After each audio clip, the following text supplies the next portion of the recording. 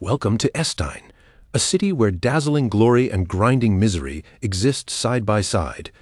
But this story does not open inside marble halls, noble mansions, or shining estates where the powerful gather in comfort. Instead, it begins far below that glittering surface, in the city's darkest and most neglected corners. There, among broken walls and narrow alleys, lived a man called Lao He Lao, a loud, boastful figure who spent his days bragging about a power he barely had. To the people struggling in the slums, he was nothing more than an old fraud lost in his own fantasy. He called himself a great magician, yet the truth was painfully obvious. He could barely handle even the weakest one-star magic. Still, Lao He Lao wandered through the streets with his chin raised high, carrying himself like some legendary master. Whenever anyone paused long enough to listen, he would puff up his chest and try to impress them with empty grandeur. His temper was every bit as fragile as his wounded pride. The moment children laughed at his cheap little tricks or dared to tease him with a prank, his face would twist in rage and he would explode almost instantly. But among all those mocking faces, there was one pair of eyes that watched him in a completely different way. They belonged to a white-haired boy, quiet and calm, with a gaze far too steady for someone his age. His name was Derek. On the outside, Derek looked like just another poor child surviving in the slums. But hidden beneath that small body was a secret no one could imagine. His soul had crossed over from another world, and for reasons of his own he chose to learn magic from that ridiculous old man, not because he admired him, and not out of kindness. Their bond was never built on warmth or trust. It was a simple exchange of benefits, formed beside dim campfires on cold nights. Lao He Lao needed someone to follow him, someone to listen, someone who could soothe his bruised ego and make his lies feel real. Derek, meanwhile, wanted only one thing: knowledge. Even the smallest scrap of magical understanding, no matter how crude or incomplete, was precious enough for him to endure the old man's nonsense. And just like that, time slowly moved forward.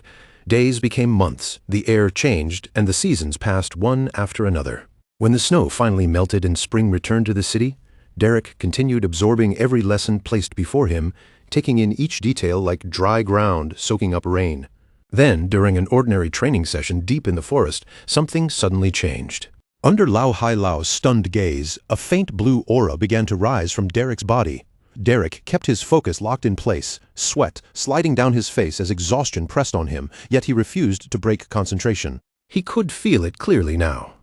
Mana was no longer some vague idea spoken about in lessons. It had become a living current inside him. Lao He Lao stared in disbelief, unable to accept what his eyes were showing him. Had this child truly understood the flow of mana on his own? Shock and doubt tangled together in the old man's mind. At the same time, Derek's gaze grew sharper, his eyes turning a blood-red shade, cold and cutting like a drawn blade. The very air around him began to tremble with unfamiliar energy. Then, with a calm that felt almost unnatural, Derek slowly stretched out his hand.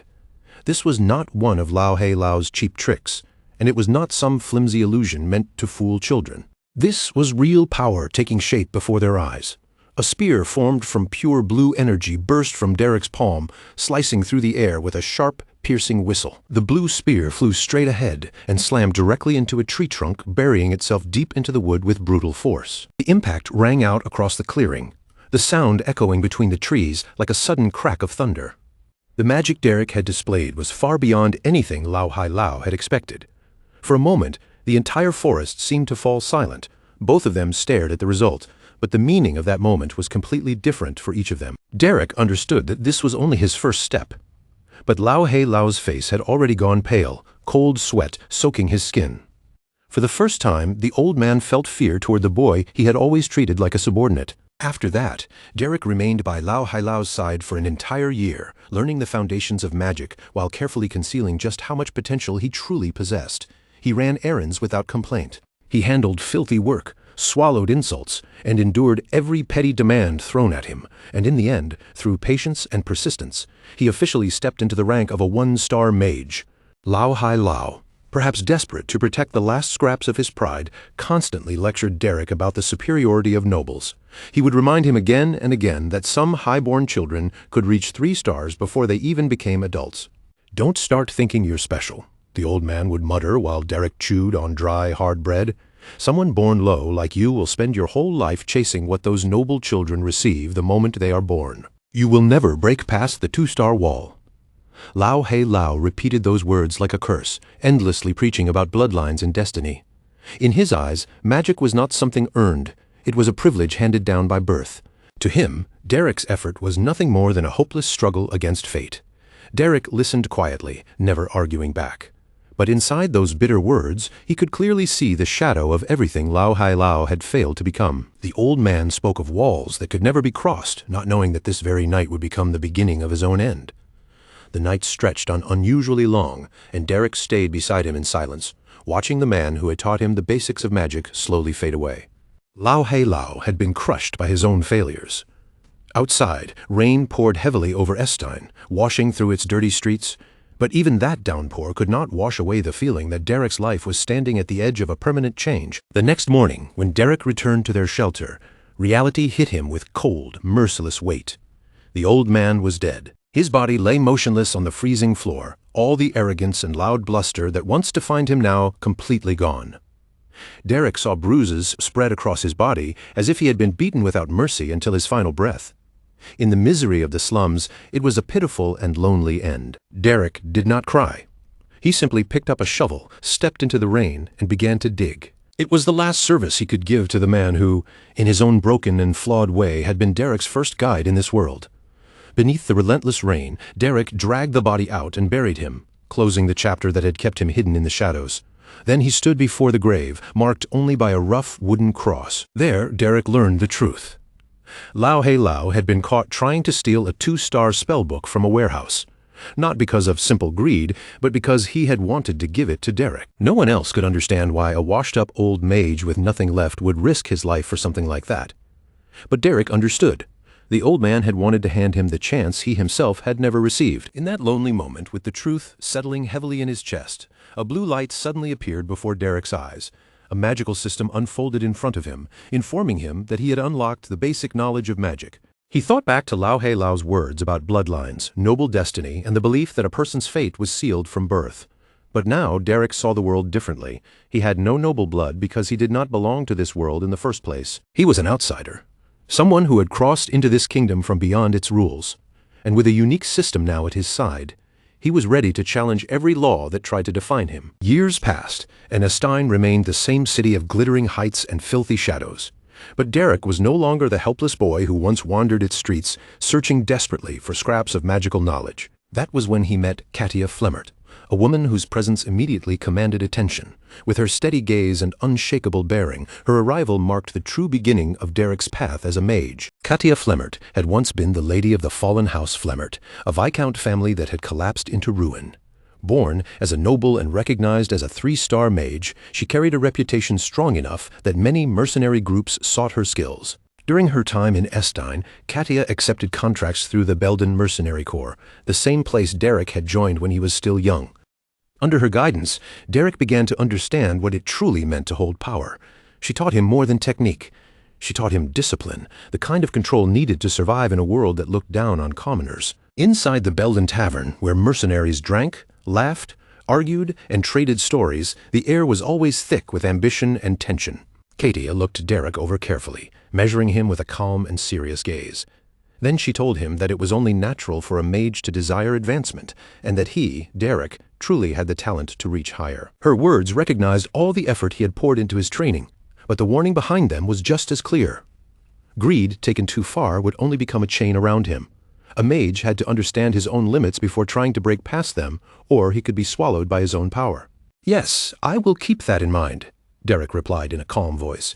His eyes remained cold and determined, carrying the look of someone who had already witnessed the consequences of losing control. "Close your eyes," Katia instructed. "Feel your mana." It was time for Derek to deepen his bond with the energy moving inside his body. She guided him to sense where that energy was born, how it flowed through him, and how it could be shaped into reality through will alone. Derek turned his attention inward, allowing the mana inside him to move without resistance. A blue aura began to ripple and vibrate around his body, revealing just how intense his hidden power truly was. As Katia watched the smooth, fluid movement of his energy, even she could not fully hide her astonishment. Derek possessed an extraordinary reserve of innate mana, far beyond what anyone would expect from someone of his background. Even more remarkable was how steady his control had become, shaped not by comfort or privilege, but by constant pressure, harsh training, and the brutal experiences he had survived. When Derek opened his eyes again, there was a new firmness in his gaze. He was no longer simply a boy learning at someone else's feet. His mana had been honed into something sharper now, a calm and dangerous force lying in wait for the moment it would finally show itself to the world. Tia kept staring at him, her expression tightening with every passing second. As a 3-star mage, her instincts told her clearly that what she had just witnessed was not something a mere apprentice should be capable of. Especially not an apprentice born in the slums. Then, without warning, a deafening boom thundered through the Belden Tavern. The sound erupted like an explosion, shaking the building and tearing apart the quiet calm of the afternoon. The mercenaries and regular patrons instantly fell into panic. Chairs scraped against the floor, mugs rattled on tables, and voices burst out all at once. What the hell was that? Are we under attack? Go check outside. In the middle of that sudden chaos, Derek fought to keep his face calm, even as sweat began to bead across his forehead. He knew exactly who had caused that unnatural sound, and that realization made his body tense. Katia, however, reacted even faster. She reached out without hesitation and seized Derek firmly by the wrist. Caught off guard by the sudden strength in her grip, Derek barely managed to whisper, "Master." But Katia's sharp eyes immediately silenced him. There was no softness in her expression. "Don't say anything, just follow me," she whispered urgently, her voice low but unmistakably commanding. Derek understood the meaning at once. They had to leave before anyone started asking questions they could not afford to answer. Outside, guards and passers-by were already on high alert. "Search carefully," one of them ordered. "I'm certain that was an explosion." As the disturbance spread through the streets of Belstein, Katia pulled Derek away from the tavern and led him into narrow alleys swallowed by shadow. They moved quickly, putting more and more distance between themselves and the growing commotion, with only their hurried footsteps echoing between the walls. Still confused and slightly overwhelmed, Derek followed her without resistance. Uncertainty flickered in his crimson eyes, but he stayed quiet until they finally stopped in a secluded corner. Only then did he speak again, his voice lowered. "Master?" Katia turned to face him, and the seriousness in her eyes was something Derek had never seen from her before. "Derek," she said, every word heavy with warning, "listen carefully to what I'm about to tell you." Derek immediately nodded. He already understood that he had made a mistake, or at the very least done something reckless enough to risk exposing himself. The air between them felt tight, almost solid, as Katia began to speak. "As you know, nobles guard their privileges more fiercely than anything," Katia explained. "And among all those privileges, magic stands at the very top. They do not welcome commoners who rise too far in it. For ordinary people, reaching 3 stars is already almost impossible. This world had been built to keep power locked in the hands of a chosen few. Even those rare commoners who devoted their entire lives to study could barely hope to touch the heights that nobles treated as their birthright." Katia continued, her gaze fixed directly on him. "But what you just used so casually was a 2-star illusion spell, auditory hallucination, and Derek, you performed it perfectly. That perfection was exactly what made it dangerous." At the same moment, Derek's system quietly confirmed the achievement in front of him. At only 14 years old, Derek had officially become a 2-star mage. He had mastered an advanced technique that most people would need decades of effort to even approach. From that day forward, Katia stayed by his side as they traveled, teaching him not only spells and mana control, but also the etiquette, posture, speech, and refined manners of the noble society she had once belonged to. Through her, Derek gained a bridge into a world that had always been forbidden to people like him. But 1 year later, his apprenticeship finally reached its end, and Katia had to leave. She had been hired by a powerful noble family, and her packed luggage already sat beside a waiting carriage. The County of Delaire had appointed her as a private tutor, a position that could not be taken lightly. It was a family so influential that even the Grand Duke of the capital treated them with respect, making the offer impossible for Katia to refuse. Before leaving, she looked at Derek one final time, pride and melancholy both visible in her eyes. She knew Derek's road ahead would be brilliant, but also filled with danger. Yet she could no longer walk that road beside him. For someone from a fallen house, becoming the magic tutor of such a high-ranking noble was a tremendous blessing, and with a gentle farewell, Katia left him behind in Evelstein. As her final gift, she handed him a 2-star spell book. The moment Derek received it, his system immediately registered the new acquisition. Inside that spellbook was a wider arsenal waiting for him. Combat spells, transformation spells, and even summoning techniques. Derek took the book back with him and shut himself inside his room. There he studied with unwavering focus, refusing to let his concentration break. From that point on, his progress depended entirely on himself, on how quickly he could absorb, understand, and master the knowledge before him. Another year passed, and by the age of 16, Derek had independently mastered 2 more 2-star spells. The poor child from the slums had vanished. In his place stood a hardened and self-reliant young mage, his eyes filled with determination and his bearing carrying a maturity far beyond his years. Now he was ready to step into the wider world. Inside the Belden Tavern, Jiden, the leader of the Belden Mercenary Corps, approached Derek with a look of unusual excitement. "How about it, Derek?" Jiden asked, his voice bright with enthusiasm. "For once, we've actually got ourselves a decent request." The rugged, broad-shouldered man leaned in and revealed the details. "It's from House Duplin, the Grand Duchy." A proud smile spread across his face, as if the client's name alone carried the weight of gold.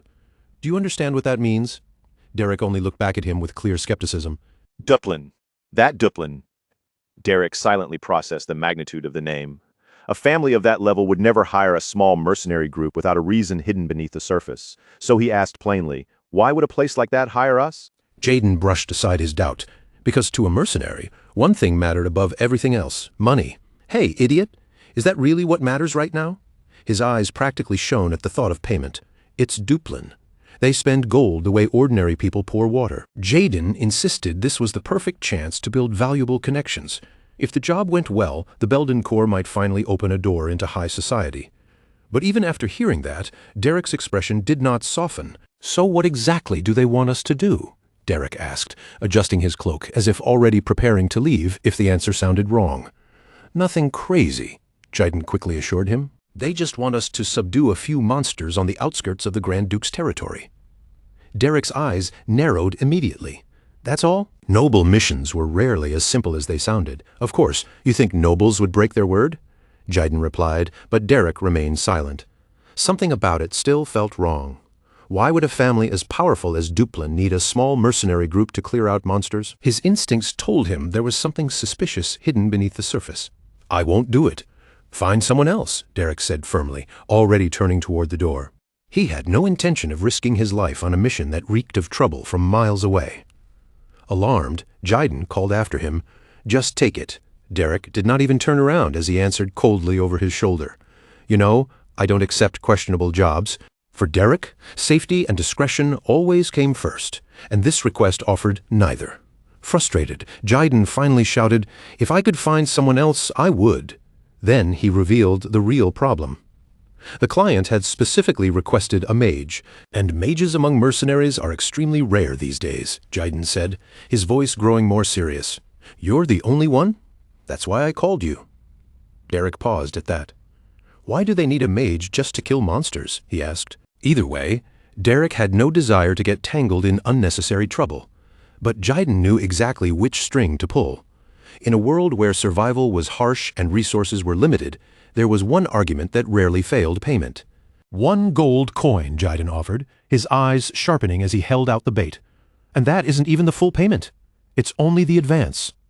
The moment Derek heard the amount, his steps slowed. With that much money, Derek could support his studies and experiments for a long time.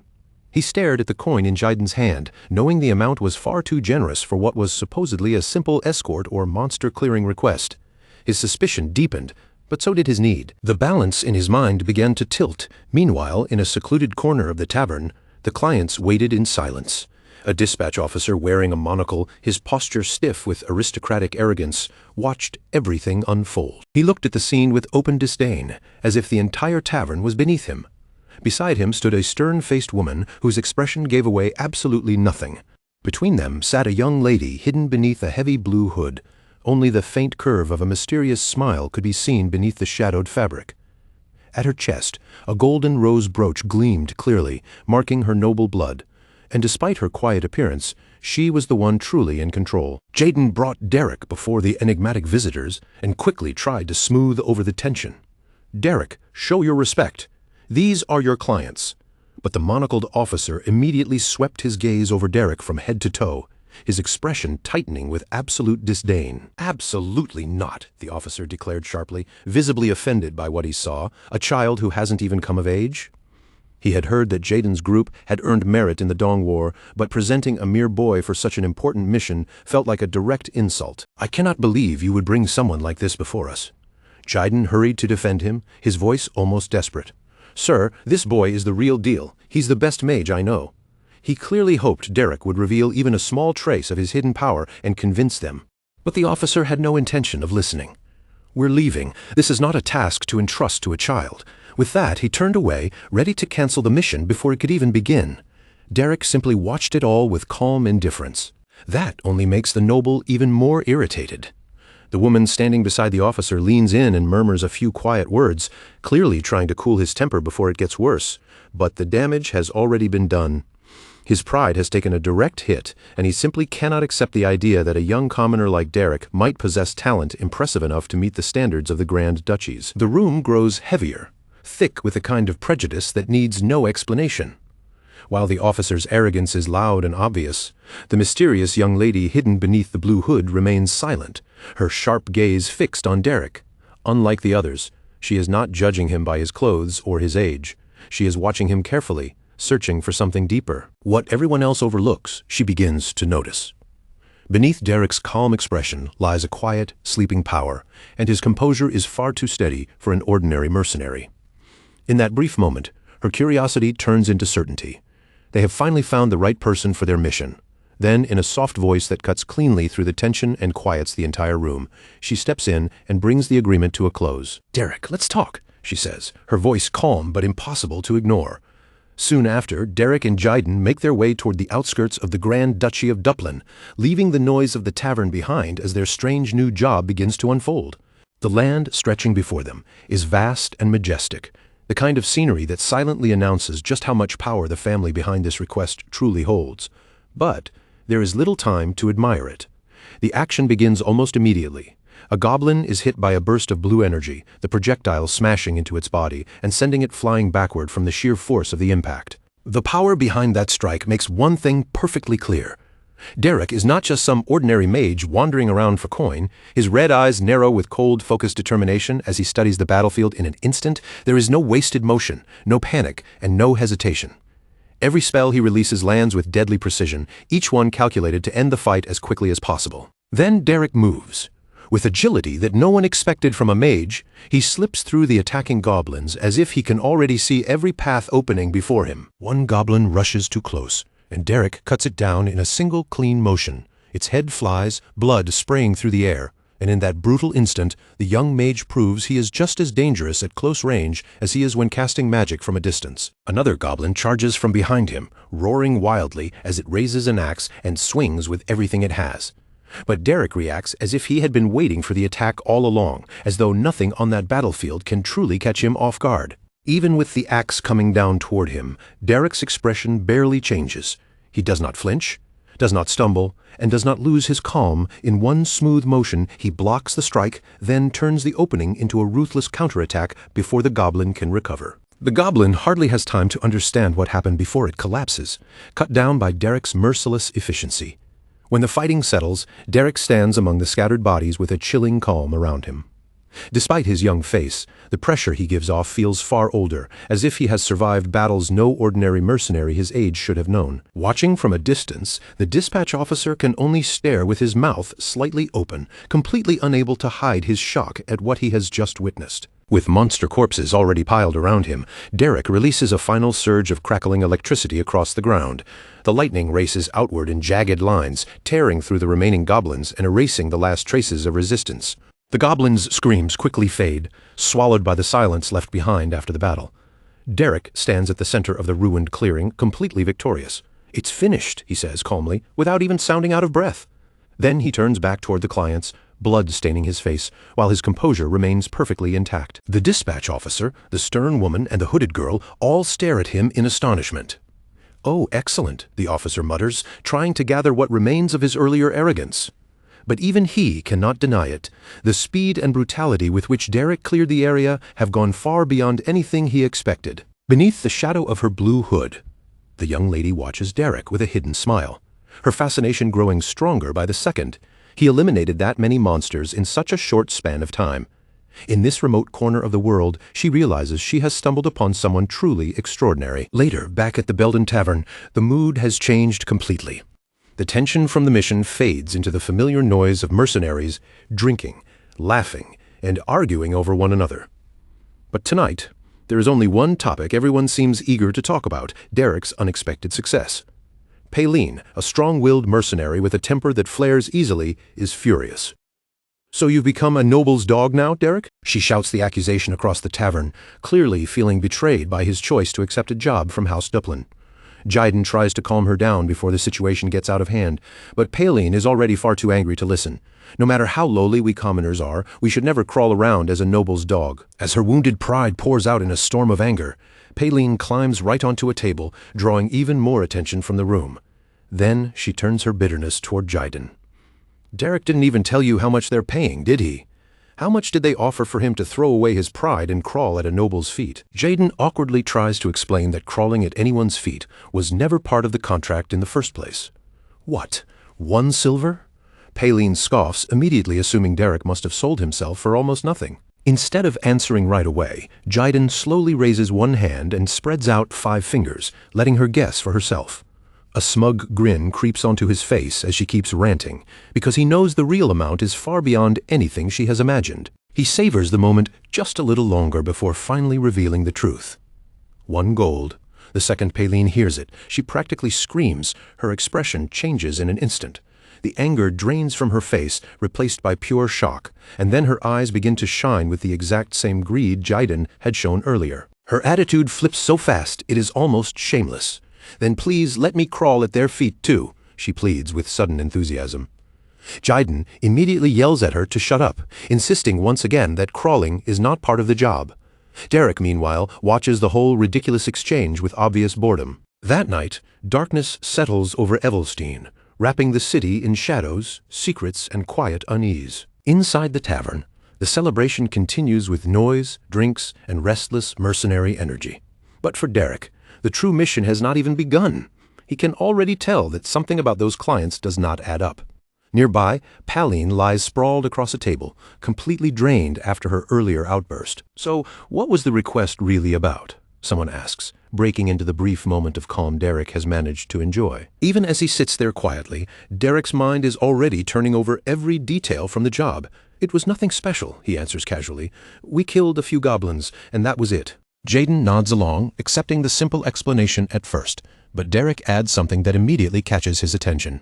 Their first impression was terrible. They acted like they had money, but all of them were lying. Jyden looks at him in surprise. Seriously? Derek begins laying out his reasoning with sharp, flawless logic. The so-called dispatch officer had demanded youth and social skill, yet he himself possessed neither. A real aristocrat would never behave with such awkward exaggeration, and that was only the beginning of the inconsistencies. Then there was the woman who claimed to be a kitchen assistant. Her hands were far too clean for someone used to heavy labor. Derek is certain of it now. None of them are who they say they are. As he recalls each suspicious detail, he quietly prepares himself for the moment when the truth inevitably comes to the surface. He remembers the woman's hands clearly, soft, unscarred, and untouched by the kind of hard work a kitchen assistant would do every day. That single detail had been enough to confirm his doubts. And yet when she handled the payment, her movements carried the natural authority of someone long accustomed to giving orders. As for the supposed officer, everything about him felt false. His gestures, his tone, even the way he chose his words seemed rehearsed, like someone poorly acting out a role they did not truly understand. Derek knows he is surrounded by lies, but rather than panic, his analytical mind has already begun planning the next move. His red eyes glimmer with both curiosity and caution. In this world, knowing too much can be every bit as dangerous as knowing nothing. So, for the time being, Derek chooses to play along. Jyden notices the thoughtful look on his face and gives him the kind of practical advice only a seasoned mercenary would offer.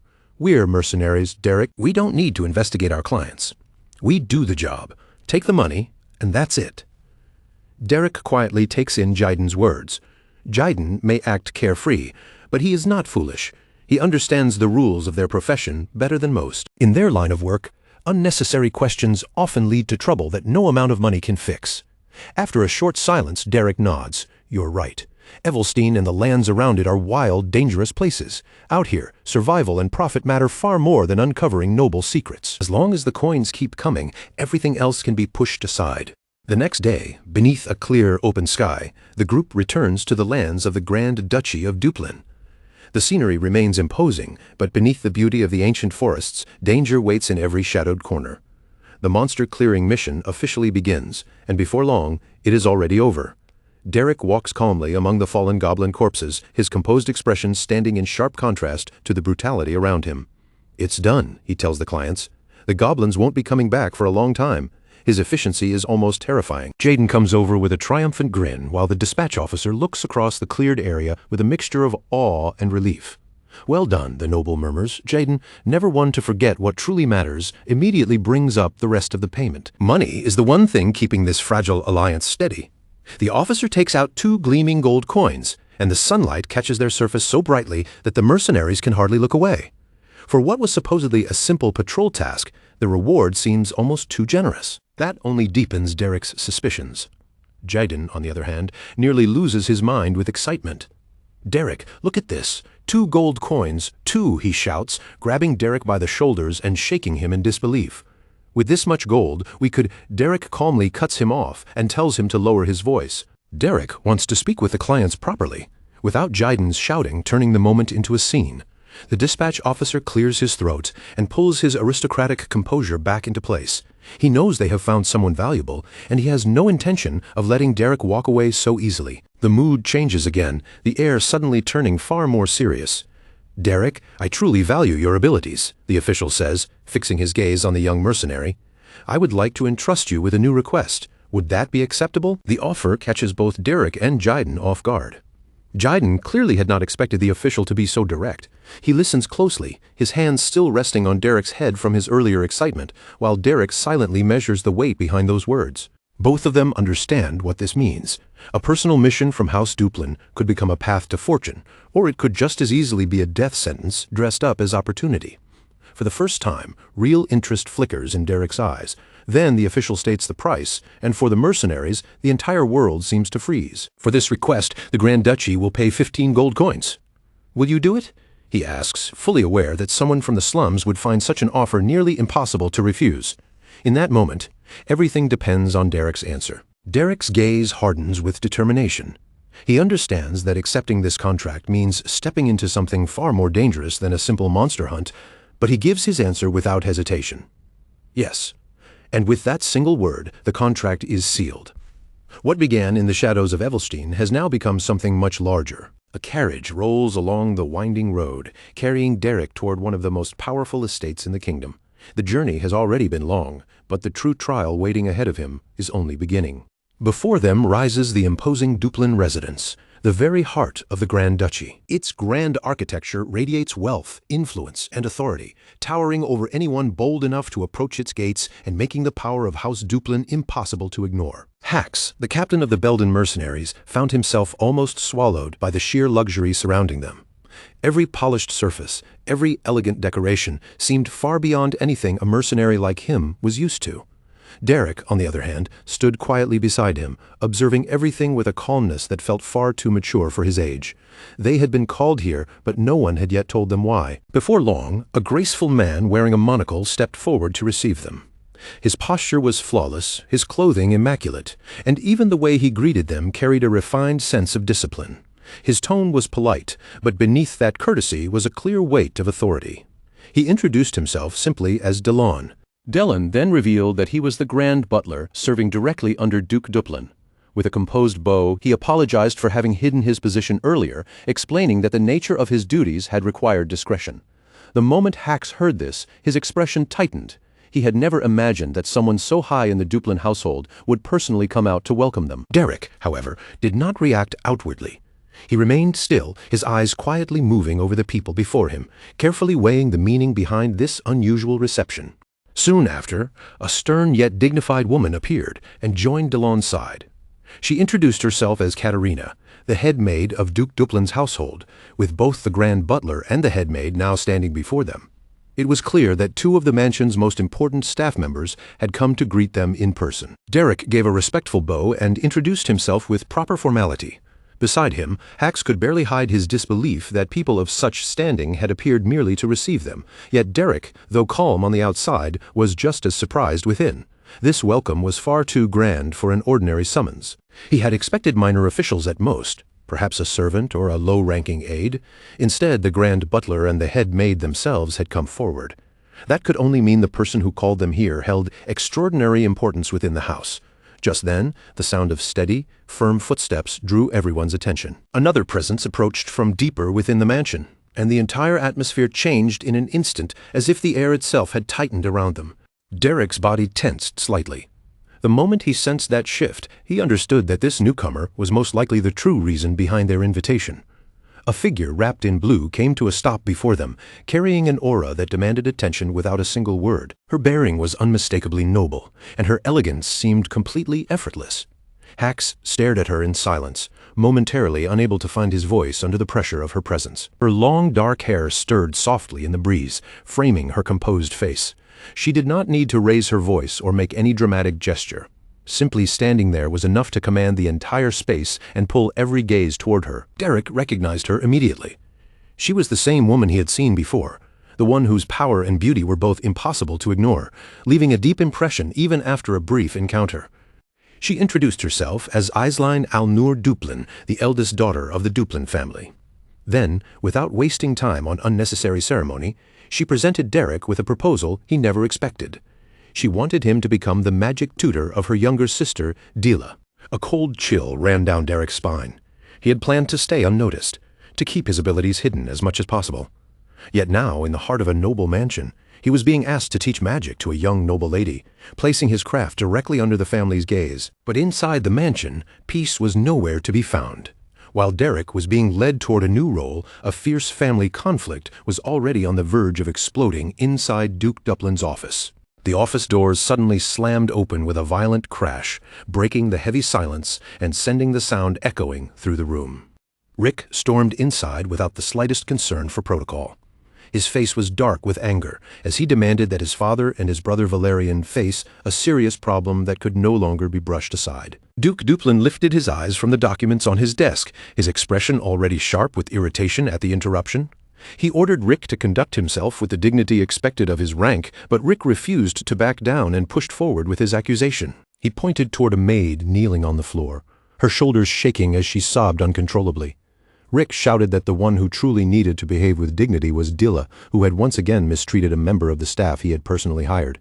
The woman could not stop crying. Her face was pale, her body trembling, and every tear carried the weight of fear, humiliation, and helplessness.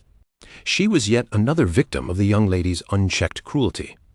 Valerian, the blonde-haired brother, tried to control the situation with a cold and measured tone, telling Rick to lower his voice because they were in the middle of an important discussion. But Rick had already reached his limit, and decorum meant nothing to him now. He revealed that more than 10 servants had resigned in the past month alone because of Dila, who destroyed whatever she pleased and still faced no consequences for her actions. At last, Rick turned his anger directly on his father. His voice rose as he demanded to know how long the Duke intended to keep ignoring the behavior of that bully. The air inside the office grew suffocating, and the conflict had reached a point where even Duke Duplin could no longer pretend it was insignificant. Valerian's patience finally snapped, and he ordered Rick to stop at once. The Duke's office, once meant for calm decisions and noble authority, had turned into a battlefield of words between a father and his sons. With an icy stare, Valerian commanded his brother to be quiet and leave immediately. The tension between them pressed down on the room so heavily that it felt almost physical. Rick fell silent for a brief moment, but the frustration in his eyes burned even brighter. He could not accept that his family continued to look away from the chaos their younger sister left behind again and again.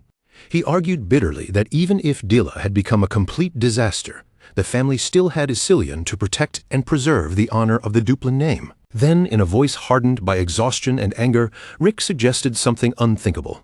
Dila should be sent away. His patience had completely run out, and he no longer saw any other way to stop the damage.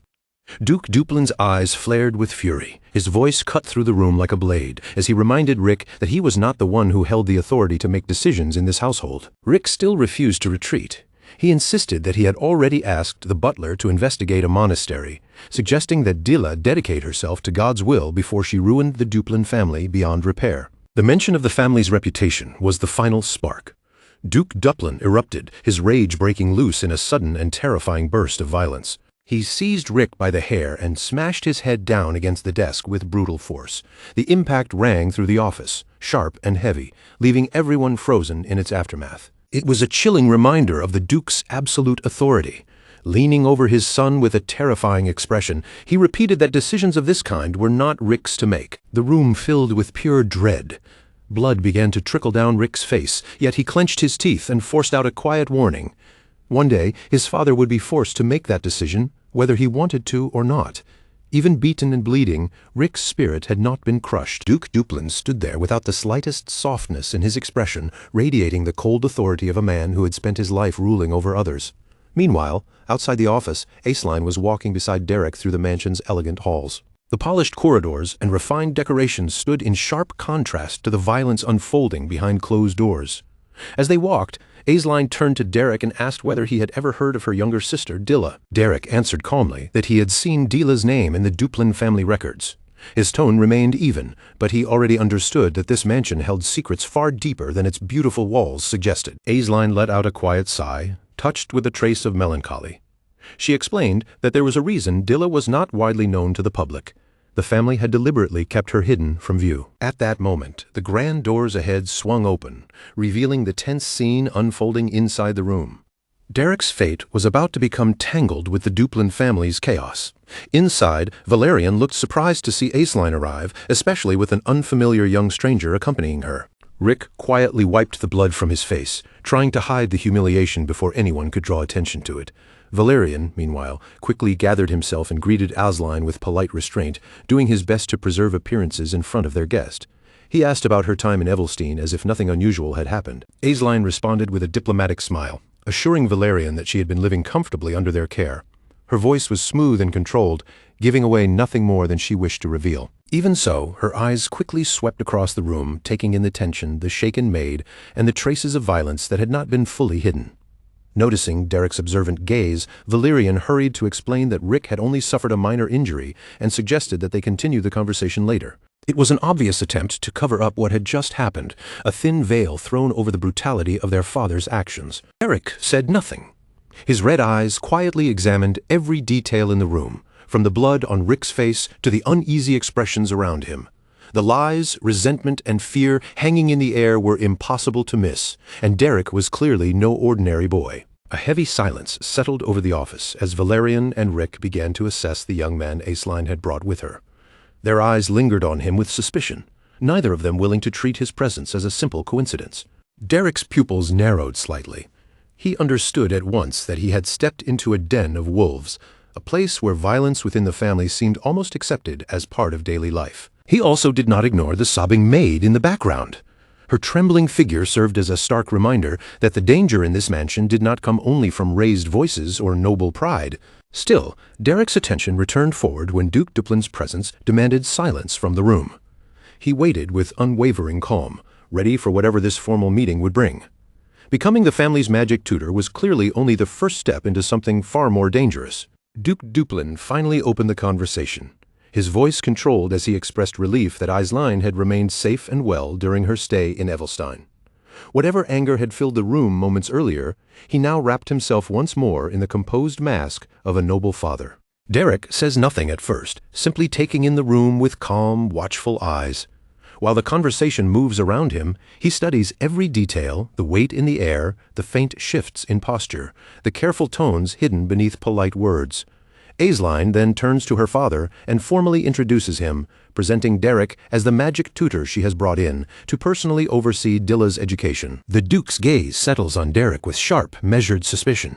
He does not look at him like a guest, but like a puzzle waiting to be opened, his eyes quietly pressing past Derek's composed expression as if trying to uncover whatever secrets the young man is keeping underneath. Aceline, sensing that her father may have matters he wishes to discuss privately, gives a polite excuse and steps away with proper courtesy.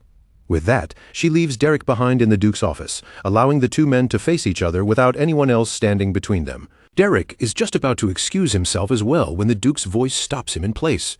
He orders Derek to remain, making it clear that he intends to speak with him alone. In an instant, Derek finds himself standing directly before one of the kingdom's most powerful nobles, with no one there to soften the pressure. Derek keeps his face unreadable, his posture steady and controlled.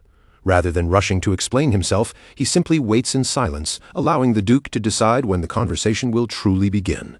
Bright sunlight spills through the tall windows of the office, stretching across the polished floor in long, golden beams. Yet even with the room bathed in warmth, the silence between them feels cold, heavy, and intentional. The Duke lowers his eyes and returns to his writing for a while, letting the scratch of his pen fill the space instead of his voice. It is a quiet show of pressure, forcing the young mercenary to stand there beneath the weight of the room. At last, the Duke breaks the silence and asks Derek how old he is. His tone carries a clear challenge, as though he finds it difficult to accept that a boy barely 16 years old could possibly be trusted as a capable magic tutor. Derek answers without hesitation, confirming his age in a short, controlled reply. The Duke's probing tone does not shake him, and not even a flicker of discomfort crosses his face. The Duke then turns the conversation toward Derek's magical ability, his voice seemingly casual, but his eyes still sharp. Derek keeps his answer modest, claiming that he only has basic knowledge of first-level magic. That answer draws a soft chuckle from the Duke, an unexpected reaction that immediately makes Derek more alert. The Duke calmly tells him there is no need to lie, making it clear that such a weak excuse has already fallen apart before him. Humility may look respectable in many places, but in front of someone who can see through false modesty, it can become a pointless mask. Before this man, pretending to be ordinary is no longer a virtue. Derek meets the Duke's eyes directly, and in that moment he understands. The usual ways he hides his strength, the small tricks and quiet evasions he normally relies on, will not work against this man. The power radiating from the Duke is far too overwhelming to ignore. Derek can feel it pressing through the room, and he realizes that acting modest in front of a 5-star mage is meaningless. The Duke seems to accept the apology Derek leaves unspoken. The Duke then remarks that too much talent can swallow a person whole if it is not kept under proper control. After watching Derek for another moment, his gaze lingers as though weighing not only his ability, but the danger that might come with it. The Duke points out that nothing about Derek quite fits the image of a normal magic tutor. His age is too young, and his clothing is far from what one would expect of a refined instructor. Derek answers with quiet pride, refusing to appear ashamed. He tells the Duke that he is a mercenary, a survivor who made his own way without the protection of grand academies or noble halls, and because Aisline has chosen to trust him with this task, he intends to stand by that trust. The Duke finally chooses not to press him any further. Instead, he grants Derek permission to enter the annex where Dilla resides, then gives an order for a maid to lead him there without delay. Before Derek leaves, however, he stops at the doorway. Rather than walking out immediately, he turns back and asks the Duke to allow him one final word. The Duke's eyes narrow slightly with interest. Curious about what the young mercenary could still have to say, he gives Derek permission to speak. Derek states his principle as a mercenary with steady conviction. Once he accepts a contract, his only priority is to complete it to the very end, regardless of how difficult or dangerous the path becomes. His assignment is to make sure Dila learns magic well enough to enter high society as a proper member of the Chernobyl family. The Duke's patience begins to thin, and he questions why Derek feels the need to repeat something everyone already understands. To the Duke, the purpose of Derek's presence is already obvious. There should be no reason for him to restate what has been clear from the beginning. Derek holds the nobleman's gaze without backing down, and explains that he says it because it leads to the sincere request he is about to make of Grand Duke Duplin. The Duke studies him again, this time with a mix of curiosity and suspicion sharpening his expression. After all, it is not common for a mere mercenary to ask something of a grand noble during their very first meeting. Meanwhile, in another part of the mansion, a violent crash suddenly rings through the annex halls as something shatters with alarming force. A maid's terrified scream cuts through the room as a plate hurtles across the air and smashes against the wall, breaking apart in a burst of sharp fragments. Inside the chambers of the second daughter, chaos has completely taken over. A servant trembles from head to toe, desperately begging Lady Dilla for forgiveness, while the young noble girl's silhouette stands against the light, watching the scene with cold, absolute disdain. With cruel indifference, Dilla orders the woman to vanish from her sight at once. Her warning is chillingly direct. If the maid stays any longer, the next plate will be aimed straight at her face. Elsewhere in the residence, the mood is completely different, calm and controlled. A cup of tea sits quietly on the table, untouched and still, while a far more composed conversation unfolds around it. Aisline is seated with Hax, the captain of the mercenaries, discussing the situation in a much quieter setting. Hax looks genuinely surprised by her choice and asks why, out of everyone available, she decided to entrust this delicate task to Derek. With a tired, resigned look, Aceline admits that she has already tried almost every famous magic instructor she could find across the continent. Yet, no matter how impressive their reputations were, not one of them managed to endure Dila for more than a few days. Hax explains that Derek may have the background of a street survivor, but his manners are not as rough as people might expect. A fallen noble once trained him, teaching him the customs, etiquette, and culture of high society. Aceline admits that Derek struck her as refined and surprisingly kind, despite being a mercenary. Because of that, she hoped he might be able to guide Dila with patience, gentleness, and a steadier hand than the others. Hax can only laugh at how innocent that hope sounds. He warns her not to judge Derek by the calm face he presents to others. That boy grew up on the streets and has survived as a mercenary since childhood, and someone born with nothing does not stay alive through kindness alone.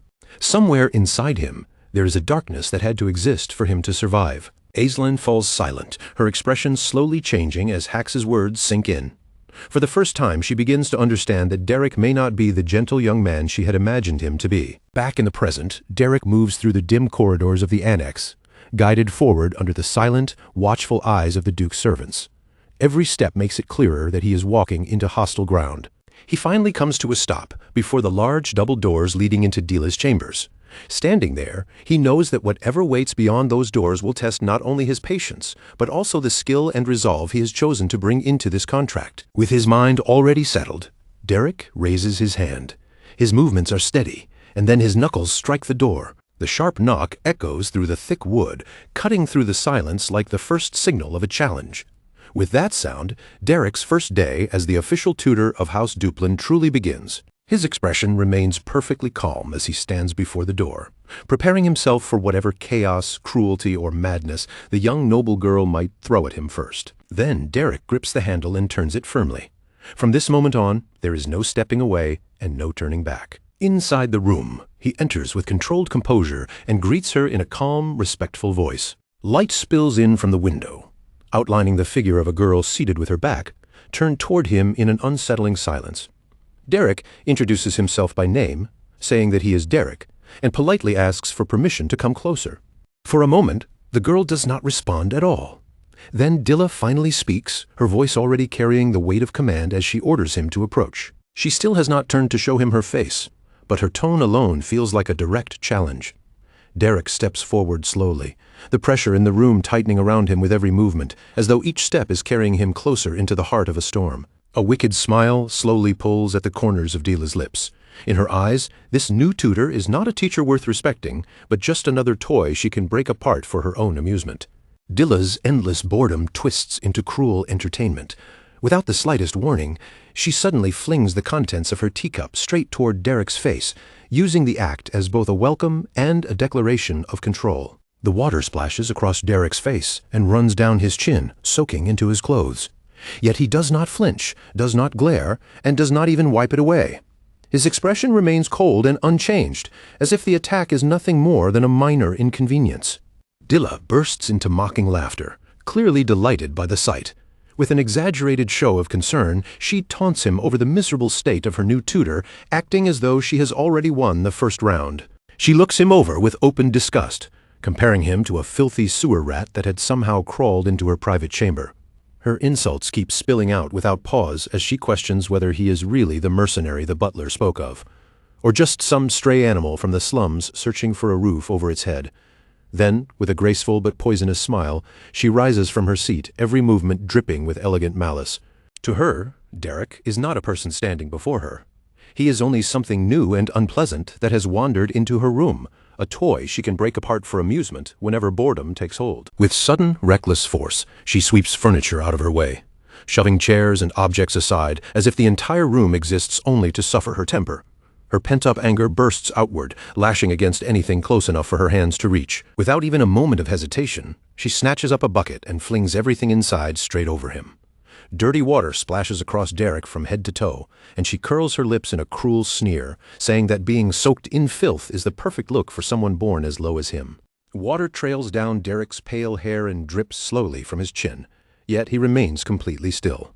Not a word leaves his mouth, and not even the slightest complaint escapes him. That calm silence only fuels Dila's irritation even more. Instead of feeling satisfied, she glares at him with growing annoyance, arrogantly complaining that she has already run out of water and cannot continue humiliating him the way she wants. Cruelty comes to Dila so easily that she does not even pause to think about the damage she leaves behind. Through the soaked strands of his white hair, Derek's red eyes shine faintly, cold and dangerous, carrying an intensity that cuts through the room like a blade. There is no surrender in Derek's stare, no fear, no pleading, only a chilling look of silent observation. For one brief moment, Dila feels a sharp flicker of intimidation under that gaze. But when she realizes she has failed to make him afraid, her confusion twists almost instantly into defensive rage. "How dare you look at me like that?" she screams, her voice cracking with wounded pride. Then, unable to tolerate his calm any longer, she drives a violent kick straight into him. Her desperate need to prove her dominance pushes her past insults and into outright violence. The impact knocks Derek to the floor, but even as his body hits the ground, he does not cry out, does not groan, and does not give her the reaction she craves. Dila stands over him as if towering above a defeated insect, trying to convince herself that everything is still under her control. She mutters vicious insults beneath her breath, but each silent second from Derek makes her frustration sharpen, because his mind refuses to bend. The perfect mask of superiority she clings to becomes harder to maintain with every passing moment. Covering her nose in exaggerated disgust, she looks down at him and mocks his origins from the streets, as if even breathing the same air is beneath her. Her hatred for anything she considers inferior is the only tool she knows for protecting her fragile pride. As Derek begins trying to rise, Dila grabs one of her shoes and hurls it at him, striking him without the slightest hesitation. She will not even allow her victim the smallest scrap of dignity. Leaning against the table with casual arrogance, she watches him endure her abuse, her eyes filled with open contempt as though his suffering is nothing more than entertainment. In Dila's mind, Derek is nothing but trash unlucky enough to stumble into her path. With a cynical smile, she orders him to remember his place, mocking the absurd idea that someone like him could ever teach anything to a noble woman of her standing. Meanwhile, inside the quiet stillness of the Duke's office, shelves of books and stacks of documents sit undisturbed, like silent witnesses to all the secrets, violence, and desperate decisions hidden within the mansion's walls. Duke Duplin stands near the window in deep thought, his gaze lowered as he weighs the risk he has taken. He knows very well that bringing Derek into this household is a dangerous gamble, but it may be the only way to restrain his youngest daughter's disastrous behavior. His expression carries both the heavy exhaustion of a father and the unshakable authority of a Grand Duke. As he stands there in silence, he remembers the young mercenary's firm words from their private conversation. Derek had spoken without hesitation. His very presence in the mansion was already proof that Lady Dila's problems had grown too severe for ordinary discipline. And because of that, he had asked the Duke for something almost unheard of. He demanded absolute authority over Dila's education, insisting that no one interfere with his methods, no matter how strange, harsh, or unconventional they might appear from the outside. The Duke had been skeptical, of course. Yet with every normal option already exhausted, he had no choice but to seriously consider the proposal made by the white-haired mercenary standing before him. Then, back in Dila's chamber, the sharp crack of a slap suddenly cuts through the air. Derek's patience has reached its end. His gloved hand strikes Dila across the face, and the sound echoes through the room, shattering the image of superiority she had tried so hard to protect. That carefully maintained facade breaks apart in an instant. Dila collapses to the floor, one hand flying to her cheek, the shock of being struck hitting her even harder than the pain itself. Derek calmly adjusts his glove as if nothing remarkable has happened, and that composure is more terrifying than any outburst could have been. He stands over her like an unmoving shadow, his presence filling the chamber and taking control of every inch of the room. The silence that follows feels heavier than any scream. For the first time in her life, Dila is facing someone who does not tremble before her family name or bow to her tantrums. Her hand shakes against her burning cheek, and the humiliation cuts far deeper than the sting of the blow. Absolute disbelief floods her eyes. Her mind refuses to accept that a mere commoner has crossed the sacred line between nobility and everyone beneath it. But Derek's cold red gaze pierces straight through her outrage, and he gives her one simple, undeniable order: stand up. In this annex, the Duke's rules no longer protect her. From this moment on, only the law of her new tutor holds power. 3 years earlier, beneath a clear sky during a quiet carriage ride, a younger Derek once turned to his teacher, Katia Flemmert, and asked a difficult question. What should someone do when they must teach a stubborn student who refuses to appreciate kindness? Katia Flemmert paused for a moment, her calm gaze hiding a will as hard as steel.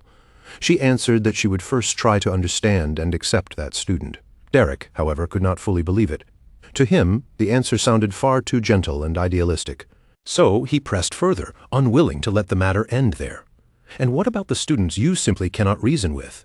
Katia gave him an unreadable smile and explained that when communication completely fails, one must search for a different starting point to guide the student back onto the proper path. Then her expression darkened, and her eyes burned with terrifying intensity. That starting point, she said, was to carve fear deep into their very being. Back in the present, Dila Catherine Duplin remains frozen where she has fallen, too stunned to move or even breathe properly. Her cheek throbs with heat from a blow she never once imagined she would receive from anyone, much less from a common-born mercenary. Derek looks down at her without even the faintest trace of compassion. His voice stays cold as he orders her to get up and learn how to treat other people with respect. Dila tries to respond, her trembling hands pressed against the floor, but humiliation overwhelms her before she can gather herself. But Derek gives her no time to recover, no space to hide behind pride, and no chance to turn the moment back in her favor. With swift, precise movement, he suppresses the first sign of rebellion before it can even fully take shape, cutting off her resistance the instant it begins. "How dare you? A nobody like you!" Dila screams, her wounded pride spilling out in fury. But before her outrage can rise any further, another slap rings sharply through the chamber. Derek is not playing a game, and there's no trace of hesitation in him.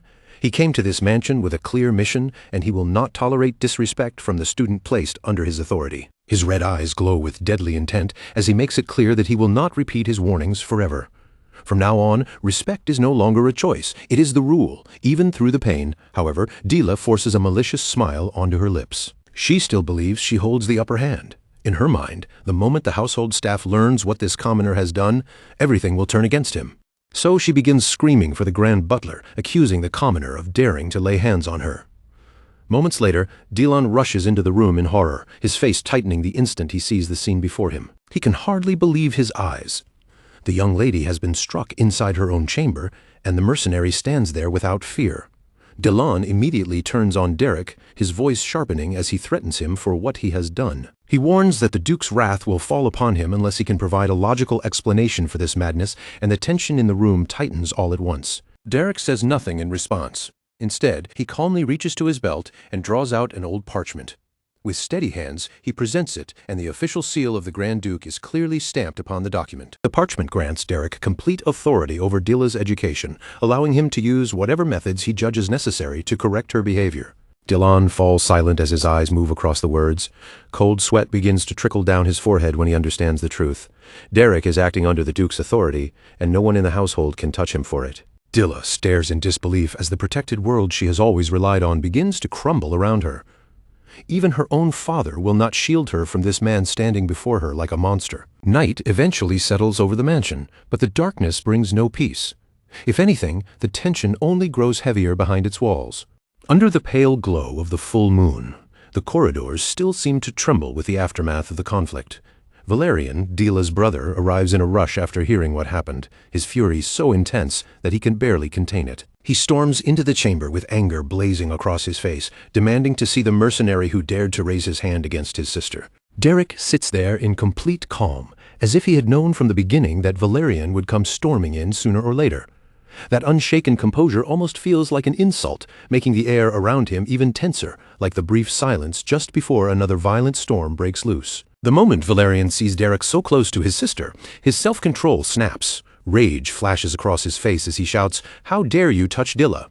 Fortunately, Rick reacts at once, stepping in before his brother's anger can drag the entire room into another disaster. Derek does not flinch under Valerian's fury. In a steady voice, he answers that everything he did was carried out with the clear permission of His Excellency, the Grand Duke. His cold stare remains fixed and unwavering, making it obvious that youthful noble pride will not frighten him. Rick quickly reminds his brother that Derek was not some random outsider who forced his way into the mansion. He was brought here by A's line and personally approved by their father. Then Rick's tone hardens as he asks what Valerian thinks will happen to their eldest sister's position if he keeps behaving this recklessly. That warning lands heavily between them. After a tense pause, Valerian finally forces himself to regain control, though anger still burns in his eyes. He turns to Derek and tells him to come along, while sharply ordering Rick not to interfere any further. Derek follows without complaint, leaving behind the suffocating pressure in the chamber. Before he goes, Rick approaches with a faint, knowing smile and admits that Dilla truly needed to be corrected before she lost herself completely. Then he reassures Derek that Valerian may be furious, but he will not go too far. Derek listens in silence, taking in every word while quietly measuring the complicated bonds within the Duplin family. Behind all their anger and pride, there are fractures here that are far deeper than they first appear. Even in the middle of all this chaos, Derek can tell that some members of the household understand just how severe Dilla's condition has become. As they move down the corridor, Rick lets out a tired breath, clearly frustrated by something he still cannot fully understand. He cannot see why Valerian continues trying so hard to protect someone who seems almost beyond saving, and in a dim, forgotten corner of the mansion, an old doll rests quietly beneath a thin beam of moonlight, like a small, silent remnant of a childhood that has long since disappeared. That abandoned doll feels like a quiet reminder of the innocence Dilla appears to have lost.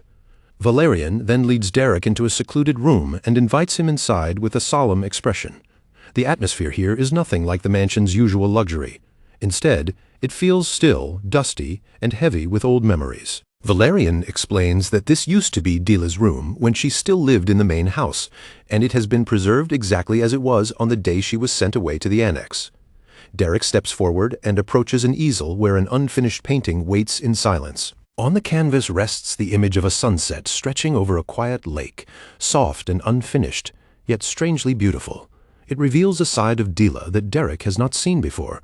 With a melancholy voice, Valerian tells him that Dilla once truly loved to draw. The memory still hurts him, her flushed face lighting up with pride as she showed off her artwork like a child sharing her greatest treasure. She used to be adorable, Valerian says, but even back then, there was always one strange pattern. Dilla never completed her paintings. She would only finish the parts she loved most, leaving empty spaces behind. Those blank spaces now seem like an early sign of the perfectionism and instability that would later consume her. Valerian lowers his gaze, his earlier anger fading into guilt, and offers Derek a sincere apology for losing his temper. Derek brushes off the apology in his usual practical manner, more interested in the reason behind this visit than in wounded pride. He asks why Valerian brought him into a room full of dusty memories, abandoned canvases, and remnants of Dilla's past. Valerian confesses that he wanted Derek to understand one thing clearly. His sister was not always the cruel, unbearable person she has become. Her obsession with pure bloodlines and noble lineage did not exist from the beginning. According to Valerian, it appeared suddenly, as if it had come out of nowhere. And from that point on, it slowly began eating away at her. That darkness was what eventually pushed their father to cast her out of the main house and confine her. She was sent to the annex, cut off from the place she once called home. Valerian admits that even he still does not know what changed her so drastically. While Derek begins flipping through several old books in the room, Valerian explains why the situation has become so urgent. If Dilla fails to learn even the most basic one-star spell, their father will not hesitate. She will be sent to a monastery, and there will be no easy path back for her. That means Derek is her final hope of escaping that fate. Valerian steps closer, almost pleading now, and places both hands on Derek's shoulders as he begs him to save her. No matter how awful she has become, Dilla is still his sister, and he cannot bear the thought of her being banished for the rest of her life. As Derek scans through the pages of Dilla's magic books, his eyes suddenly stop on something. His expression shifts slightly, and he murmurs under his breath, "Wait a second." The margins are not empty at all. They are filled with careful, detailed notes, proving that Dilla had not completely abandoned magic the way everyone assumed. In secret, she had still been studying, trying to grasp the theory by herself. Derek asks whether these books are theoretical texts from the School of Regulations. Valerian confirms it, explaining that they are mandatory foundations for any noble who wishes to begin learning magic properly. A new light flickers in Derek's red eyes. Beneath Dilla's arrogance, hatred, and cruelty, there is still a small spark of determination left inside her. And if that spark still exists, then it can be used. The room around them is filled with melancholic landscapes and unfinished images, each one quietly reflecting the loneliness of a girl who seems to have vanished somewhere along the way. Derek begins putting together a far more complicated plan in his mind. Then, with a decisive motion, he closes the book in his hands. The time for introductions, apologies, and sad stories from the past has come to an end. The real training is about to begin, and it will not be gentle for the young lady. Accepting Valerian's desperate request, Derek declares with cold determination that he will give Dila one chance. From this point on, the true lesson begins. Night settles over the Duplin mansion, wrapping the entire estate in a heavy silence that feels darker and more ominous than usual. No one inside the mansion can imagine what is about to happen in the young lady's chamber.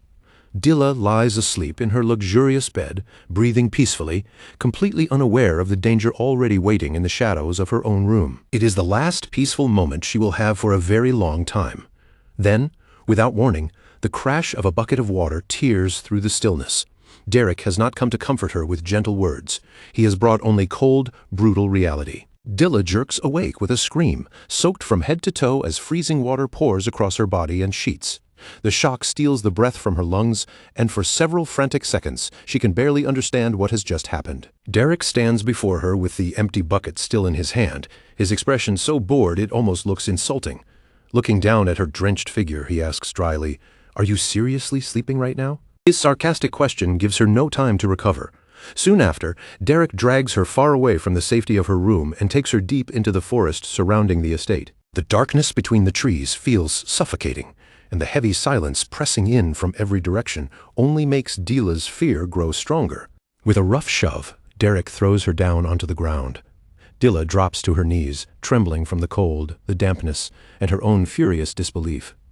She looks up at him with hatred blazing in her eyes and spits out her defiance. "What do you think this will change? Wake up from your delusion. Who do you think you are to dare teach me?" Her words are sharp, but Derek only sighs, as though he is dealing with a spoiled child throwing another pointless tantrum. "You don't even listen," he says, leaning closer with a faint smile that feels far more unsettling than anger would have been. Then Derek's voice drops as he asks if she wants to hear something interesting. He tells her honestly that he has no intention of teaching her magic at all. In the darkness, his red eyes gleam with a chilling light, and Dila's heart suddenly skips. "What? What did you just say?" She stammers, her voice losing its earlier arrogance. For the first time that night, she begins to sense that the danger in front of her may be frighteningly real. Derek spreads his arms with casual indifference, saying there is no reason for someone from the lowest ranks to respect noble names. To him, this entire tutoring arrangement is nothing but an excuse to beat arrogant nobles like her. As he speaks, he slowly begins drawing his sword. The blade slides free with a cold metallic sound, cutting through the night air like a death sentence being announced right in front of her. Then Derek asks, with chilling cruelty, whether she knows how beautiful the screams of high nobility sound when they finally break. Dila scrambles backward through the grass, her hands and feet moving desperately as fear locks around her throat. She tries to threaten him, asking if he really thinks he will be safe after doing something like this, but her voice trembles so badly that the words barely hold their shape. Derek only laughs in her face. "Safe, of course." He tells her she will soon be sent to a monastery anyway, so who would believe anything she says? And if something serious happens, he can always offer his own life as an apology. After all, a commoner's life is not worth much, right? With those words, he throws her own prejudice back at her like a blade. Then, wearing a twisted grin, he even suggests that he could simply run away afterward. In his words, removing the Duplin family's greatest headache would practically be doing them a favor. That statement tears through Dila's last bit of composure, and absolute panic rushes over her. This is no longer a lesson in her mind. It feels like an execution. Terror screams through her thoughts as she realizes or believes that she is going to die, that Derek is truly going to kill her here in the dark. Without looking back, Dila bolts into the darkness of the forest, running as if survival itself depends on every step. Derek watches her flee with the cold, patient gaze of a predator that has only just begun its hunt. The true game of terror has only now started. Dila races wildly across the open field, her heart pounding so hard it feels like it might burst from her chest. She understands that if she tries to run back across the exposed ground, Derek will catch her within seconds. Her only chance is to disappear among the trees and use the forest to break his pursuit. With fear driving every breath, she fixes her eyes on the dark tree line and clings to one desperate thought. If she can reach the woods, she will be safe. Even while terror claws at her chest, Dila convinces herself that she still has an advantage. She believes she knows these grounds better than Derek ever could, and if she can just circle back to the mansion, she can report that mad mercenary and turn the entire household against him. Even in the middle of fear, her arrogance begins to rise again. When she returns, she tells herself she will have him executed without mercy. He will be the one to die, not her. But just as that cruel thought flashes through her mind, a blinding light bursts open in the distance, and a wave of scorching heat rips through the night. Far ahead in the darkness, a sphere of pure fire begins to form, burning so brightly that it tears through the shadows of the forest and paints the trees in a terrifying glow. In the middle of a clearing, Derek stands perfectly calm, his posture relaxed, and one hand lifted toward the night sky, as if this terrifying display is nothing unusual to him. He is casting magic far beyond what any ordinary mercenary should be capable of using. Dilla freezes on the spot, her eyes widening in disbelief as the spell takes shape before her. Fireball, she whispers, recognizing it instantly. The fear she felt earlier is nothing compared to the shock crushing her now. Fireball is a 2-star spell. How can that bastard possibly use magic at that level? In that moment, Dilla realizes she has made a terrible mistake by underestimating him. Derek's lips curve into a predator's smile, as if he is savoring every flicker of terror spreading across his prey's face. Then, without the slightest hesitation, he hurls the blazing sphere forward. The fireball roars through the air, ripping straight toward Dilla like a burning judgment sent to swallow her whole. Dilla can only stare in horror as death races closer and closer. The flames reflect inside her trembling pupils, and for one unbearable instant, the entire world seems to slow around her. With a desperate scream, she throws herself down onto the ground, using every bit of instinct she has left to escape the blast before it can consume her. The fireball tears past her by a narrow margin, flooding the forest with violent orange light. A heartbeat later, it detonates with a thunderous boom that shakes the night apart. Fire and smoke surge upward in a towering pillar of destruction, and the earth beneath Dilla trembles from the force of the explosion. She lies sprawled on the ground, gasping for air, her entire body shaking uncontrollably. That single attack shatters her completely. The proud, noble lady who looked down on everyone is gone, stripped away by fear, leaving behind only a terrified girl struggling to survive. Derek walks toward her, slowly, his red eyes glowing through the darkness. With a cruel smile and an almost casual tone, he looks down at her and remarks, "Well, looks like I missed." And in that moment, Dilla understands that this nightmare has not ended at all. It has only just begun. Beneath the enormous full moon hanging over the estate, a hunt has truly begun, one that will forever change the fate of the so-called Deviless. Dilla turns and runs again, driven by nothing but panic. Branches whip across her skin, tearing at her arms and face, while the uneven ground bruises her feet with every desperate step. But fear keeps pushing her forward. Her breathing comes out ragged, cold sweat slides down her face, and for the first time in her life, she feels completely cornered and helpless. Then, with a sharp crack, her foot catches on a hidden root beneath the leaves. She loses her balance and crashes heavily onto the damp earth. All the elegance and dignity of nobility have vanished from her. In their place, only raw survival instinct remains, forcing her body to move even when pride can no longer protect her. A pained cry slips from her lips as she struggles against exhaustion. Her body is reaching its limit, but the man chasing her has no intention of granting her even a single moment of mercy. Suddenly, the air itself splits open. Arrows made of pure blue mana tear through the darkness, flashing past the trees with terrifying speed and whistling toward her with deadly precision. Dilla's eyes fly wide open. Something that feels far too close to death has just passed within inches of her face, close enough for her to feel the danger brush against her skin. She scrambles back onto her feet, moving on instinct alone as blasts of energy slam into the ground around her, throwing dirt and broken grass into the air. The mana strikes are already far too close, a chilling reminder that she is not being chased by some ordinary tutor. She is facing a seasoned warrior who knows exactly how much pressure he can put on her without letting her escape. Derek steps out from the shadows, walking with a calm so effortless that it almost feels insulting. Watching her struggle to stay upright, he comments lightly, "You're pretty fast." He says it as if this entire nightmare is nothing more than a childish game. Dilla glares back at him, hatred and terror twisting together in her eyes. She still cannot believe that anyone would dare treat her like this, and even with her body exhausted, she forces herself to run again. She refuses to surrender to a commoner who has dared to challenge her pride so completely. Derek watches her retreating figure in silence, knowing that this chase is not merely punishment. It is a lesson meant to burn itself deep into her soul. Inside Dilla's mind, everything has fallen into chaos. How much longer does she have to keep running? Can she really escape him at all? Every breath scorches her lungs, and each inhale feels like swallowing fire while her strength drains away step by step. No matter where she turns, Derek's presence seems to surround her. He feels less like a man chasing her and more like an inescapable shadow moving through the forest itself. Derek kneels and places one hand against the forest floor, quietly channeling his mana into the earth beneath him. He does not need to see Dila with his eyes to understand exactly where his prey is heading.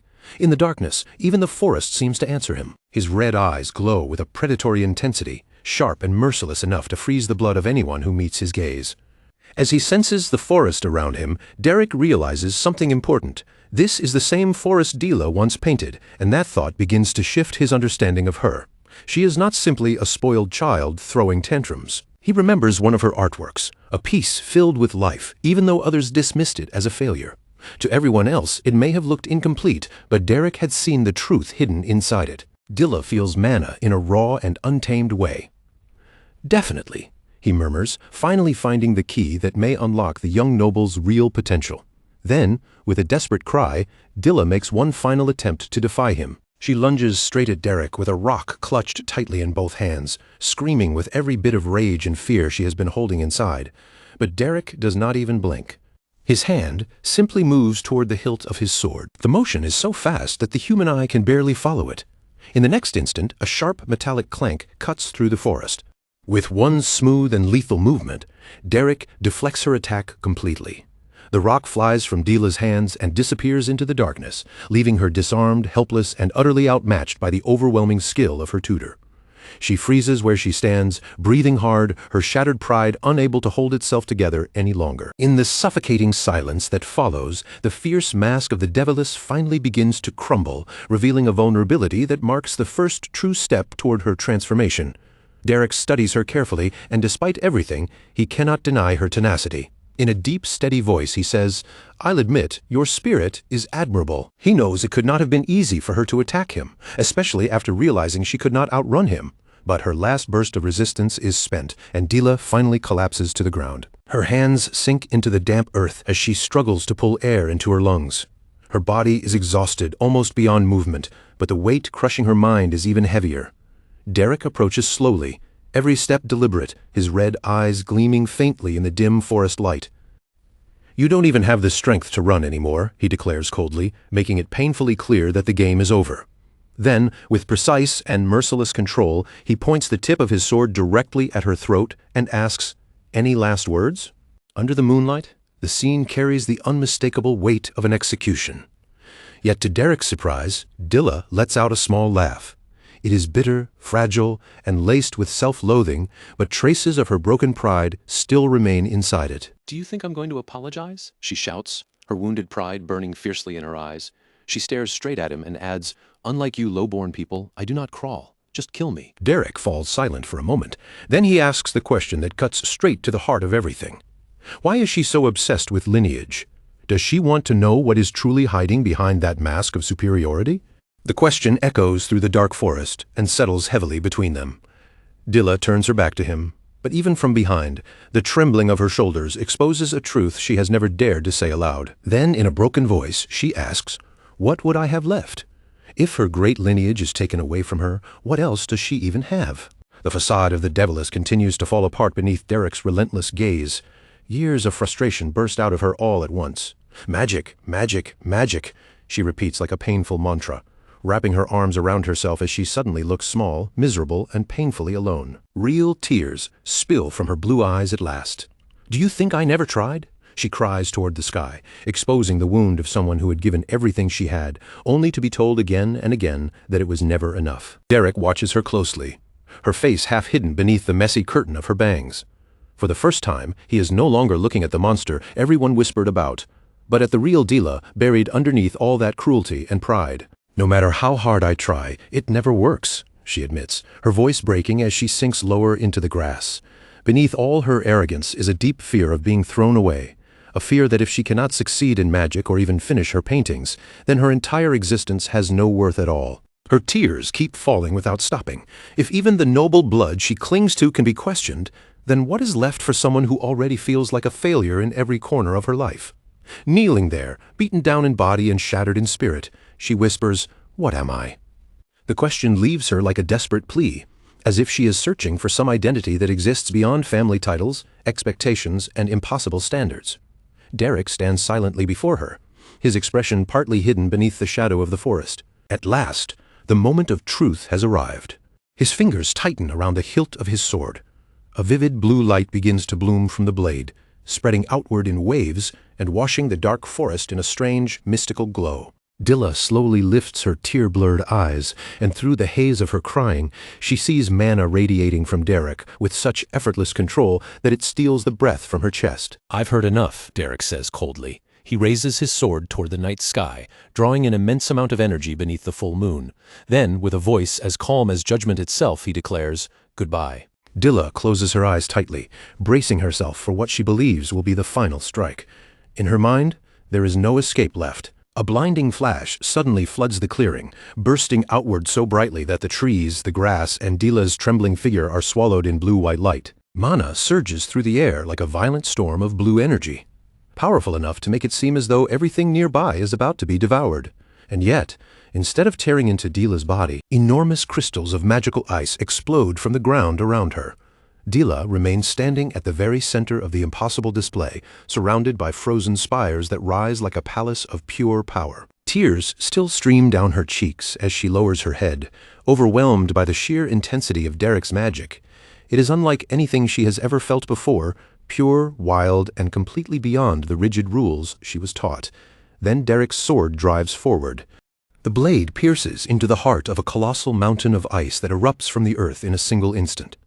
The air turns bitterly cold, and the thunderous creation leaves the entire clearing charged with overwhelming absolute power. Dilla raises her tearful gaze, dazzled by the majestic force surrounding her. In that frozen brilliance, she begins to understand something she never knew before. The world of magic is far wider, deeper, and freer than she ever imagined. With a sharp, precise click, Derek sheaths his sword. The tension of the hunt fades, replaced by a heavy but revealing calm beneath the moonlit trees. Then, to Dilla's complete astonishment, Derek bows to her with flawless courtesy and says serenely, "Well done, Lady Dilla. Please forgive my earlier rudeness." The hunter has returned to being her tutor. Dilla stares at him with tear tracks still glistening on her cheeks and a faint wound marking her face. His sudden respect throws her off completely, leaving her unable to understand how the same man can stand before her so calmly now. "It may not strictly be called magic," Derek explains, his intense gaze fixed on her. "It was only a manifestation of mana. But even so, you did it." Those words become the first true acknowledgement Dilla has received in years. A choked sound escapes from her lips. The weight of all the frustration she has carried for so long finally bursts open, and Dilla breaks into uncontrollable sobs, crying out with everything left inside her. What breaks her is not the pain in her body, but the release of anguish that has been haunting her for most of her life. There in the clearing, surrounded by eternal ice beneath the silent full moon, the proud lady of the duchy weeps like a small child. Derek does not rush her or mock her. He simply waits, letting her inner storm spend itself at last. Above them, the moon hangs quietly in the sky, witnessing the end of an era buried in shadows and the beginning of something Dilla never believed could exist for her. Derek kneels in front of her, so their eyes are finally on the same level. In a calmer voice, he reveals the truth. That means you belong to the school of the wild. It is a concept Dilla has never once heard in all her rigid lessons.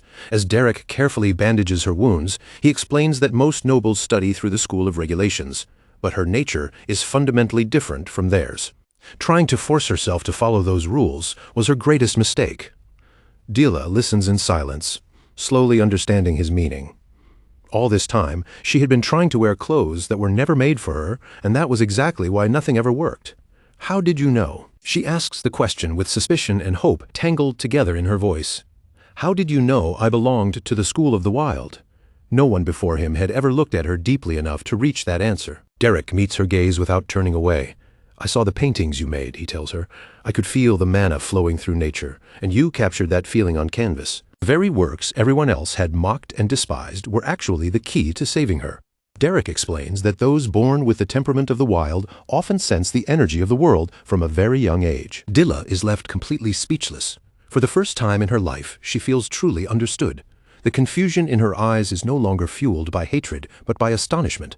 She was not useless, after all. She had simply been walking the wrong path. "That's enough. You should be able to walk now," Derek says as he rises to his feet. His tone slips back into its usual practicality, but something subtle has changed between them, an unspoken understanding neither of them needs to name. Turning his back to her, Derek brings the lesson to an end for the day. Before walking away, he adds that she has managed to manifest mana, but she still has a long road ahead. Tomorrow, he will teach her how to do it naturally. He pauses for a brief moment, his red eyes looking off into the distance.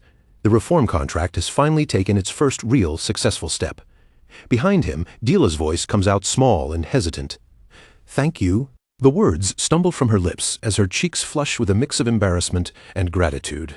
It is the first time she has sincerely thanked someone she does not see as standing above her. Derek says nothing, but for one fleeting instant, his gaze softens so faintly that it is almost impossible to notice. The devilish has begun to change. "Let's go," he orders simply. Dila quickly hurries after him through the forest, no longer keeping her distance. "Yes, I'm coming with you," she calls out. There is no trace of the hostility she showed earlier. As the two of them walk back beneath the fading moonlight, morning finally begins to arrive at the Duplin mansion. Sunlight pours through the mansion's grand windows, spreading across the halls and announcing the start of a day unlike any that came before. Dila wakes early and sits upright on her bed with a thoughtful look on her face. The fury from the night before is gone. In its place, a new curiosity quietly grows inside her as she raises one hand and focuses. Then, incredibly, tiny specks of blue mana begin to appear around her fingers.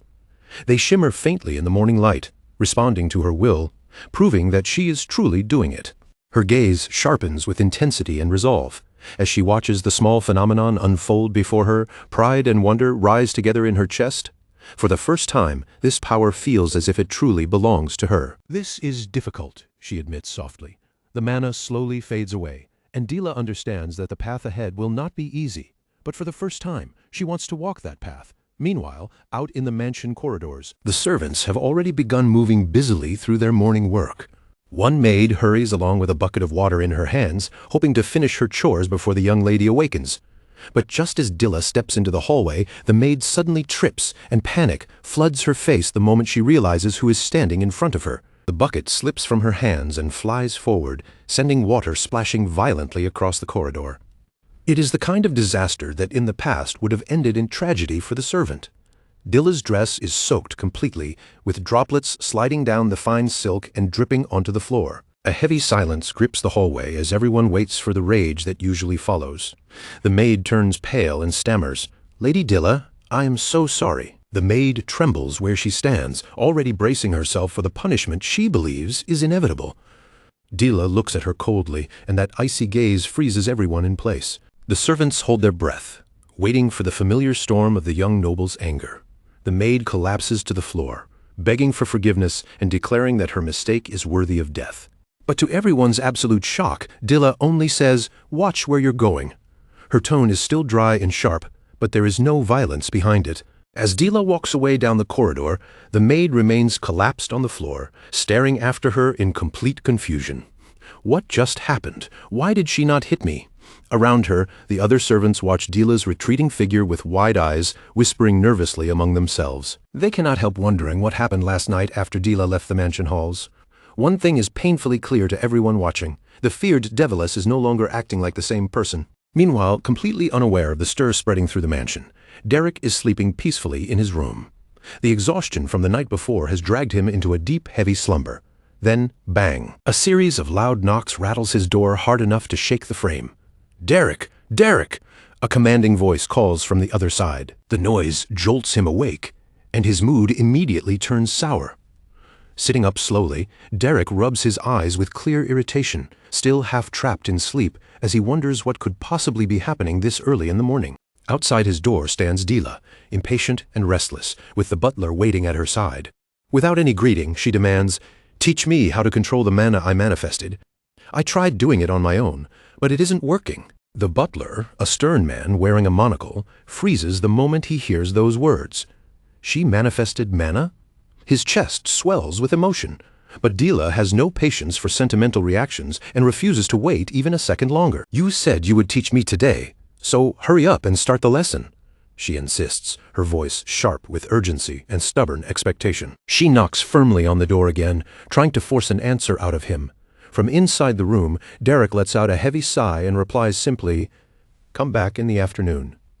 Then he pulls the blanket back over himself, completely ignoring her persistence. Beside her, the butler quietly wipes tears of joy from his eyes, deeply moved that the young lady has finally shown a true interest in magic after everything that has happened.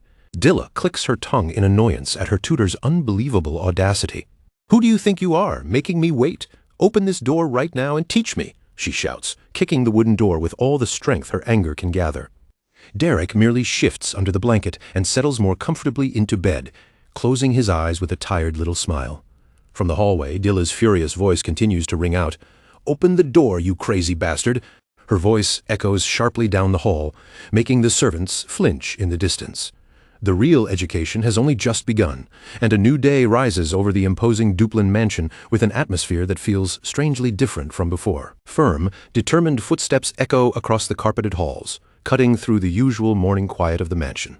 In corners and along the corridors, the maids whisper to one another as rumors spread at an incredible speed. They say the feared Lady Dilla has not broken a single dish all day, and even more shocking than that, the news rushes through the estate like wildfire. Lady Dilla has awakened her magical power. Hearing the murmurs, Rick, the Duke's son, suddenly stops in the corridor, his attention caught at once. His expression darkens slightly at the mention of his sister's sudden change. Narrowing his eyes, he turns toward the whispering servants and thinks suspiciously, what did they just say? In the Grand Duke's private office, the quill continues gliding across parchment, steady and precise. Momentarily removed from the commotion outside, Grand Duke Duplin presides over a serious meeting with his sons. There the news is confirmed. After questioning the butler and several servants himself, the Grand Duke now knows that Dilla's awakening is real. Behind his glasses, the Grand Duke exhales with quiet relief.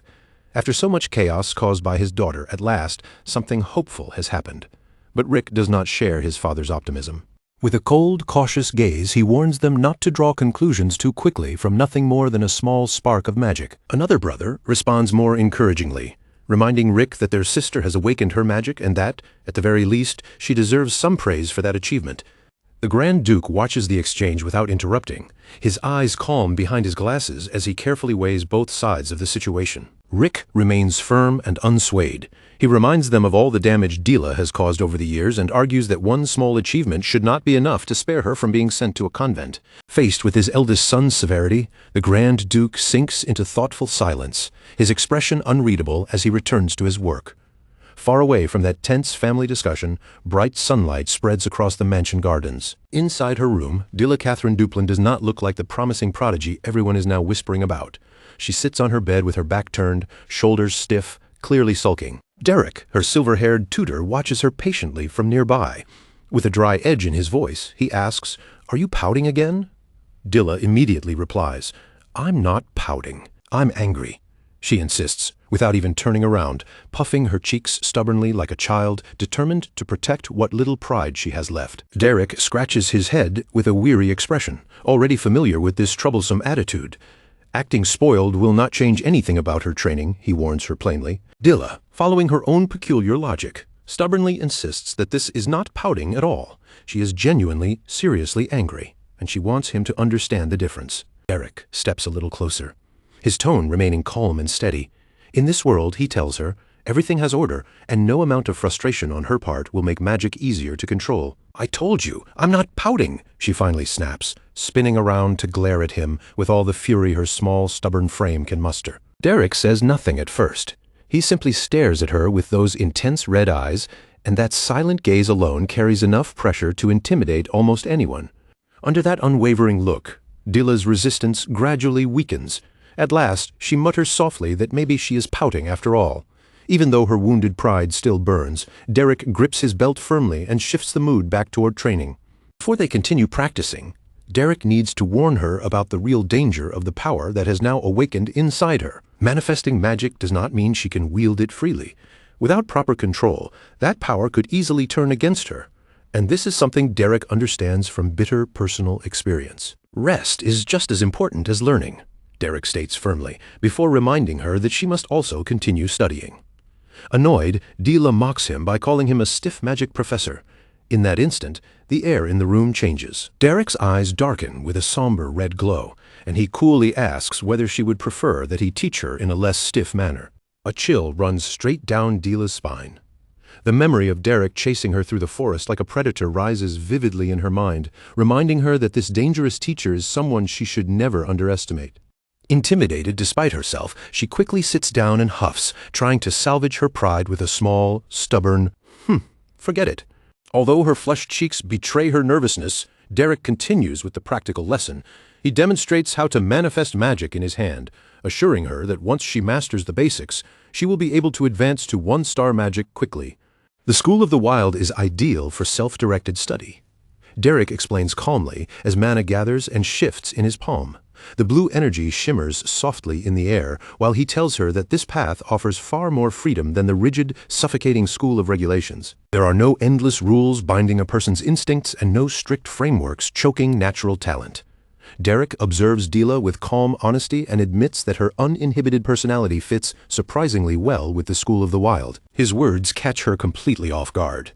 He adds that beyond her free-spirited nature, the bloodline of the Duplin family gives her overwhelming talent, a power that only needs the right guidance and direction under his supervision. Dila listens in total silence, drawn in by every word he says. For the first time in her life, someone is not just criticizing her flaws, but recognizing the genuine potential hidden inside her. Instead of condemning her violent temper, Derek speaks of her ability, and a faint blush spreads across Dila's cheeks. Her eyes begin to glimmer with a spark she has never shown before. "Are you sane? I have talent?" She murmurs the question almost to herself, a strange warmth blooming in her chest from the unfamiliar compliment. Derek confirms it without hesitation, explaining that conjuring an ice barrier instantly is proof of remarkable innate ability. Excitement starts bubbling inside Dila, and she begins to wonder if she might actually be some kind of prodigy genius. Outside, a bird perches quietly in the garden as the two continue their animated discussion. Derek insists that talent and genius are not the same thing, but Dila stubbornly argues that they are basically identical. From a distance, Rick watches his sister speaking so closely with her tutor. The sight twists his expression with suspicion and irritation, especially as he notices how naturally their conversation seems to flow. He clicks his tongue in annoyance, unable to look away. Seeing Dila so visibly happy around Derek stirs an emotion he does not want to acknowledge, envy hidden carefully beneath a mask of disdain. The next morning, warm sunlight spilled across the Duplin mansion, washing the halls in a bright golden glow. But for the young lady, that peaceful morning marked the start of an exhausting new routine, one filled with relentless lessons, endless practice, and no chance to quietly escape her training. Then, without the slightest warning, Dila threw Derek's door open and charged straight into his room. Her face lit up with excitement.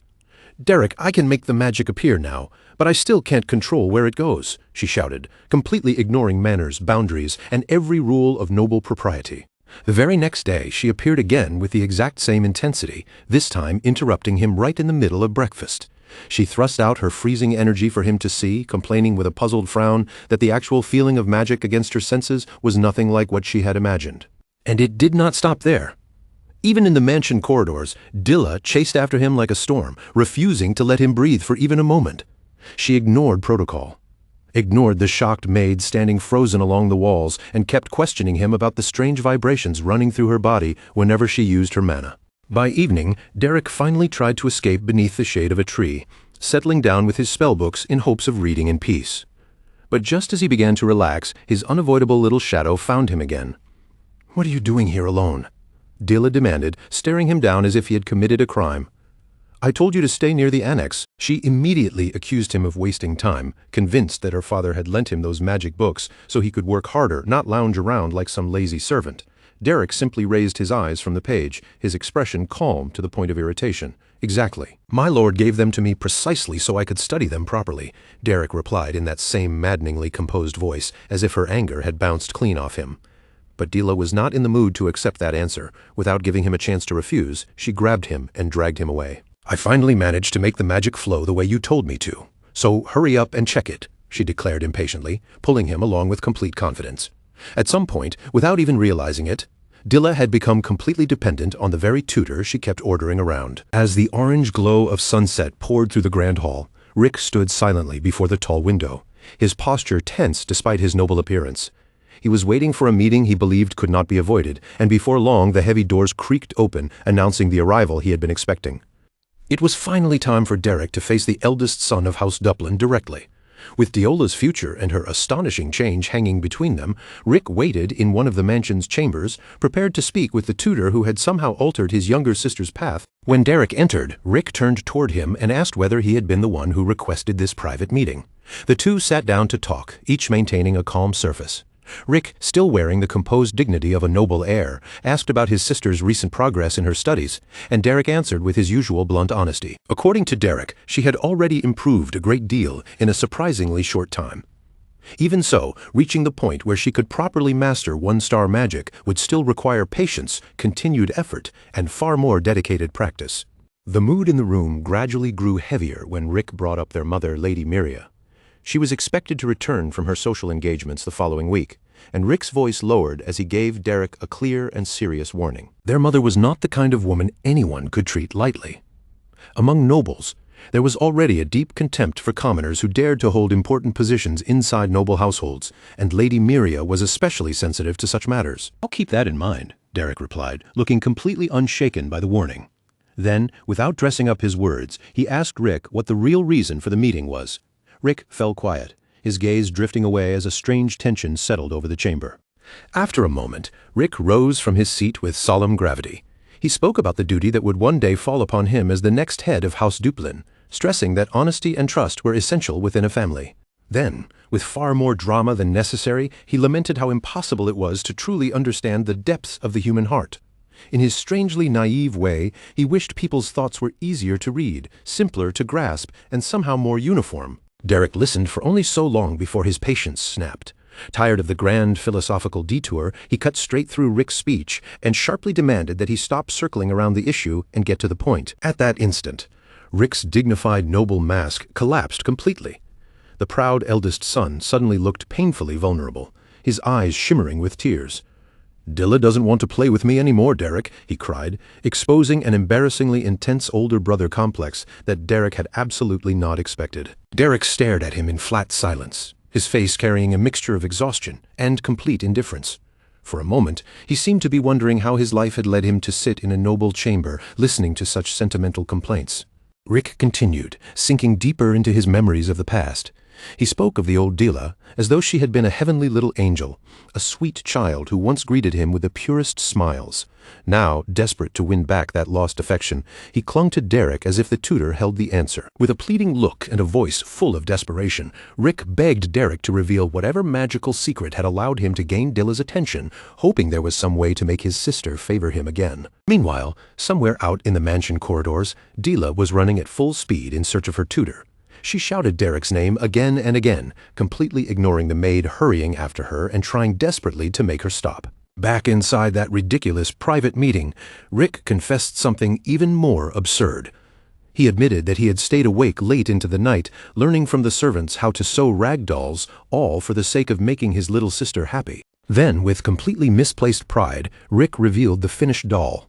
Unfortunately, instead of looking like a heartfelt gift, it resembled some cursed object dragged out of a haunted attic. "Don't you think it captures my dear Dilla perfectly?" he asked, his eyes shining with hopeful sincerity. Derek stared at the doll in pure horror, his expression stiffening as if he had just discovered something deeply dangerous. "Are you trying to curse someone with that thing?" he asked, not even mocking him this time, but sounding genuinely concerned. Rick broke down all over again, tears spilling as he accused Derek of having a heart made of stone. In his eyes, Derek was utterly incapable of understanding the delicate, complicated love of an older brother for his precious younger sister. Soon after, a new day rose over the Duplin mansion, and the imposing front of the estate gleamed beneath the morning light. Everything looked calm and dignified from the outside, but that fragile peace was about to be shattered completely. Derek was finally brought before a woman whose presence alone filled the room with aristocratic pressure. She received him with a cold, polished courtesy, saying that she had heard a great deal about the newly appointed tutor and his impressive abilities. A carefully shaped smile rested on her lips, but there was something sharp hidden beneath it.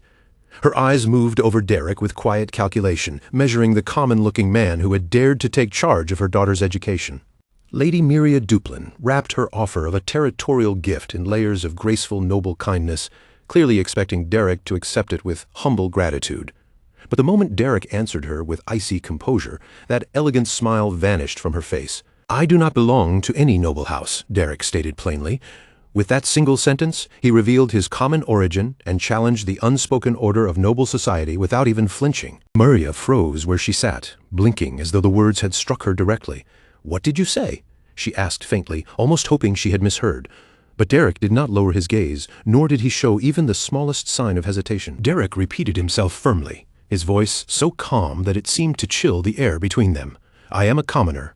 There was no shame in his tone, no apology, and no attempt to soften the truth. Lady Miria's face twisted with pure aristocratic horror and disgust.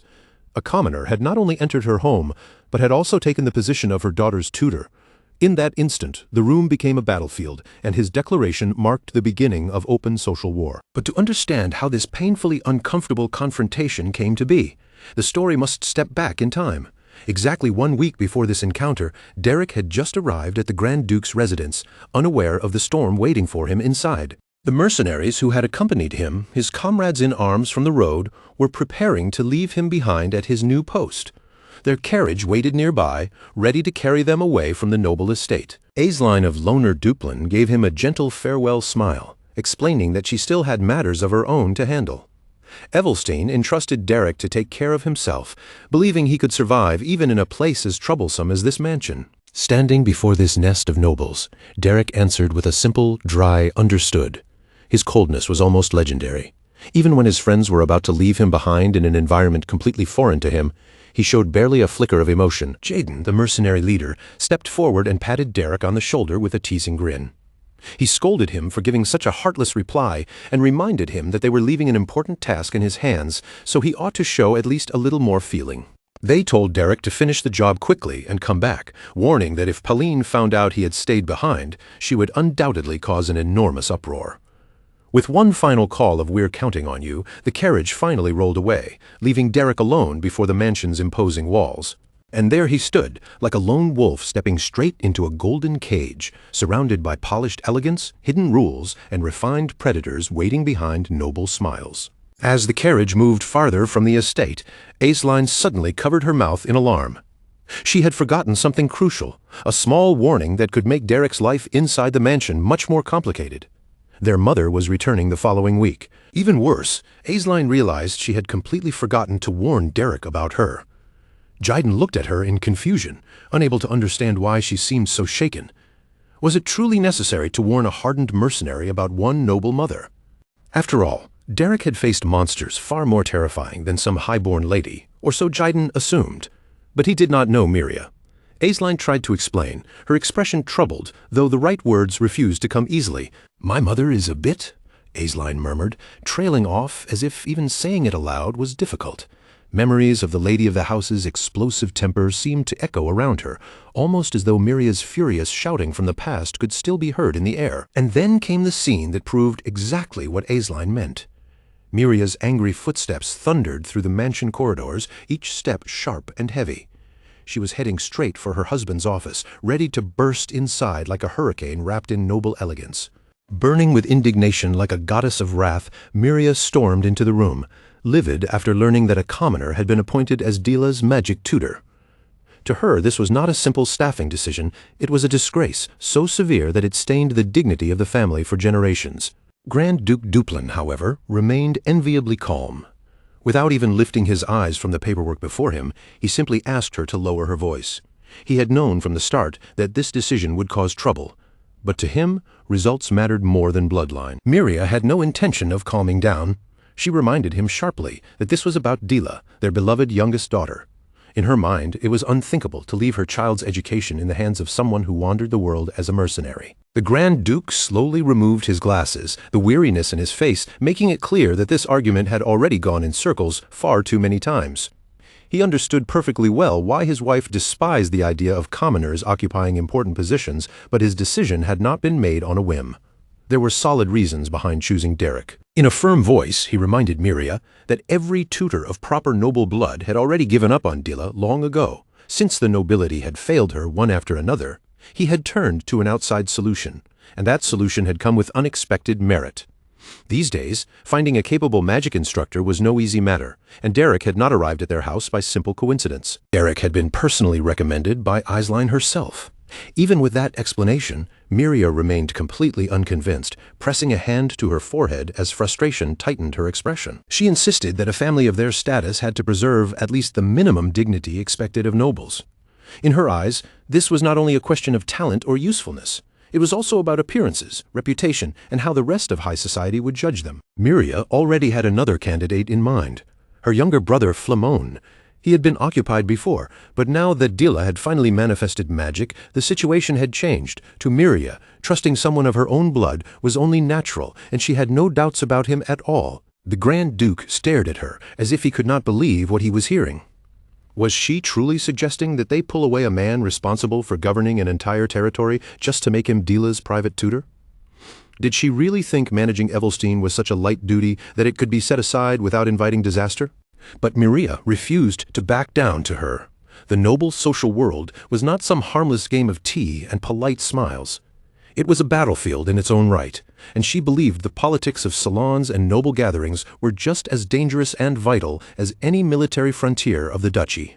Her greatest fear finally became painfully clear: prestige.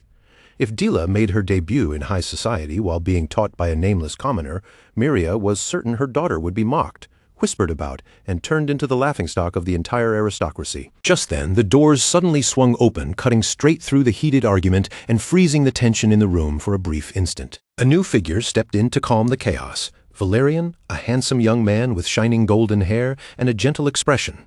In a soft tone, he asked his mother to calm herself, hoping she had not come all this way only to argue with his father. But Miria had no intention of letting the issue disappear so easily. Turning her gaze toward her son, she insisted that the true question was whether this commoner mage truly possessed the ability and qualities needed to teach Dila. To her, the problem was not only protocol or social rank, it was also whether Derek was competent enough to stand in that role at all. The tension inside the office grew so sharp it felt as though a blade had been drawn between them. Every gaze shifted toward the entrance as another shadowed figure approached, and the atmosphere sank even heavier. It was Rick. Miria greeted him with visible relief and pride, clearly expecting her eldest son to stand on her side against the commoner tutor. Rick walked into the room with a cold, controlled composure, his expression calm enough to hide whatever he was truly thinking. He admitted that a commoner teaching a noble was certainly not normal. But then he added that if the man truly possessed the proper qualifications, perhaps the matter was not as grave as their mother believed. It was a surprising statement, but there was a trap folded neatly inside it. Rick suggested testing Derek's abilities himself, proposing a magical duel as the cleanest way to settle his mother's doubts. It was a direct and dangerous challenge, and the Grand Duke shut it down at once. Enough. His voice left no room for argument. He assured them that Derek was a genuine mage whose level did not need to be questioned, and that he trusted the recommendation that had brought Derek to the mansion. Rick fell silent, but the green light in his eyes carried an unsettling sharpness. On the surface, he appeared to accept his father's judgment, yet beneath that calm face, his mind had already begun preparing the next move in this quiet struggle for control. If Derek was truly as capable as everyone claimed, then there was another way to prove it. They could test Dila. If the teacher was excellent, then the student's improvement should be clear. The logic sounded flawless, but its cruelty was impossible to miss. Valerian looked stunned, unable to understand where Rick was trying to lead the conversation. Why had he suddenly become so interested in their younger sister's abilities? Rick, however, remained cold and relentless. If Derek really was an extraordinary teacher, then Dila should already be showing remarkable progress. So Rick proposed that he personally duel Dila and verify those results himself, turning what sounded like an examination into a trap aimed directly at his sister. The Grand Duke said nothing for a moment, carefully weighing the bold and malicious suggestion his eldest son had just placed before him. He knew better than anyone that Dila had only just begun her training. A duel against Rick could crush her completely. Still, Rick turned and left the office with firm, deliberate steps, leaving a trail of uncertainty behind him. Valerian rushed after him, shouting his name in disbelief, while the tension within the family reached a point that could no longer be ignored. "What the hell are you thinking? A magical duel?" Valerian demanded, catching up to him, forcing an experienced mage like Rick to face their novice sister was pure madness. Rick stopped walking and turned to confront him. Did Valerian truly believe Dila had suddenly changed? In Rick's eyes, her past failures were a stain too deep to be wiped away by a few lessons. Valerian tried to appeal to whatever affection might still remain in him. "She's still your only sister," he said quietly. They shared the same blood, and as her brother, Rick's duty should have been to protect her, not humiliate her in front of the family. In that moment, the difference between the two brothers could not have been clearer. Rick let out a cold, bitter laugh. "Blood," he repeated, as if the word itself was ridiculous when placed beside the disgrace he believed Dilla had brought upon them. His contempt for Dilla had grown so deep that he no longer looked at her as family. To him, she was nothing more than a blemish on the Duplin name. His anger finally erupted as he declared that the very blood they shared was what had been dragging House Duplin toward the abyss. Allowing Dilla to appear in high society, he believed, would be the final blow to their prestige. Valerian stood speechless before that level of hostility. He searched Rick's face for even the smallest trace of brotherly warmth, but all he found was a dark, vengeful determination that refused to soften. "Is that truly how you feel?" Valerian asked in a low voice. Rick did not even stop walking.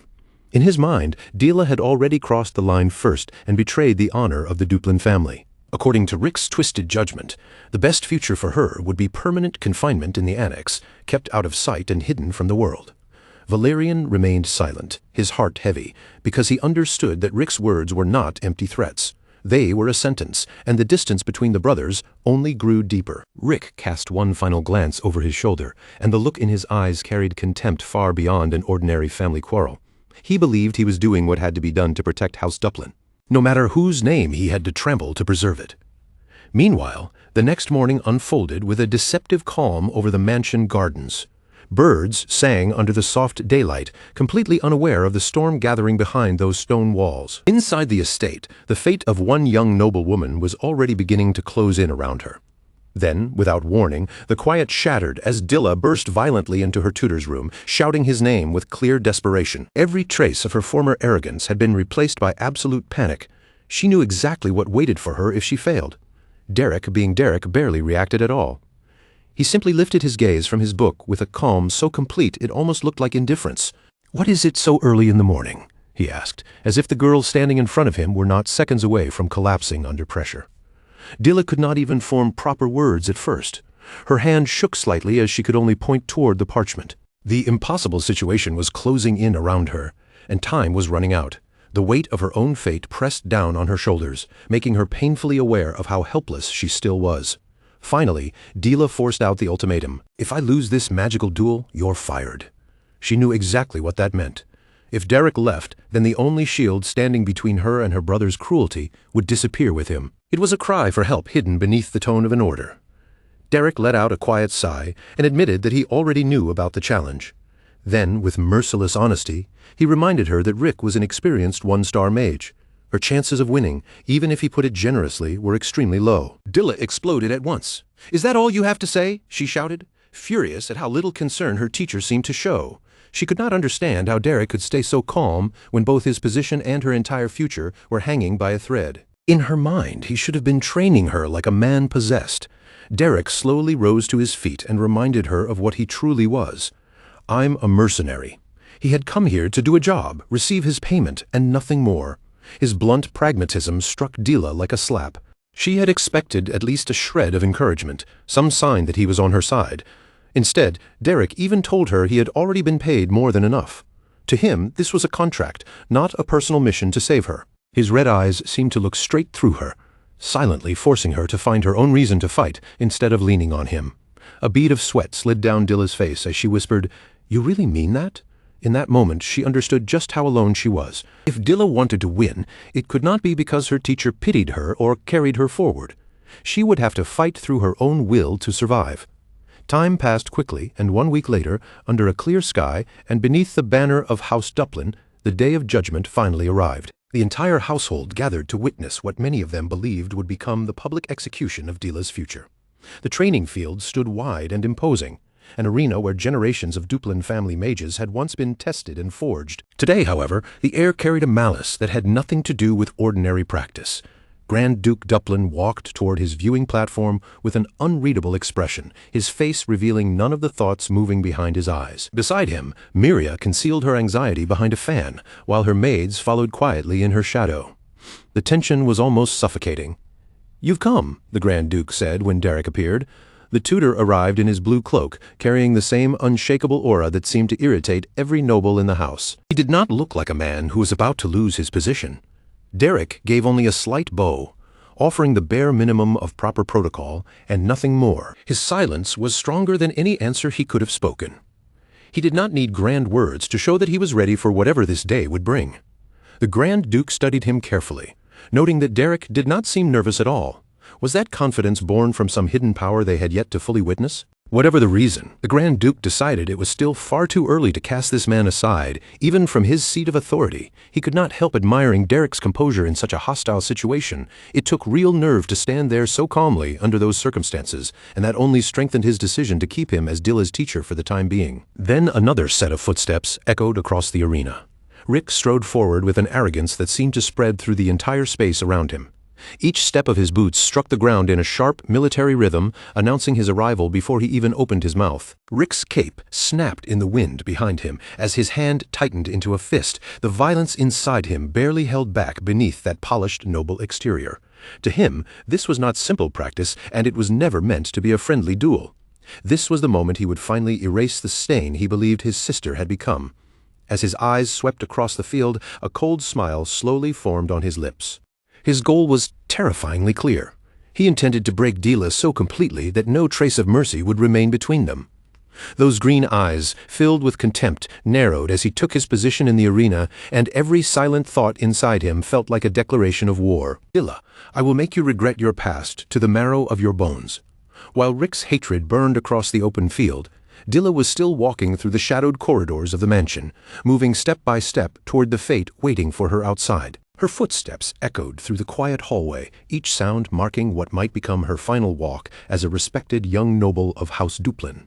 Beneath the shadow of her red hood, fear flickered in her eyes, but hidden inside that fear was a small, stubborn spark of rebellion. Derek's harsh words still circled in her mind, forcing her to wonder whether she truly had to stand alone against her own brother. Her voice shook as she faced Derek one more time.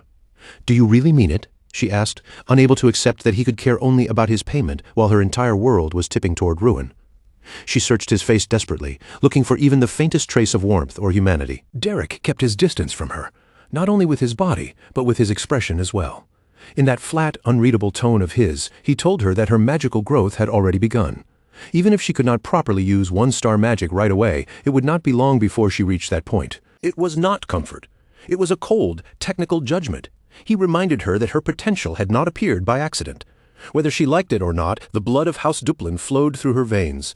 Dilla froze, stunned by the words. Why would a man who clearly despised noble titles suddenly mention her lineage? She could feel that there was something deeper hidden behind what he was saying. Then Derek turned away and finally revealed the heart of his teaching.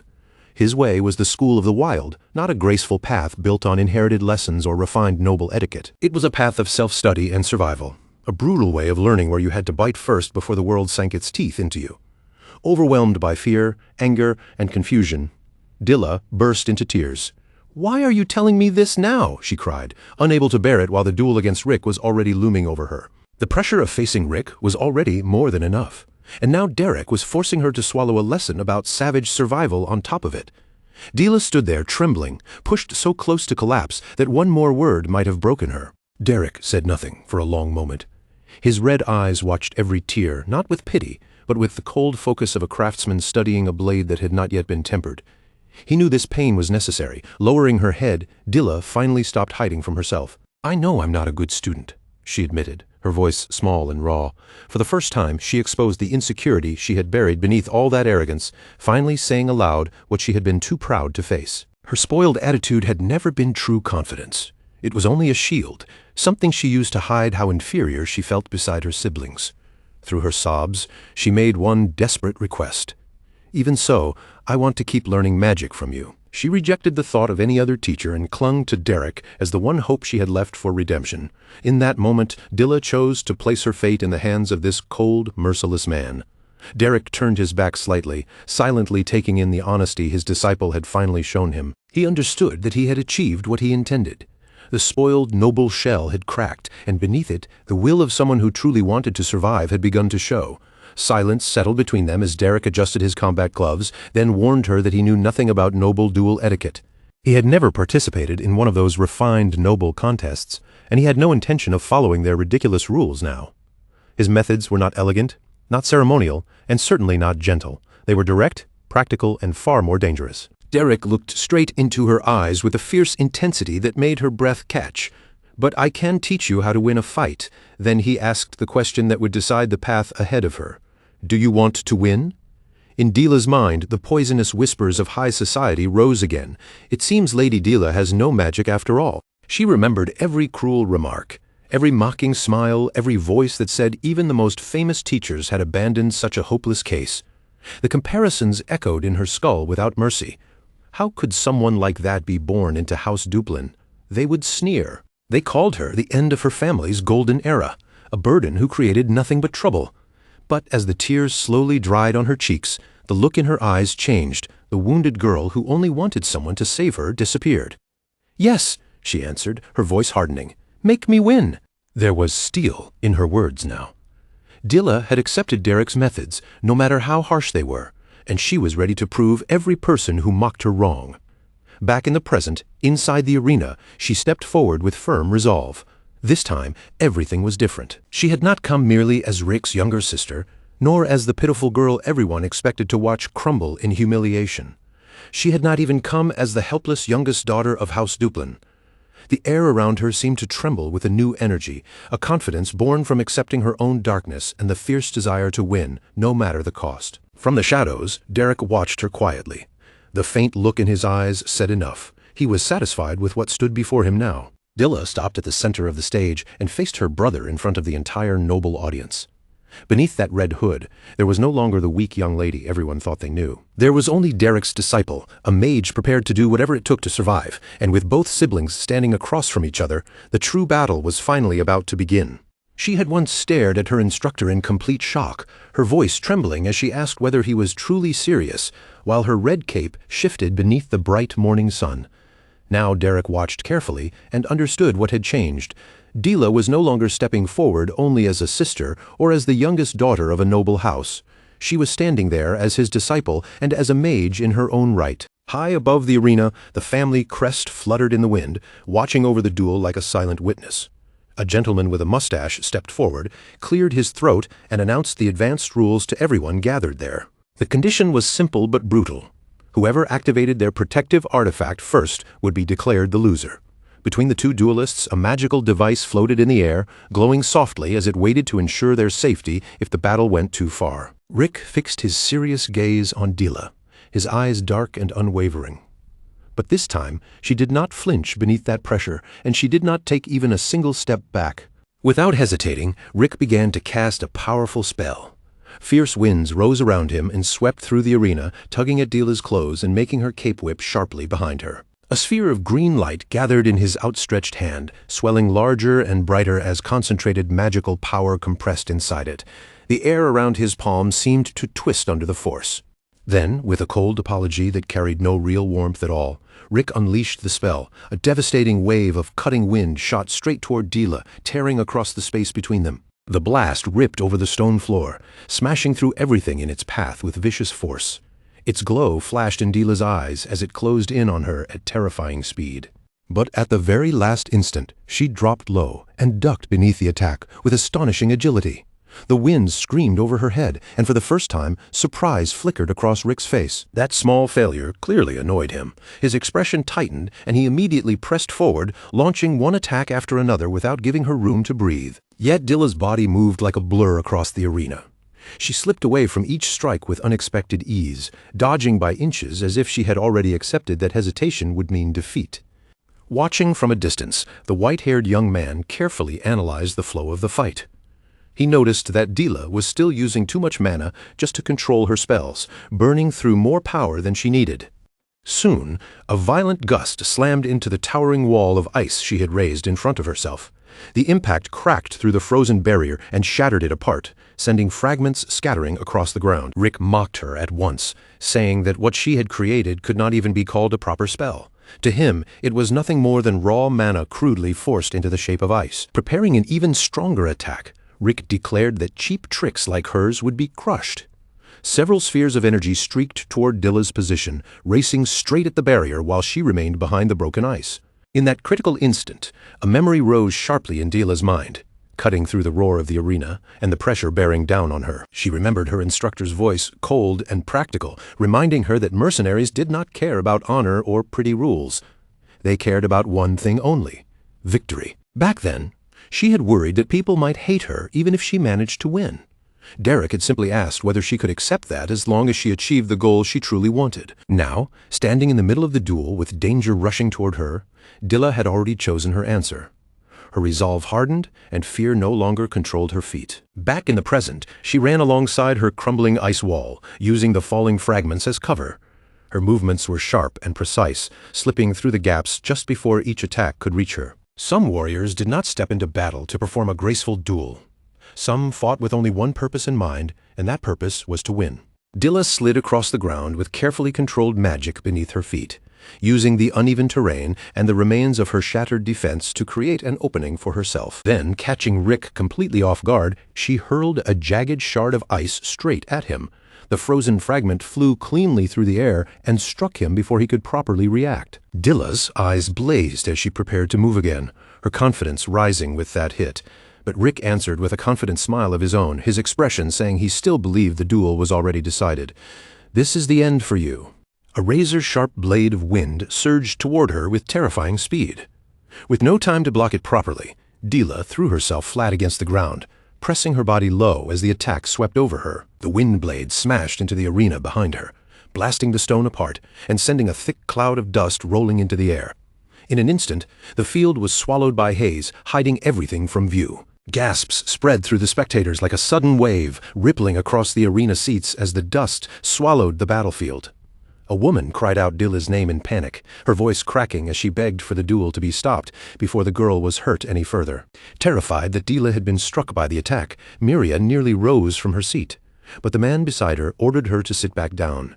His voice remained firm as he stated that the protective artifact had not activated yet, and because that artifact had not reacted, the match was still valid. No matter how frightening the impact looked, the duel had not reached its end. The Grand Duke's steady gaze stayed fixed on the arena, unmoving and sharp, as though he had noticed something hidden beneath the dust that the others had failed to see. As the dust slowly began to settle, Derek remained seated with quiet composure, his white hair still and his expression unchanged. He watched every faint movement inside the haze with silent certainty, knowing the outcome of the duel had not yet been decided. From the bench at the edge of the arena, Derek observed the entire exchange without a trace of panic. His eyes never left the battlefield for even a moment. Dilla had not even blinked when that last attack came flying toward her, and that calm made him wonder if this had been part of the plan from the very beginning. Meanwhile, inside the thick cloud of dust, Rick moved cautiously over the cracked stone, his eyes scanning every direction for the slightest sign of his opponent. He was certain his wind blade had connected, or at least that it should have. But if his attack had truly hit, then why had the protective artifact stayed silent? Confusion slowly spread across his face as he turned from one side to the other. Dilla had completely vanished from his sight. Then, without the slightest warning, the wooden floor beneath Rick's feet split open with a sharp, violent crack. A massive spike of ice erupted upward from below the platform and struck him cleanly, the force of the blow lifting him off his feet and launching him into the air. Rick crashed back down hard against the arena floor, his body jolting from the impact. For a brief moment, he lay stunned, struggling to understand how the attack had reached him from beneath his own position. The realization hit him a second later. Dilla was not hiding in the dust at all. She was attacking from underneath the arena platform. Rick immediately shot a questioning look toward the judge, his eyes demanding an answer. If she had gone beneath the platform, did that count as leaving the battlefield? The gentleman with the monocle answered with a calm shake of his head. No, being beneath the platform was still considered part of the arena, and therefore it did not break the rules. Rick's jaw tightened as he gritted his teeth. No one would have expected such a shameless trick in a noble duel. Refusing to fall behind, Rick forced himself back onto his feet, but more ice spikes burst through the floor almost immediately, forcing him to dodge again and again. Spears of ice tore upward through the broken platform in unpredictable patterns, stabbing through the wood and stone from below and keeping Rick in constant motion. Sweat began to gather along his brow. How was he supposed to strike Dilla when he could not even see where she was hiding? Frustration finally pushed him into the air. Rick leapt upward to avoid the next attack, angrily complaining that there was absolutely no noble etiquette in this duel anymore. From above, he stared down into the dark hole in the shattered floor and called out Dilla's name. For a brief instant, something almost like concern flickered through his voice. Then, from inside that broken opening, she appeared. The girl in the red hood slowly rose from beneath the platform, her small figure framed by the drifting dust and splintered debris around her. Looking up at Rick from below, Dilla's blonde hair shimmered faintly through the haze, and her eyes burned with a deep, furious red. The sight was so intense that it made him pause in midair. Rick had seen that look before. Derek had once worn that same expression in battle. The moment he understood that, something in his own demeanor shifted. His face became more serious, his focus sharper. This strategy was clearly not something Dilla had created on her own. Someone had guided her, shaped her, and taught her how to fight this way. Perhaps it was the very man watching silently from afar. Rick adjusted his cape, steadying himself as he prepared to take the duel more seriously. Another spike of ice shot upward from beneath the broken platform, but this time Rick dodged it with smooth precision. Fine. If this was the strategy Dilla and her tutor had chosen, then Rick would play along and crush it head-on. Above them, the open sky stretched wide over the ruined arena, bright and indifferent as the battlefield below fell further into chaos. In the audience, Miria gasped in shock, asking whether Dilla had truly crawled into that pit beneath the stage. She pleaded with her husband to stop the match, but the Grand Duke answered firmly that no rule had been broken. Nearby, a bearded man watched the situation unfold with a grave, thoughtful expression, his eyes narrowing as he considered the strange turn the duel had taken. Beneath the shattered platform, Dilla steadied her breathing and forced herself to stay calm. From this hidden position, she could see the flow of Rick's mana far more clearly than before. His mana moved around him like a current, gathering and shifting with every breath he took. But just as Dilla focused on that flow, Rick began casting again. An ice spike shot up near him at once, interrupting the spell before it could fully form and throwing his balance slightly off. Anger flared sharply in Rick's eyes as the failed casting broke his concentration. Every time he tried to use magic, Dilla broke the ground beneath him and disrupted his timing. He could not afford to lose like this.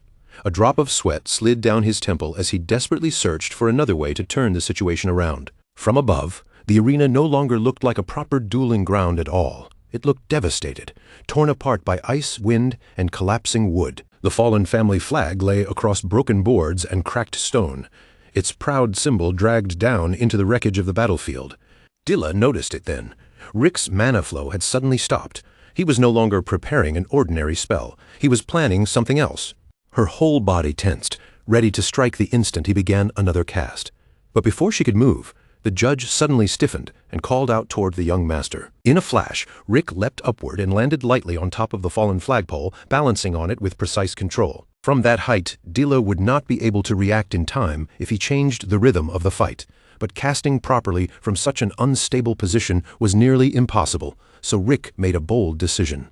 Blue energy began to gather around him, dense, violent, and heavy enough to distort the air. If he could not aim at Dilla precisely, then he would simply destroy everything around her. Without even using an incantation, Rick released the gathered power all at once. Derek's gaze sharpened instantly as he sensed the danger in that reckless burst of magic. A massive explosion of blue energy tore through the arena, swallowing the broken platform in a violent surge of force. The wooden stage shattered completely beneath the impact, and the fallen flagpole snapped at its base as if it were nothing more than a dry branch. Rick fell along with the collapsing structure, the entire battlefield erupting around him in a storm of splintered wood, broken stone, dust, and flying debris. From the audience, Miria screamed Rick's name in panic, her voice cutting through the roar of the collapsing arena. When the smoke finally began to thin, Rick emerged from the chaos and landed firmly on his feet, his posture steady despite the destruction around him. His eyes locked onto a single moving shadow cutting through the dust at high speed, and in that instant he knew Dilla had survived the blast and was already on the move. It was Dilla. Rick instantly formed a brilliant blue magic arrow in his hand, the condensed energy flashing between his fingers before he fired it forward like a bolt of lightning. The projectile cut through the dusty air in a straight line, slicing toward Dilla with terrifying speed. Its blue glow reflected clearly in her eyes as it closed the distance, but Dilla did not flinch. did not step back, and did not even let her expression waver. At the very last possible instant, she raised her hand and caught the magic arrow in mid-flight, stopping it right before it could pierce through her. Blue light burned fiercely against her palm as she held the raging energy in place. Her hair whipped wildly around her face from the force, but her eyes stayed calm, focused, and locked on Rick. Then, under Dila's control, the arrow began to change shape. The unstable projectile twisted and condensed, transforming into a blazing blue blade of gathered magic. With one sharp motion, she redirected that stolen power and sent it hurtling straight back toward Rick. Dila sprinted forward immediately behind her counterattack, refusing to give Rick even a second to recover. He had believed that landing even one magic arrow would secure his victory. Instead, Dila leapt into the air and drove a powerful kick straight into his chest, striking him with all the force her small body could gather. The impact rang out across the ruined arena, echoing through the dust and broken boards like a heavy blow against stone. For a brief moment, their eyes met at close range. Then Rick's body buckled from the force, and he dropped down to his knees before her. In one smooth, ruthless motion, Dila reached down, grabbed a handful of dirt from the ground, and flung it straight into Rick's face. The particles struck his eyes, and Rick cried out in shock, stunned that she would use such an unfair and dirty tactic in a noble duel. While he struggled to wipe his vision clear, Dila quickly retreated and created distance between them. In that moment, Rick realized something about the way she was fighting. She was using kicks, dirt, and every crude trick she could reach. Was she out of mana? No, that was not it. She was pushing herself all the way to her limit, forcing her body and magic past exhaustion just to prove that she was worth something. Despite the pain, a faint smile touched Rick's lips.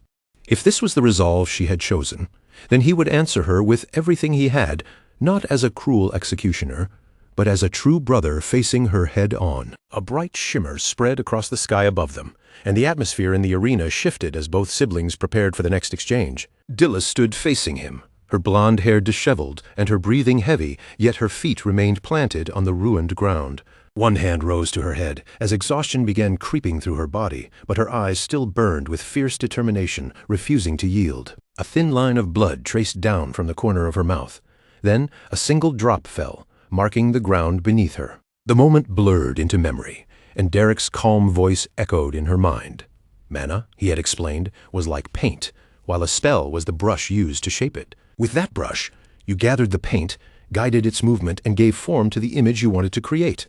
That, he had told her, was magic. Back then, Dila's young eyes had sparkled with wonder beneath the open sky as she listened to him, captivated by a world she had never properly understood. He had shown her the flow of mana drifting through the air.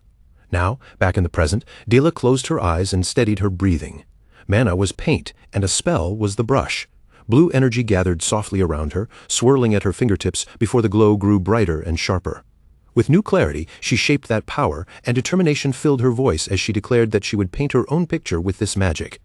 The judge with the monocle stared in disbelief as a radiant blue aura wrapped around her body, and an ice spear formed within her grasp. In the audience, Lady Miria gasped, recognizing it at once as one-star magic. Even Rick's expression shifted with concern.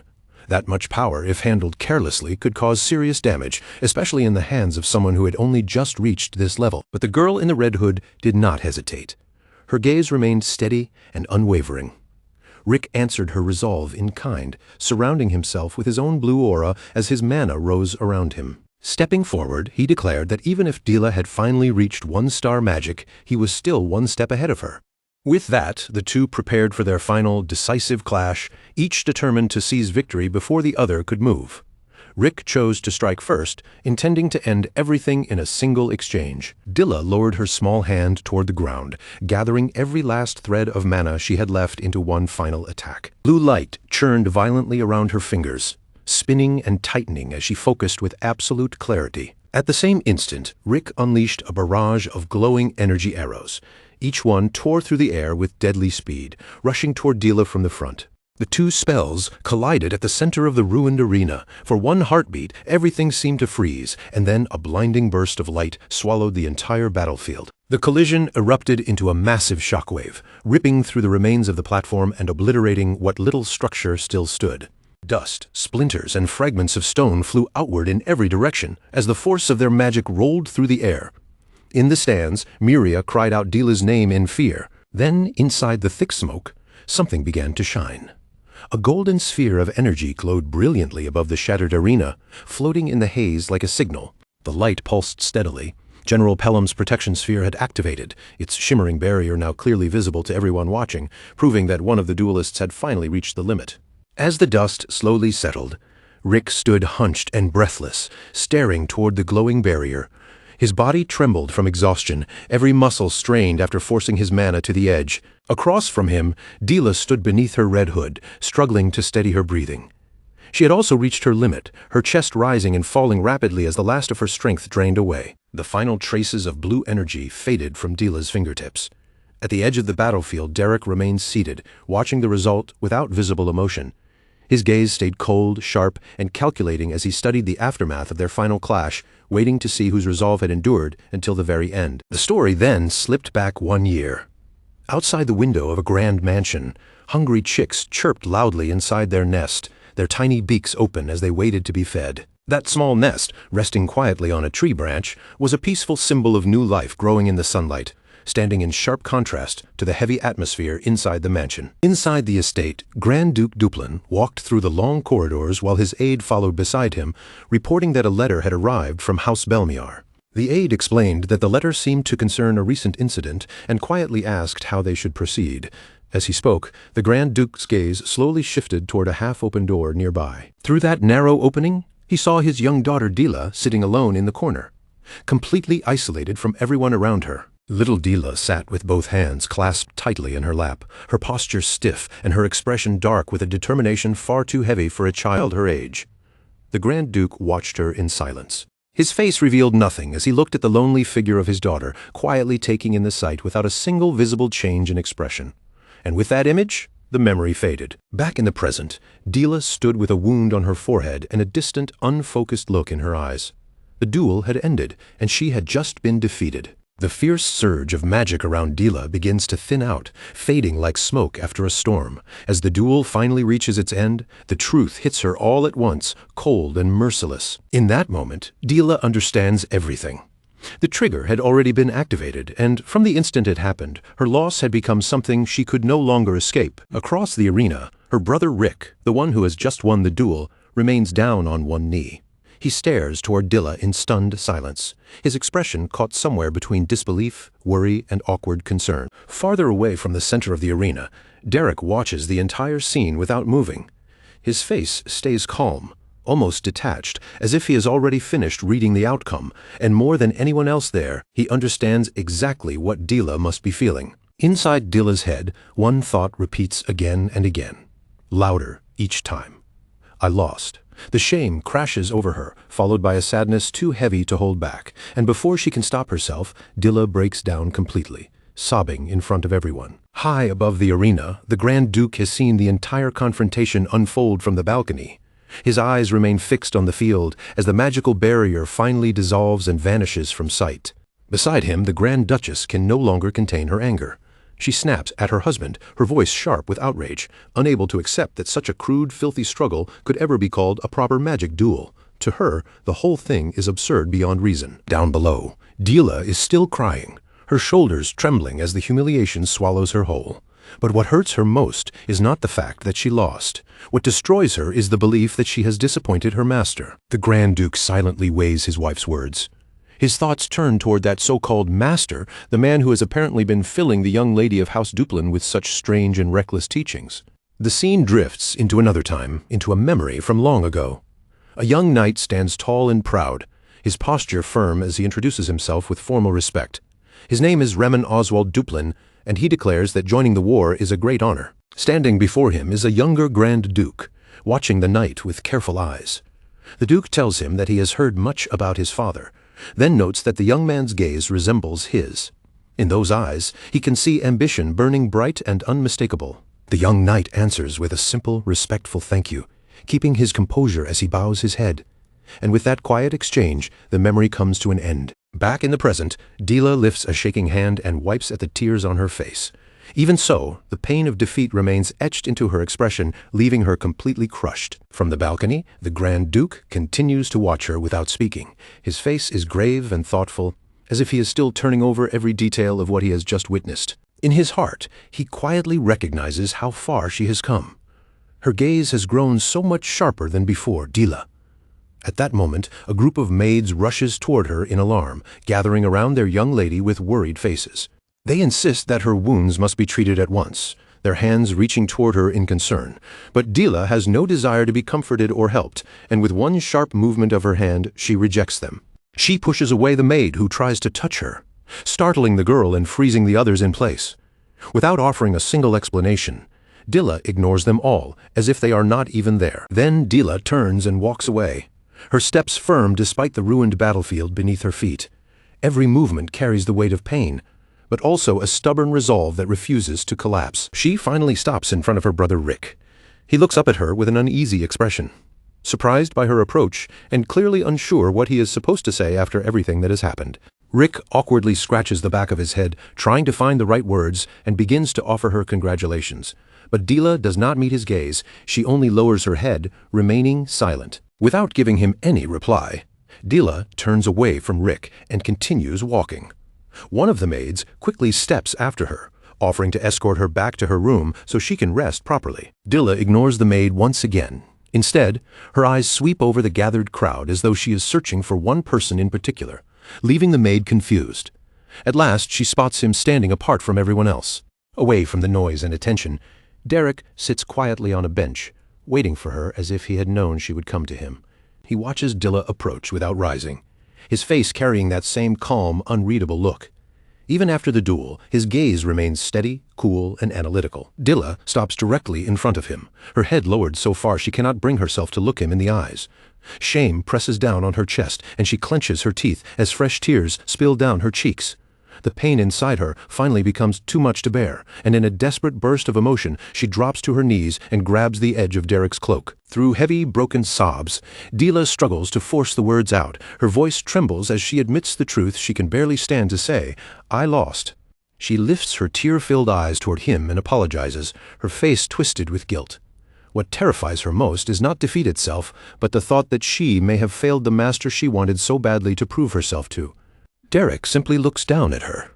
As always, his expression gives almost nothing away, but there is no anger in his eyes, and not even the faintest sign of disappointment. Dila remains kneeling at his feet, holding herself low before him as if placing all of her wounded pride, frustration, and trust completely in her master's hands. At last, Derek reaches out and places a hand gently on her shoulder. His calm touch steadies her, and he tells her that everything is all right, that he is fine as well, offering the comfort she had been desperately waiting to hear. But Derek does not leave her with comfort alone. He gives her one final lesson, telling her to take this frustration, carry it forward, and use it as the force that pushes her beyond her own limits. Those words sink deep into Dila's heart. The despair that had covered her face slowly begins to shift, and beneath the tears, a new resolve starts to burn in her eyes. Finally, unable to hold anything back any longer, Dila releases all of her pain, shame, and frustration in one piercing scream that cuts through the air. The maids stare in stunned silence, unable to believe what they are seeing. Their noble young lady is pouring out such raw emotion in front of a mere commoner without restraint or concern for appearances. Then, all at once, the sharp sound of furious footsteps draws near. Someone is approaching quickly, and the anger in each step is impossible to miss. It is the Grand Duchess. Miria hurries toward them, her face twisted with anger as she calls out her daughter's name. Her voice rings across the grass, sharp enough to make everyone nearby tense. She drops to her knees in front of Dila, instantly wearing the face of a worried mother. With a gentle hand, she touches her daughter's cheek and says that Dila must have suffered terribly. Dila, still overwhelmed, can only whisper one word, "Mother." The Duchess pulls her into an embrace, wrapping her arms around Dila as she assures her that everything will be all right. Then she insists that Dila must go and receive treatment for her injuries immediately. Dila, worn down by the duel, the shame, and the flood of emotions, has no strength left to resist. She simply nods while continuing to cry softly in her mother's arms. As the maids finally lead Dila away, the Duchess lifts a hand and wipes at a tear that looks carefully placed. She maintains the image of a grieving, devoted mother for everyone still watching. But the instant Dila disappears from view, the Duchess's expression changes completely. The sorrow vanishes, replaced by a cold, furious anger that had been waiting underneath all along. Now that her daughter is no longer there, the Duchess turns her attention to the real target of her rage. Her eyes settle on Derek with a sharp, unforgiving glare. She strides toward him across the grass, each step firm and deliberate. The gentle motherly act is gone, leaving only the fury of a noblewoman who believes she has been insulted. Derek watches her come closer, slightly puzzled by the sheer intensity of her glare. Before he has any chance to speak, the Duchess erupts, her anger exploding without warning. She spits out an insult, calling him a vulture-like wretch, and demands to know what he thinks he has done. Her voice drips with contempt as she mocks his pathetic one-star magic. Then, without hesitation, she slaps him hard across the face. The crack of the blow is followed by her hand grabbing his clothes, pulling him forward in anger. She accuses him of filling Dila's head with cheap tricks and dirty methods, saying he has stained the purity of a noble lily. To her, he has forced the young lady of the ducal house to perform something shameful and disgraceful before everyone. Derek takes the slap without flinching. Even as a red mark begins to rise across his cheek, his face remains calm and neutral, showing no fear, anger, or humiliation. The Duchess keeps shouting, declaring that there is a world someone like him could never possibly understand. It is a world of values, dignity, and noble pride, things she insists must be protected no matter the cost. When she sees her husband approaching, she immediately turns toward him as if demanding his agreement. Pointing at Derek, she complains that what they saw was not a true magic duel at all, and accuses him of being the one who taught Dilla such disgraceful things. But before the Grand Duchess can continue, another sharp slap cuts through the air. This time, the blow lands on her face, not Derek's, and she goes completely still, frozen in disbelief. The Grand Duke seizes her wrist before she can act again, his grip firm and impossible to shake off. In a cold, commanding voice, he asks whether she truly cannot see who is the one behaving disgracefully here, leaving the Duchess staring at him in utter shock. Her voice falters as she stammers out a question, unable to understand why he would defend Derek.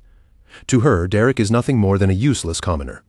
The Duke answers without hesitation, calmly agreeing with that much. Yes, Derek is a worthless commoner. But then the Duke adds the one thing that silences everything around them. He is also their daughter's master. With a stern look, the Duke asks what kind of parent would humiliate and mistreat their own child's teacher in such a shameful way. Through the entire exchange, Derek says nothing at all. He simply stands there in silence, watching the argument unfold around him without trying to defend himself. Then the Duke turns toward Derek, and in front of everyone, he does something no one expected. He apologizes on behalf of his wife, explaining that her outburst is merely a twisted, excessive form of maternal love. Derek looks up at him, visibly surprised by the Duke's sudden intervention. He had never imagined that a noble of the Grand Duke's status would step forward and defend him like this. After a brief pause, Derek accepts the apology with his usual calmness, saying that it is fine. The Duke then shifts his tone and invites him to come to his office, saying there is something they should discuss in private. Derek agrees and follows the Grand Duke without protest. Behind them, the Duchess is left standing there in front of everyone, her pride and authority openly wounded. She grits her teeth so hard, her anger is almost visible, one hand pressed against her stinging cheek. All she can do is watch as her command is ignored and her dignity is trampled in silence. Inside the Grand Duke's office, the atmosphere changes completely. The Duke faces Derek and openly praises his work, saying that he has raised Dilla in a truly impressive manner. As the head of House Duplin, the Duke believes Derek has earned a reward worthy of his efforts. Not just any reward, but the greatest prize a commoner could ever hope to receive. Then he makes an offer so unexpected that Derek is left speechless. A 3-star spell. The Duke has clearly seen through what Derek desires most, and the weight of that offer settles heavily over the office. He acknowledges Derek's accomplishments, but also warns him that a mere 1-star spell will never be enough for anyone trying to survive in high society. Derek answers with composure, explaining that now Dila has secured the basics. Her growth should begin to accelerate rapidly. He also points out that House Duplin has plenty of capable people who could continue guiding her from here. But the Duke cuts him off before he can go any further. What Dila needs is not simply another instructor who can pass along techniques. What she needs is a real master. For a moment, the only sound in the room is the faint scratch of the Duke's pen as he prepares to write. Then, with his sharp gaze fixed directly on Derek, he speaks plainly. Derek carries an ambition that an ordinary commoner should never even dare to dream about. Derek understands at once that the man sitting before him is far from an ordinary noble. The Duke continues, calmly explaining that such ambition would usually be treated as an insult against the nobility itself. Even so, the Duke says he is willing to overlook it, but only because the person standing before him is Derek. Hearing this, Derek falls into a quiet, cautious silence. The truth becomes painfully clear to Derek. The Duke has seen straight through him. He knows Derek's real objective is not merely to obtain one 3-star spell, but to reach something far beyond that. That alone makes the Grand Duke a frightening man. As the Duke continues writing, he warns Derek that a person with ambitions that large cannot remain in a place like this forever. Then he lifts his eyes, looks directly at him, and asks one simple question. Is Derek prepared to leave? Derek gives a clear answer. He is seeing that the ambition in him is real. The Duke accepts it and sets down one condition. Derek must remain at the mansion for a little longer and continue teaching Dila until the Duke is satisfied with her progress. Inside Derek's mind, the limits placed on commoners echo bitterly. There is a ceiling they are never supposed to rise beyond, a highest level they are expected to accept without question. Then the Duke asks the question that changes everything between them. Does Derek want a 3-star spell? For one brief instant, Derek is stunned into silence, but he quickly forces himself back into composure. A clear light of determination sharpens in Derek's eyes, his hesitation disappears, and when he answers, his voice is steady and firm. Yes, he wants it. Not long after, a hidden door opens inside the mansion, revealing a passageway glowing with secret light. With that, the agreement between Derek and the Grand Duke is sealed. Derek steps into the Grand Duke's private library, entering a place packed with knowledge he once thought would always remain far beyond his reach. His hand comes to rest on one of the heavy tomes, and even before opening it, he can feel the weight of the power and knowledge stored inside its pages. When Derek opens the book, his eyes fall on pages covered in complex runes and intricate diagrams. Every line seems carefully crafted, pointing toward the key to Masterina. A 3-star spell. Derek stands there in silence, taking in the sheer scale of what lies before him. The knowledge is dense, advanced, and far beyond anything most mages could easily touch. A quiet whisper slips from his lips, and a faint smile forms on his face. Incredible. He thinks of the countless mages who spend their entire lives struggling just to obtain even a single 2-star spellbook. And yet here, spread out before him, is not just one book, but an entire library filled with 3-star spellbooks. At that moment, the Duke's deal finally begins to make perfect sense. Holding the book in his hands, Derek realizes he now has a firm reason to stay in the mansion. Knowledge like this is worth almost any risk. Still, one quiet thought slips through his mind. Derek knows all too well that if his mercenary companion Pauline ever hears about this new arrangement, she will not let it pass quietly. It would almost certainly cause a huge commotion. Meanwhile, somewhere in the city, a noisy tavern is buzzing with life. Jaiden, the leader of the mercenaries, is occupied with his usual affairs, while Pauline sits nearby looking strangely embarrassed, confused, and bothered by something she cannot seem to settle. The scene shifts once again. Beneath a bright blue sky and warm sunlight, a new day of training begins, carrying a much lighter air than the tension from before. Dila stands proudly with her chin lifted high, confidence practically sparkling across her face. In a loud, self-satisfied voice, she announces to anyone willing to hear it that she is now officially a 1-star mage. Derek does not even bother lifting his eyes from the book in his hands. With complete indifference, he answers in a dry tone that technically, since she has successfully cast a 1-star spell once, she can indeed be called a 1-star mage. His cold reaction immediately makes Dila's excitement stumble. Irritation flashes across her face as she struggles to believe that her own master is not even slightly happy about his student's achievement. Derek calmly adds that it is not exactly an early accomplishment, quietly implying that she actually took longer than expected. Dila's frustration rises at once, and she complains that dealing with him is unbelievably difficult. Unbothered by her reaction, Derek simply remarks that she seems to have recovered quite well over the past 3 days. He then reminds her that the last time they met, she cried quite a lot, and the comment instantly makes her cheeks flush as she turns her face away in embarrassment. Dila loudly denies it, insisting that she did not cry at all. According to her, a little dust had merely gotten into her eyes, though even she sounds unconvincing, as she continues muttering complaints under her breath. Still pouting, Dila says her father really should have warned her sooner. She had been seriously worried that Derek might be thrown out of the mansion after everything that happened. Derek pays no attention to her grumbling and smoothly changes the topic. He announces that it is time to begin the lesson, adding that since she learns quickly, she should soon be able to master other 1-star spells as well. The word quickly catches Dila's attention, her eyes narrow with curiosity, and she asks what he means by that. For once, Derek gives her a small and simple compliment. He explains that her growth truly has been fast, because being able to cast a 1-star spell so soon after awakening her mana is actually quite rare. The moment those words reach her, Dila's pride returns in full force, brimming with excitement again. Dila starts enthusiastically naming the flashy spells she wants to learn next. She suggests Mana Arrow, then immediately brings up the Windblade spell her brother Rick used in the duel. As she continues happily imagining herself defeating Rick with impressive magic, Derek suddenly cuts her off. Ignoring every spell she has suggested, he calmly declares that today's practice will focus on mana manifestation. Dila is completely thrown off by his answer. She thought they were finally moving on to new one-star spells, not going back to something as plain, basic, and boring as mana manifestation. Derek explains it to her with unusual patience, making it clear that there are many reasons behind his decision.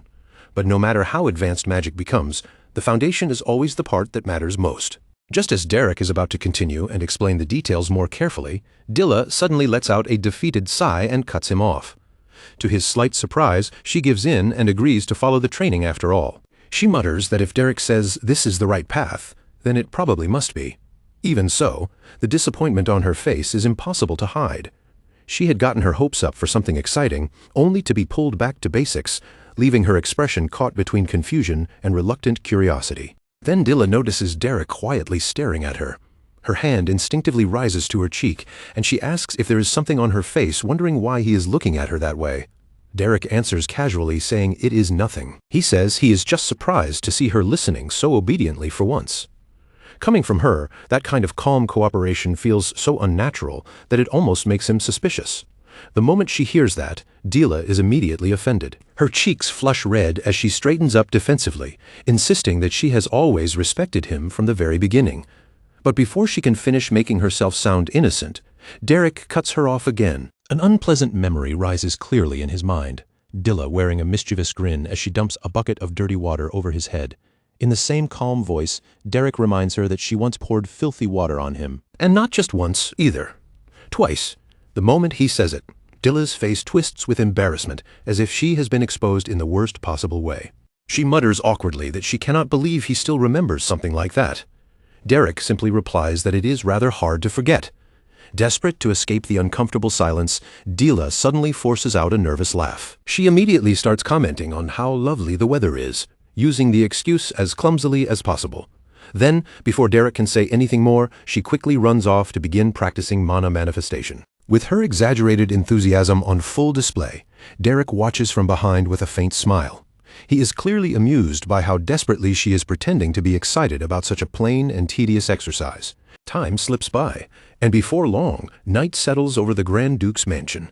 Under the pale glow of the full moon, the estate becomes quiet, wrapped in the cool stillness of late evening. After hours of relentless training, Dila ends up lying flat on the ground, completely drained. Faint blue mana still circles weakly around her body as she struggles to breathe and recover her strength. At that moment, Derek suddenly appears above her, floating slightly off the ground as if it is nothing unusual. Looking down at her, he casually remarks that she is going to be very busy from now on. Derek lands lightly beside her and looks over her exhausted figure. Still panting on the ground, Dila realizes he must have heard about her new schedule too, and frustration immediately rises as she grabs at her head with both hands. She complains that starting next week, she will have to attend etiquette classes on top of everything else. Derek, however, does not look troubled at all, as if he cannot understand why she sees it as a problem. He tells her it is actually a good thing. Now that she has learned a spell, she will finally begin receiving the proper education expected of a noble lady. Dila stares at him in disbelief before launching into a list of all the endless subjects waiting for her. Etiquette, languages, geography, history, botany, piano, sewing, one after another. She names them with growing despair. She cannot understand why she has to learn so many things, and she wonders how her older sister ever managed to endure all of it. Derek answers her seriously, saying that this is exactly why Aisline is known as the Flower of Duplin and the shining center of high society in Evelstein. Dila lets out a tired sigh and admits that the only thing she truly wants to study is magic. Derek responds calmly, telling her that if that is what she wants, then she should simply keep studying it. Since the Grand Duke personally hired him, they have far more freedom than before. But Dila still does not look convinced. She wonders if they will really have enough time for magic with all those new lessons taking over her schedule. Derek reassures her with quiet confidence, asking who could possibly fire him now that he has the Grand Duke's direct support, and Dila can only give him a bitter little smile. She explains that even if her father accepts Derek, her mother will never stay silent. the Duchess will keep searching for any possible excuse to drive him out of the mansion. Derek asks her directly why the Duchess is so desperate to have him expelled. With worry tightening her expression, Dilla explains that her mother believes learning from a commoner like him will pull her away from the dignity and grace expected of a noble. According to Dilla, the Duchess is afraid she might even end up becoming a mercenary. Derek takes that in silently, and from the viewpoint of the nobility, he can understand it. The duel they fought truly did lack the polished elegance and noble dignity they value so highly. It had been a raw, rough, unrefined fight from beginning to end. Then, all at once, an idea begins to form in Derek's mind. With a new firmness in his eyes, he tells Dilla that the solution is actually very simple. Dilla looks at him in confusion, unable to follow. Derek's gaze sharpens with quiet strategy as he addresses her calmly. Silencing the Duchess is not that difficult. All Dilla has to do is remove the very reason her mother can object, and the statement leaves her completely speechless. Dilla has absolutely no idea what he is trying to say. At that moment, Derek's plan is still too abstract for her to grasp, and she can only stare at him in bewildered silence. The next morning, bright sunlight spills over the Grand Duke's mansion, washing the estate in a fresh golden glow. A new day begins, and with it, Derek's plan quietly starts to move. Inside the mansion, Duchess Miria walks through the halls with a troubled expression. Several maids follow close behind her, keeping pace as her thoughts grow heavier with every step. She has already decided that she must act. In her imagination, one terrible possibility after another begins to unfold. To her, Derek is a dangerous teacher, a commoner who might drag her innocent daughter into the crude and vulgar world of mercenaries. She imagines him turning Dilla into a rough, unruly fighter, stripping away the elegance of a noble lady and replacing it with wild habits that would shame their entire house. Her worst nightmare appears vividly in her mind. Dilla dressed like some savage barging into high society with a wild boar slung over her shoulders. The image alone is enough to terrify everyone and stain the name of House Duplin forever. Just thinking about it sends a sharp headache through the Duchess's head. She cannot allow such a disaster to happen. With renewed determination, she reminds herself that no matter what that commoner teaches her daughter, she still has power here. And no matter what her husband approves, she is still the lady of the house. Her word carries authority within these walls. Again and again, she repeats the same thought to herself. She must find a way. Resolve hardens completely.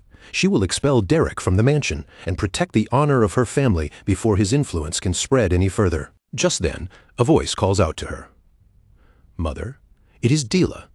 The Duchess turns around, ready to face her daughter, but the moment she sees her, her mind drifts unexpectedly into the past. For one brief instant, the Duchess no longer sees the troublesome girl standing before her. Instead, she remembers a small, innocent child smiling in her arms, and that tender memory softens her heart. A single tear gathers in her eye, yet that memory only strengthens her determination to protect her daughter.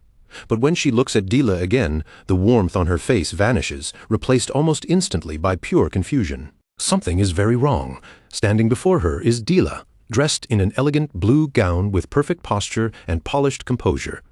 She bows with flawless grace and gently asks whether her mother rested well last night. Her voice is soft, serene, and refined in a way the Duchess has never heard from her before. Miria freezes completely, unable to process the sight in front of her. The change is so sudden and unbelievable that she can only stammer in confusion. Derek's plan has begun. Wearing a bright smile and speaking in a sweet, gentle voice, Dilla apologizes for not being able to speak with her mother earlier because she had been recovering from her injuries. She says there are many things she would love to share with her mother, but unfortunately, she has piano lessons that morning.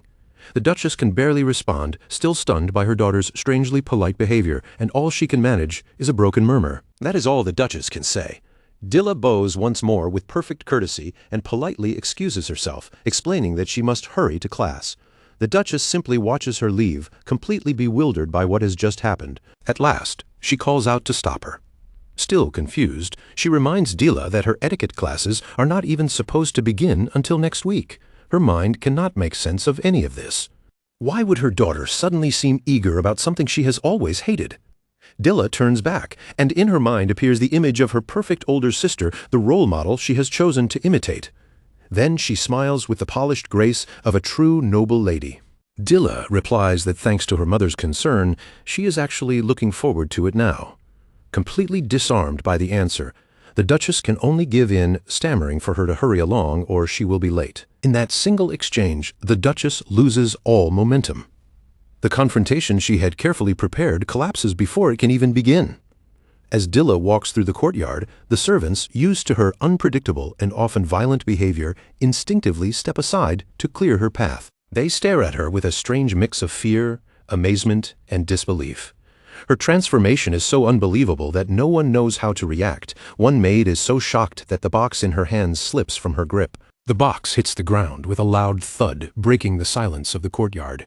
Everyone freezes at once, bracing themselves for Dila to explode in anger.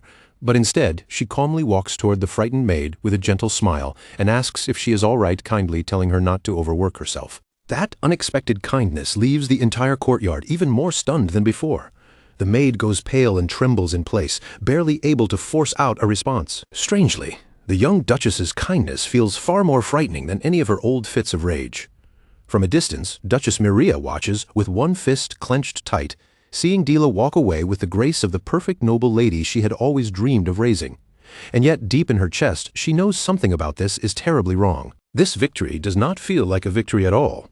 Later that same day, the scene shifts to the noble district of Ebelstein, where the quiet elegance of high society settles over everything. Beneath that calm, refined atmosphere, a round table has been prepared for afternoon tea, its setting delicate and proper, as if nothing unpleasant could ever intrude there. Yet, during their last gathering, Ellen had clearly sensed that something was weighing on Aisline. The cheerful conversation had not been enough to hide the heaviness in her heart, and Ellen had been quietly worried ever since. When Aisline heard this, she blinked in mild surprise. Aisline had not realized her emotions had shone through so clearly. Regaining her composure, she gave a small, graceful smile, lifted her teacup, and admitted that she had indeed been troubled at the time. Fortunately, most of the matter had already been settled, and she felt much better now, her calm voice carrying a soft sense of relief. Hearing that, Ellen felt genuinely comforted. Even so, another concern still lingered in her mind. She had heard a rumor that Aisline had personally left the noble district to save someone, and that alone had deeply unsettled her. After all, daughters of noble houses rarely stepped beyond their protected world unless there was a serious reason. Ellen honestly admitted that the rumor had worried her a great deal. Aisline gently thanked her for caring, and then explained what had happened. Her younger sister, Dila Belmiard, had needed a proper magic teacher, and since finding the right person was not easy, Aisline had decided to search for one herself. Although Aisline's explanation sounded simple, Ellen's thoughts sharpened at once. If Aisline had personally gone out to find that teacher, then the person could not possibly be ordinary. A noble lady would never go that far for someone insignificant. Still, Ellen kept her pleasant smile in place, even as quiet curiosity stirred behind her composed eyes. At that moment, Lady Denise Linear Veltis, the second daughter of House Veltis, who had been listening quietly beside them, entered the conversation with a polite smile. She confirmed that the teacher had indeed been hired for Lady Dila. Not long ago, Denise had visited the Belmiard mansion and seen Dila again, and the change had been astonishing. The once troublesome young girl had become so refined and proper that she was almost unrecognizable. Aisline nodded, her voice filled with quiet pride. Dila had already manifested one-star magic, and her behavior had become neat, steady, and composed.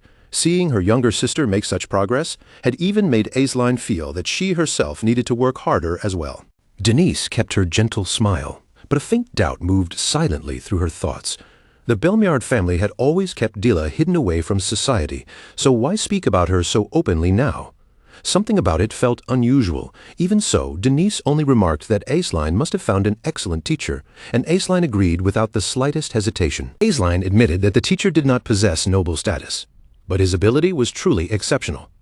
In fact, he was impressive enough that it had been worth traveling all the way to the Belden Mercenary Corps to find him personally. At those words, both Ellen and Denise paused. A mercenary. That single word seemed to hang in the air with unexpected weight. As the silence lingered, Ellen's thoughts drifted back to an old memory. She remembered a cook who had once fled from the Belmiard estate in terror, whispering frightening stories about Dila's harsh, violent, and uncontrollable behavior. Back then, Dila had been known not only as wild, but even cruel, the kind of young lady people quietly feared rather than admired. And yet now, that same Dila had become disciplined, refined, and even a one-star mage. Transforming someone like her could never be done with simple skill alone. It required strength, patience, and the ability to control a truly difficult student. Ellen slowly took a sip of tea, hiding the sharpness of her thoughts behind the elegant motion.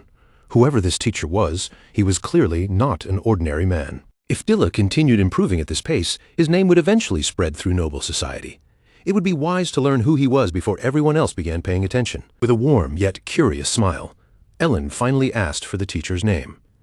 Aisling looked slightly puzzled by the sudden interest, as if she had not expected the question. Ellen simply explained that if he was guiding Dilla, then he would surely become famous someday. There was no harm in knowing his name in advance. Aisling accepted that reasoning without suspicion and answered calmly. The teacher's name was Derek. Then the scene quietly shifts to the sitting chamber of the grand Belmiard mansion, where Lady Dilla sits beside her mother on a beautifully embroidered sofa, speaking with bright enthusiasm as she explains that Derek has also been teaching her a little etiquette along with magic. With a soft laugh, Dilla admits that etiquette is extremely difficult to learn alone. Her mother replies with a composed smile, saying she understands and that it is admirable for Dilla to study so diligently by herself, but Dilla quickly corrects her, explaining that it was not truly self-study at all. Derek had patiently taught her everything. Curious, her mother asks what had been so difficult back when Dilla tried learning on her own. Dilla laughs again and answers honestly that almost everything had been difficult. Then, with cheerful sincerity, she adds that she can only manage even this much because Derek has been helping her. At that moment, irritation quietly flares inside her mother's heart. Her face remains calm, and her elegant smile does not waver, but her thoughts are anything but peaceful. That damn Derek. Inwardly, she fumes over the name. How many more times must she hear it? She does not know exactly what Derek has done to influence Dilla so deeply, but she cannot allow things to keep going like this. There has to be some way to handle the situation. When their conversation comes to an end, she excuses herself with dignified composure, carefully hiding the anger simmering beneath her refined exterior. Soon after, she begins moving through the mansion halls, determined to gather information for herself. She first approaches a maid and casually asks about Dilla's recent behavior. The maid smiles warmly and replies that Lady Dilla has been very kind to the servants lately, and that she has become noticeably gentler. Still unsatisfied, the mother continues her quiet investigation and speaks next to a gardener. He also smiles as he remarks that Lady Dilla seems to be in an unusually good mood these days. Her personality has softened greatly, and the change has happened in only a few short weeks. Finally, she goes to the butler. The butler pauses thoughtfully before answering, then says the transformation is truly surprising. The refined demeanor Dilla now displays is something he had previously seen only in Lady Aisling. Perhaps, he suggests, Lady Dilla is finally trying to become a true noble lady. There is now a natural dignity in Dilla's behavior that had never existed before. But instead of comforting her mother, every one of these remarks only deepens her resentment. Her face flushes red with suppressed anger, yet she forces herself to remain composed and quietly withdraws from the servants without revealing what she is feeling. As night slowly descends over the estate, her thoughts continue to burn hotter, filled with frustration that refuses to fade. Outside, beneath the faint silver glow of the moon, Derek is alone on the castle grounds, practicing his magic in the quiet darkness. Sweat rolls down his forehead as exhaustion weighs heavily on his body. Even so, he refuses to stop, pushing himself forward through sheer will. Blue mana flickers around his hands as he focuses intensely, trying to sharpen and refine his control. For a brief moment, the aura flares brighter, but the strain quickly becomes too much for him to bear. His strength finally gives out, and Derek collapses onto the ground, breathing hard as the last of his energy drains away. As he lies there trying to catch his breath, he suddenly senses that someone is nearby, watching from a short distance away. Turning his head, Derek sees Ra, Dilla's former opponent, standing not far from him under the night sky. Ra apologizes politely and asks whether he has interrupted Derek's training. Derek pushes himself up slightly and assures him that it is no trouble at all. Then, curious about the unexpected visit, Derek asks what has brought Ra all the way out here so late at night. Before long, the two of them sit together beneath the open sky, the quiet night stretching around them. Ra explains that he came because he wanted to speak with Derek about Dilla. Before continuing, Ra notices the book resting in Derek's hand and asks if it is a 3-star spell book. Derek confirms that it is, explaining that His Grace Duke Valerian lent it to him. Ra is visibly shocked by the answer. A book that valuable being entrusted to someone like Derek is no small matter, and the surprise shows plainly on his face. Derek admits that the magic written inside the book is still far beyond his current level.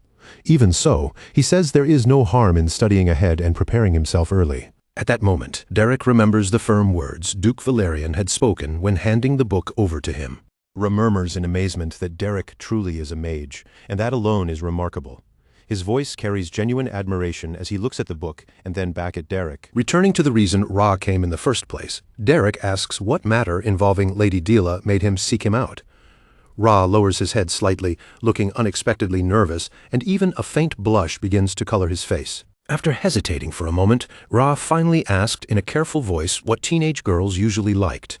Derek stayed quiet and listened seriously, waiting to see where the awkward question was leading. Ra grew even more embarrassed as he forced himself to continue. He wondered aloud whether Dila might be happy if he embroidered a doll that looked like her, his face showing that even he was not fully confident in the idea. For one brief second, Derek imagined an oddly detailed handmade doll modeled after Dila, and the image made him reject the idea almost instantly. With firm irritation, he told Ra that she absolutely would not like something like that. Ra immediately backed down, hurriedly admitting that he had suspected as much from the start.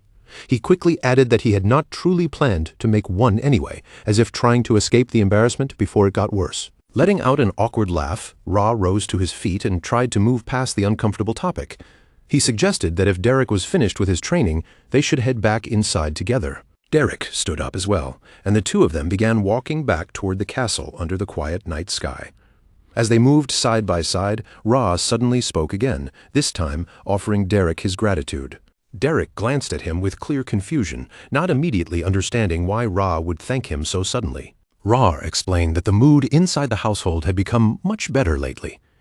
Even Duke Valerian had started paying closer attention to the management of the territory, and although the Duke rarely showed his emotions, Ra felt that he seemed quietly satisfied. Derek replied that reading Duke Valerian's true feelings was never easy. Ra gave a soft laugh and admitted that everyone in the mansion would probably agree with him on that. After walking a few more steps, Ra suddenly stopped. He lifted his gaze toward the still night sky, as if sorting through thoughts he had been carrying for a long time. In a thoughtful voice, Ra said that perhaps he needed to accept certain things. People could change, especially when they were still young and had not yet settled completely into who they would become. Maybe he had simply failed to notice Dila's transformation before, or maybe some part of him had been avoiding it. But now that she had truly changed, Ra felt that he needed to change his own way of seeing her as well. Turning toward Derek, Ra thanked him sincerely and said that Dila's change had happened because of him. Derek offered no answer. He only continued walking, silently accepting the words without reacting much. After a short pause, Ra brought up something else. He said that Dila's magic had felt strangely different from what he expected. Derek asked if Ra had noticed that during their earlier duel. Ra explained that watching her magic felt almost like watching someone draw a picture. Deep down, Derek silently acknowledged just how sharp the boy's perception was. A genius truly was a genius. Noticing that kind of subtle difference should not have been easy, yet Ra had picked up on it clearly. Derek then explained that Lady Dila used a mana operation technique from the School of the Wild. Every person handled mana in their own unique way, shaped by instinct, temperament, and natural talent. Once Dila reached a certain level, she would naturally form her own understanding of magic, and at that point, she would no longer need his guidance. In fact, if a teacher interfered too much after that, it might hold her back instead of helping her. Ra nodded slowly, taking in Derek's words.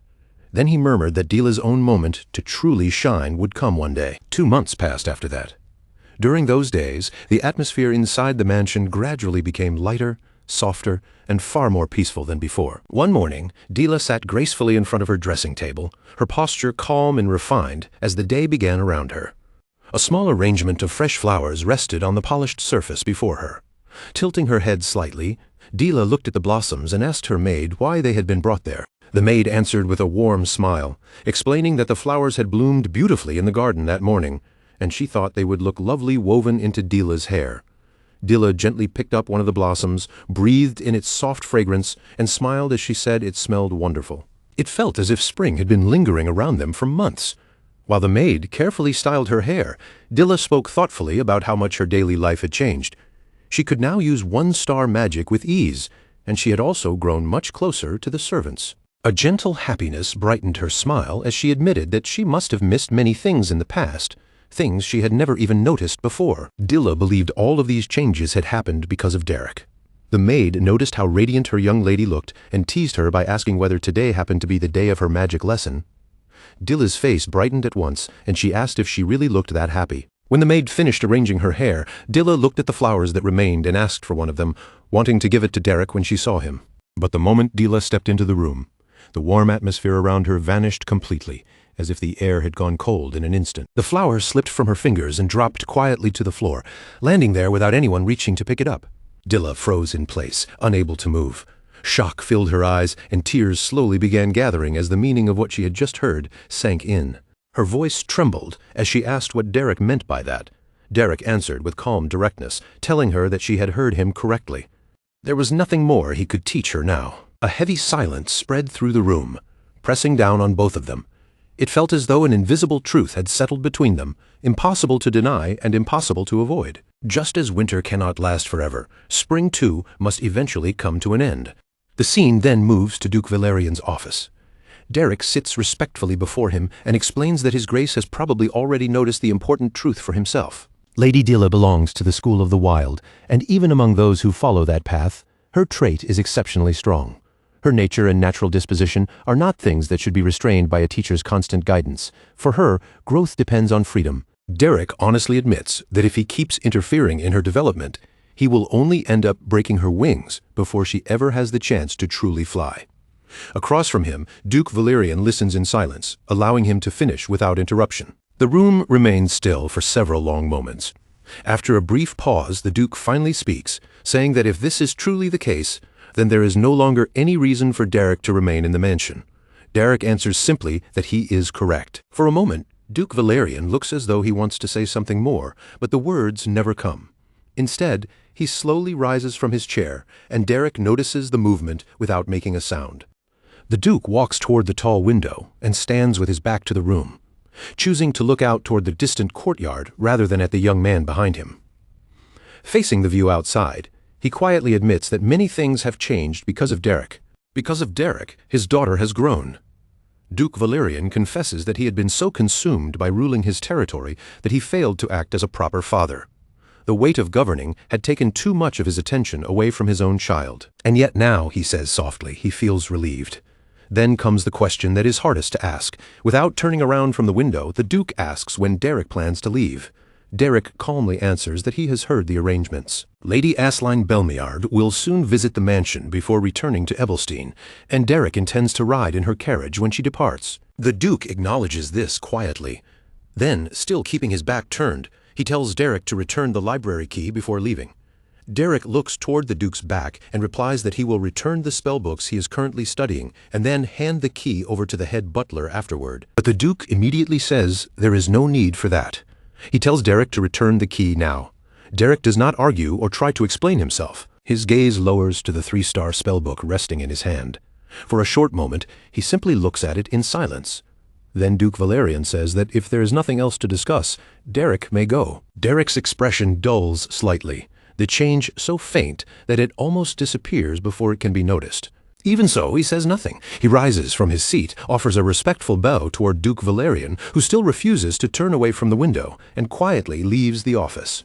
Derek walks through the mansion corridor at an unhurried pace, his footsteps echoing softly across the polished floor with each step. As he turns a corner, he suddenly comes face to face with Dilla Belmiard. Derek stops immediately, the quiet hallway stretching between them. Dilla stared at him, her eyes carrying a painful mix of anger and disappointment, as if she could not decide whether she wanted to scold him or ask him not to go. She finally demanded how he could step into her life so abruptly, stir everything up without warning, and then disappear just as suddenly. Derek remained composed as he addressed her as Lady Dilla, his voice calm and respectful, saying that this was simply something that could not be helped. Dilla said she already understood that he would not listen no matter what she said, but even knowing that, she still had to say it. Her voice lost some of its sharpness, turning quieter and more fragile as she asked whether he truly could not stay. Derek did not give her an answer right away. Instead, he moved a little closer to her, then lowered himself carefully until his eyes were level with hers, meeting her gaze directly rather than looking down at her. In that same steady tone, Derek explained that, just like before, he would return to life as a mercenary. He would keep studying magic on his own, step by step, And one day, once Lady Dilla had sharpened her abilities even further, she would travel to Ebelstein for her official debut. Dilla slowly lowered her head, trying to hide her face, but the tears gathering in her eyes gave her away. No matter how hard she tried to hold herself together, the sadness pressing down on her was plain to see. Derek smiled faintly and told her that when that day came, they could meet again. And if his own magic had grown enough by then, perhaps he would even be able to teach her something new. The moment she heard that, the sadness in Dilla's eyes twisted into visible frustration. She snapped that he was annoying, complaining that he always knew exactly what to say at the worst possible moment, leaving her with no proper way to argue back. That night, Dilla lay alone in her bed, but peace never truly came to her.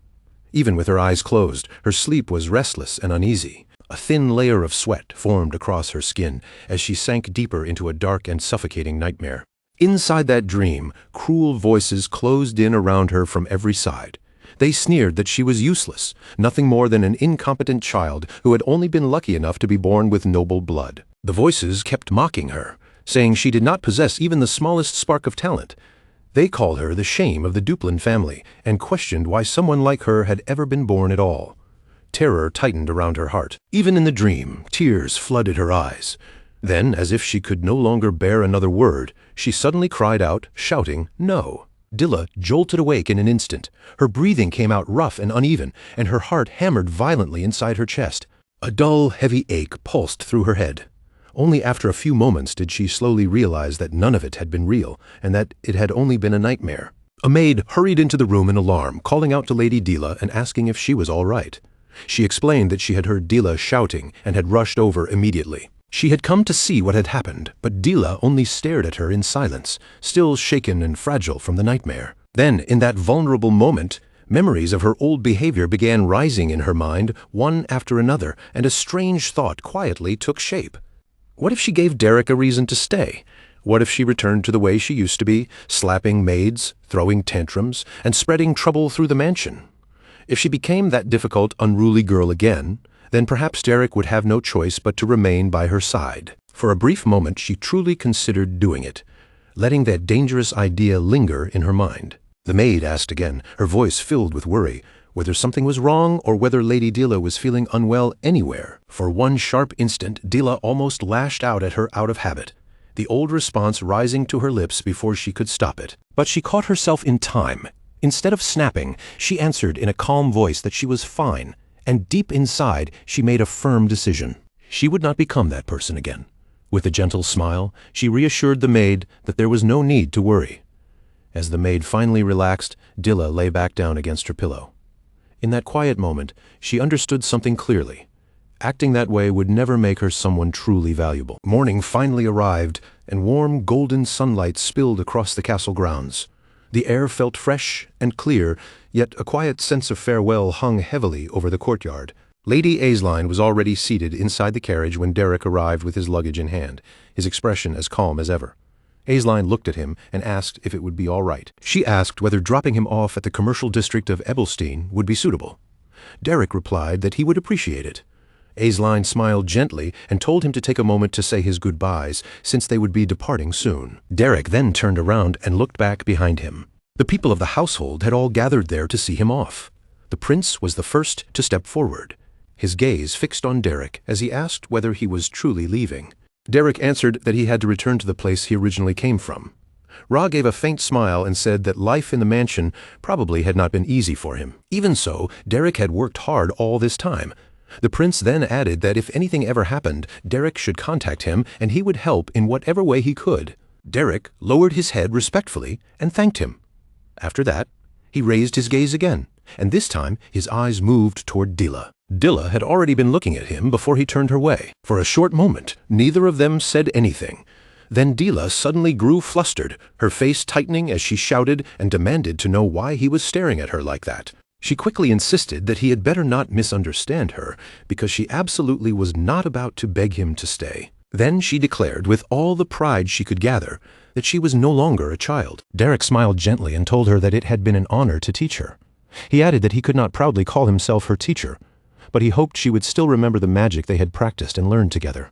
Dilla lifted her chin with a proud little tilt and replied that she would proudly say he was her teacher.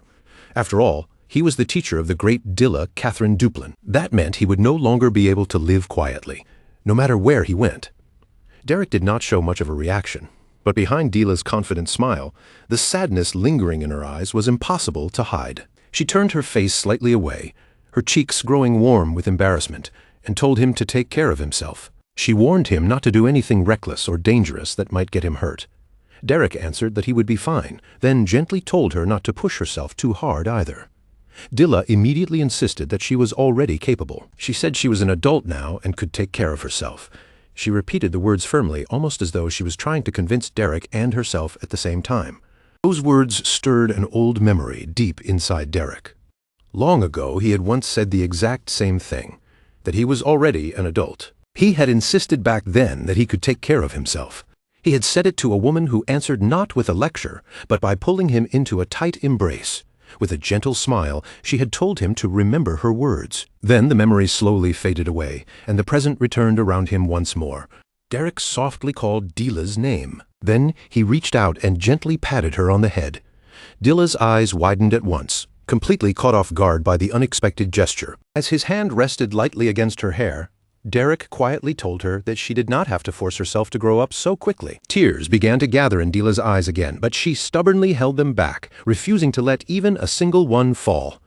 Derek slowly stepped back from her and turned away to leave. The moment his gaze moved elsewhere, Dilla quickly raised her hand and wiped at her face, trying to erase the tears before anyone could notice. Just as he began walking away, Dilla suddenly called out his name. Derek stopped in his tracks and turned back toward her. She forced the brightest smile she could manage, lifted her hand, and waved at him while shouting that they would meet again someday. Derek lowered his head with quiet politeness and answered that they would meet again in Ebelstein, Lady Dilla. At last, tears filled Dilla's eyes so completely that she could no longer hide them. In a soft, trembling voice, she simply answered, "Okay." And with that final farewell behind him, Derek left the castle. By the time evening settled over the city, Derek had arrived in the commercial district of Ebelstein. The streets were crowded and noisy, overflowing with merchants, travelers, and the restless energy of the city. Nearby, two men were shouting at the top of their lungs, cheering someone on with wild excitement and urging them to hit their opponent even harder.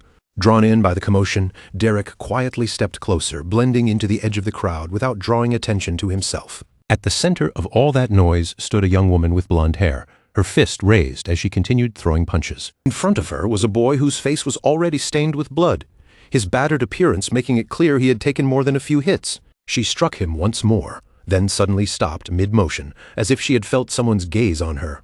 Slowly, she turned around, and the instant she saw Derek standing there, her whole expression brightened with surprise and delight. She called Derek's name with unmistakable excitement in her voice.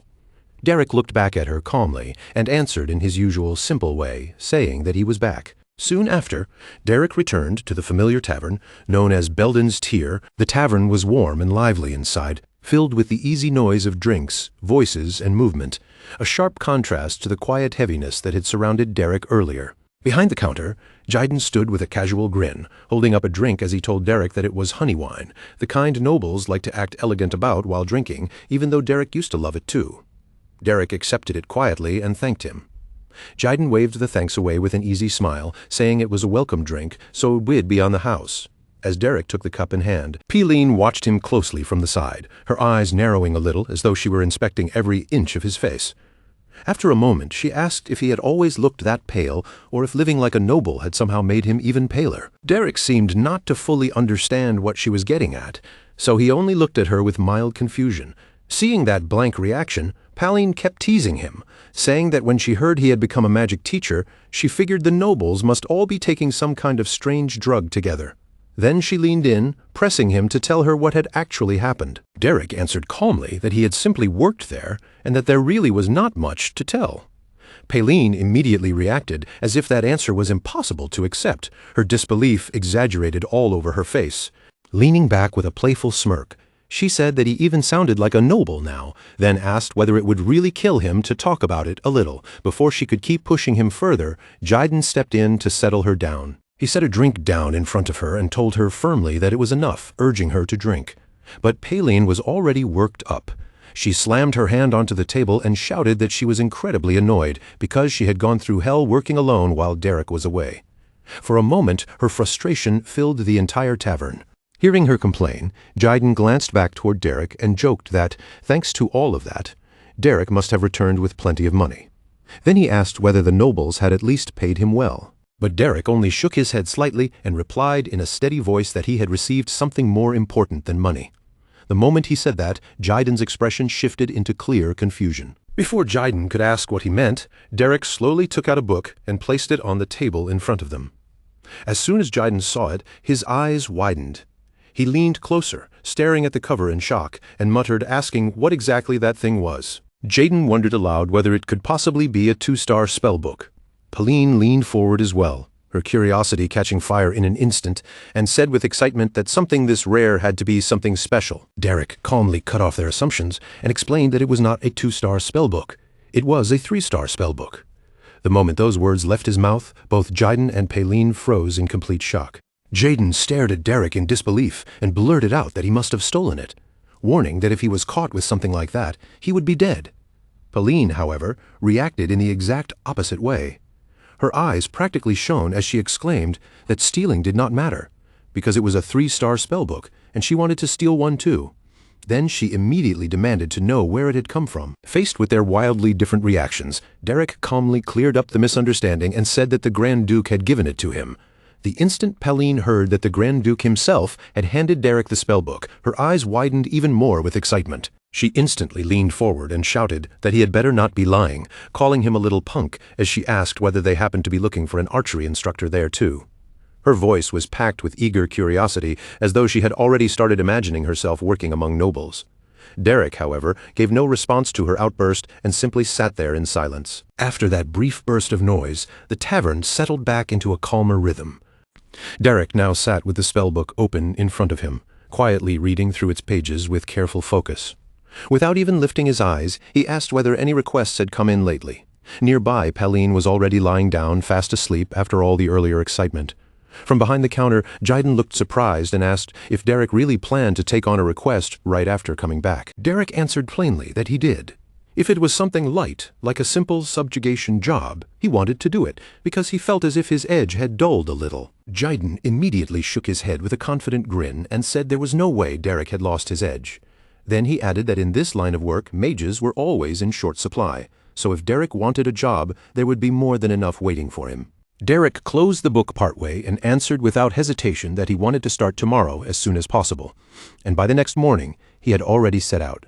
Derek and Pauline traveled together toward their destination, riding along the road side by side as the two mercenaries began their new mission. As they pushed deeper into the wild outskirts, the safer roads fell behind them and several monsters appeared along the way.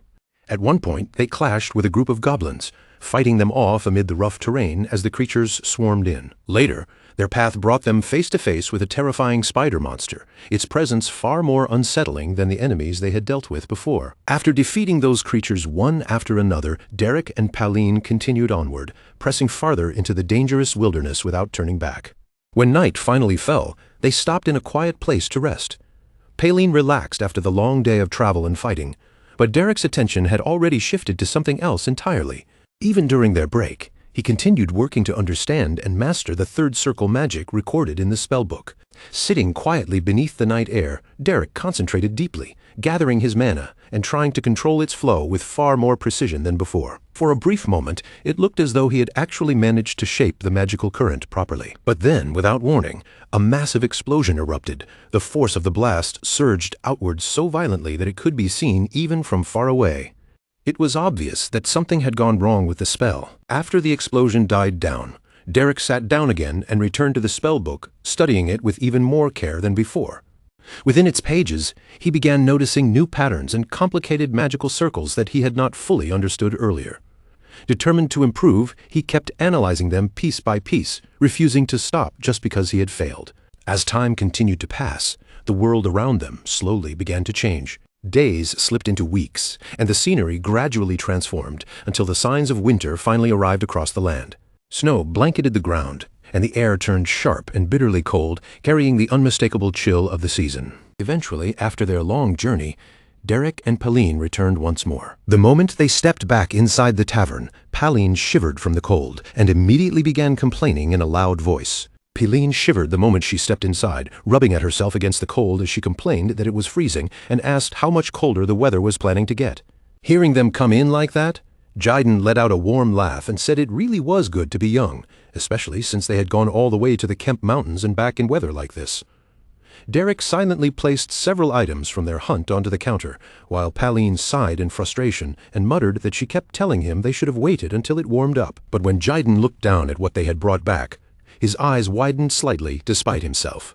He shook his head with a laugh and said the two of them were probably the only people reckless enough to return with a harpy's head in weather this terrible. After hearing Jiden's earlier remark, Derek answered quietly and thanked him, saying that after that trip, he finally felt alive again. Jiden smiled a little at Derek's response, then continued by saying that after working that hard, Derek would probably be resting tomorrow. But as luck would have it, a request had just come in that seemed to fit him perfectly. Derek lifted his gaze with interest and asked what kind of request it was. Jiden explained in a calm, easy tone that it was expensive and simple, though it might turn out to be a little troublesome in its own way. He said the request had been sent over from the Royal Mercenary Corps on West Street. Then Jiden asked if Derek had heard of Count Belmiard, explaining that they were looking for a commoner who could help with magic sparring. To put it plainly, Jiden said, they needed someone to act as a punching dummy. Derek would only have to go there, take a few hits, and the job would be done. Soon after, the setting moved to the Nobles District, where a large magic sparring arena stood waiting. The training ground was spacious, clean, and well-maintained, clearly built for noble mages to practice in comfort. Inside the arena, an old man stood beside a young girl with striking red hair. The girl looked around with curiosity and asked who she would be sparring with that day. The old man answered evenly that the session was meant to help her practice offensive magic. He explained that they had arranged for a commoner to assist her. The girl, Ellen, immediately frowned, her disbelief showing clearly as she questioned what he had just said. She asked if he was seriously telling her to beat up a commoner right now. Hearing the resistance in her voice, the old man responded in a firm and controlled tone. He told her that this was also part of her training. They had promised the commoner enough compensation so she could practice as much as she wanted without holding back. Ellen sighed and crossed her arms, clearly unimpressed by the explanation. She said that, sure enough, this so-called practice was basically just beating the hell out of a commoner, which felt exactly like something nobles would do. The old man tried to justify the arrangement a little more, adding that the commoner could at least handle one-star magic. Ellen raised an eyebrow at that and asked her teacher whether he had forgotten that she would soon become a two-star mage, pointing out that the gap between one-star and two-star was enormous. To her, that difference was like heaven and earth. A moment later, the scene shifted inside the sparring arena itself, where Derek was already waiting quietly for his opponent to arrive. He sat there calmly, his posture steady and composed, showing no trace of nervousness at all. Then, someone suddenly stepped in front of him. It was the same red-haired girl from earlier, Ellen. She looked at him with open curiosity and asked if he was the sparring opponent assigned to her today. Derek responded calmly, introducing himself without any extra hesitation. After hearing his introduction, the girl gave a small nod and replied that her name was Ellen. But as Derek's name settled in her mind, a faint sense of familiarity stirred inside her. Derek, she wondered silently. She felt as though she had heard that name many times before, though she could not immediately place where. After a short pause, the old teacher spoke again and calmly brought the conversation to an end, telling them to head to the arena. Even as they moved toward the sparring ground, Ellen kept thinking to herself, studying Derek's appearance with a puzzled look. She wondered silently whether he was truly a mage, because he looked far younger than she had expected. That thought lingered in her mind for a moment, but she quickly pushed it aside and began preparing herself for the match. Once they stepped into the arena, Ellen straightened her posture and fixed her attention on Derek. Her expression sharpened into seriousness as she prepared for the sparring session. Then she looked directly at him and asked whether he knew the basic etiquette of magic sparring. Derek answered without hesitation, his voice calm as he said that he knew the basics. Hearing that, Ellen nodded slightly and told him to resist as much as he could, adding that she would try to end things quickly. But even while saying that, she was already thinking quietly to herself. She told herself that she would do what she had to do, but if she blasted him out of bounds with a shockwave, the match would be over in no time. Meanwhile, Derek considered her words carefully before speaking again. He repeated the idea of resisting as much as he could, then calmly asked exactly how much resistance she wanted from him. Ellen immediately looked at him with a mix of confusion and annoyance, asking what kind of ridiculous question that was. Derek explained in the same calm tone that he needed to know how much he should resist if he wanted to be useful to her training. The old teacher, standing nearby, remained silent as he listened to their exchange. Hearing Derek speak in such an unusual and serious way, Ellen could not help letting a small smile appear on her face. She shook her head slightly and told him he certainly had a funny way of talking. Then she repeated herself, saying that he should resist with everything he had. The moment Derek heard those words, a faint smile quietly appeared on his face. At the same time, energy began to stir around him as he prepared for the sparring match. With calm confidence, he answered that he would do as she commanded. Blue magic slowly gathered in Derek's palm as he stood in the arena, facing Lady Ellen, and the space between them grew heavy. The air seemed thick with tension and magical power, yet neither of them made a careless move. Both remained composed, standing in silence as they prepared for what was about to unfold. Lady Ellen began to chant, her voice soft, steady, and refined. Every word carried control and precision as power condensed into her hand. As she studied the young man in front of her, she had to admit that this commoner possessed rare talent. Reaching the level of a one-star mage at such a young age was certainly not a small achievement. Even so, in Ellen's eyes, his calm confidence was beginning to look far too close to arrogance. To her, he seemed unaware of the invisible boundary that stood between nobles and commoners, and she believed it was her place to remind him. The instant her chant ended, she released the magic she had gathered in one swift motion. A destructive wave surged forward, tearing through the air with overwhelming force as it rushed straight toward Derek, but Derek reacted instantly. Without the slightest hint of panic, he stepped lightly to the side and shifted back just enough, avoiding the attack with clean and effortless precision. The spell shot past him and slammed into the trees behind the arena, exploding with violent force. Thick trunks were sliced apart as if they were nothing more than paper, sending splinters and dust scattering across the ground in a chaotic burst. Lady Ellen narrowed her eyes, disbelief flashing through them. The ease with which he had dodged her attack made it feel almost as though he were mocking her. Meanwhile, Derek simply watched her in silence, his expression calm and his posture relaxed, as if he were quietly waiting to see what she would try next. That composure only irritated Ellen even more. Anger rose inside her, because in her mind, no matter how skilled he might be, a commoner had no right to stand so calmly before a noble mage. Determined to correct what she saw as his misplaced confidence, Ellen decided she would overwhelm him completely and force him to acknowledge the gap between them. Without hesitation, she began chanting once more. This time her voice echoed more sharply across the arena, and multiple magic circles appeared beneath her feet, glowing with a cold and eerie light. From those circles, countless arrows of ice began forming around her, gathering together like a frozen storm waiting for her command. She watched the ice arrows take shape with quiet certainty, convinced that someone at Derek's level could never withstand an attack like this. Then, with a decisive gesture, she released them all at once. The air instantly filled with a massive wave of icy projectiles, rushing toward Derek from every direction and leaving no clear path of escape. Yet, even then, he did not falter. He simply raised one hand and cast what looked like a very basic spell. The moment the two magics collided, Lady Ellen's eyes widened in shock. That basic-looking spell shattered every ice arrow in an instant, breaking them apart before they could get anywhere near Derek. The icy projectiles burst into countless glittering fragments, scattering across the arena like shards of falling glass, with several pieces skidding all the way to Ellen's feet.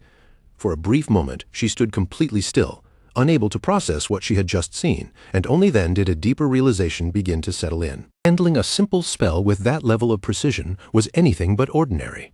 It required an exceptional understanding of magic, along with a mastery that could not be gained through talent alone. Nearby, the teacher who had been observing the duel watched the exchange with growing interest. The rumors surrounding Derek no longer sounded exaggerated to him. In fact, the skill Derek had just displayed hinted at experience far beyond that of an ordinary academy student. The more he watched, the harder it became to ignore the weight behind those stories. Perhaps Derek really had lived as a veteran mercenary, and perhaps that calm exterior was hiding far more than anyone first believed. Beneath Derek's quiet demeanor, there was clearly something real. Realizing her mistake, Lady Ellen finally understood that she had underestimated him. The time for light testing was over. A new determination sharpened in her eyes as golden magical energy began swirling around her body, and she started chanting once more, her voice noticeably sharper than before. This time, every word came out with greater focus. Flames of radiant light flickered around her like a blazing aura, filling the arena with an intense glow. In her mind, Ellen admitted that she had been careless earlier, Now she would no longer hold back. As her chant reached its end, dozens of golden arrows appeared around her, each one shining with destructive power. The air itself seemed to hum beneath the pressure of those arrows. Derek watched in silence and immediately recognized the change in her approach. She was no longer trying to land precise strikes. This was a wide-range assault designed to swallow everything in its path, leaving him with nowhere to dodge. For a moment he quietly admired her judgment. Her ability to adjust so quickly was not something he could take lightly. Without hesitation, Lady Ellen raised her hand, gathered those arrows under her command, and released them all at once. A storm of golden light surged forward, raining down toward Derek like a relentless wave of blazing spears. Realizing at once that simple evasion would no longer work, Derek reacted without wasting a single breath. He chanted a defensive spell and formed a magical barrier around himself, gripping the spell firmly with both hands as he braced his body for the impact. One golden arrow after another slammed into the shield, each collision erupting into a deafening explosion that shook the entire arena. Dust and shattered debris rose in thick clouds, swallowing the battlefield until almost nothing could be seen. From a distance, Lady Ellen watched with steady confidence, certain that a barrage this relentless would eventually crush through his defense. But as the smoke slowly started to thin, her eyes narrowed sharply. Derek was still standing in the exact same spot. His barrier remained intact, his posture stayed steady, and there was no sign of injury on him at all. Before that moment could fully sink in, Derek suddenly sensed movement cutting through the chaos at incredible speed. Using the cover of the explosions, Lady Ellen had closed the distance between them with remarkable agility.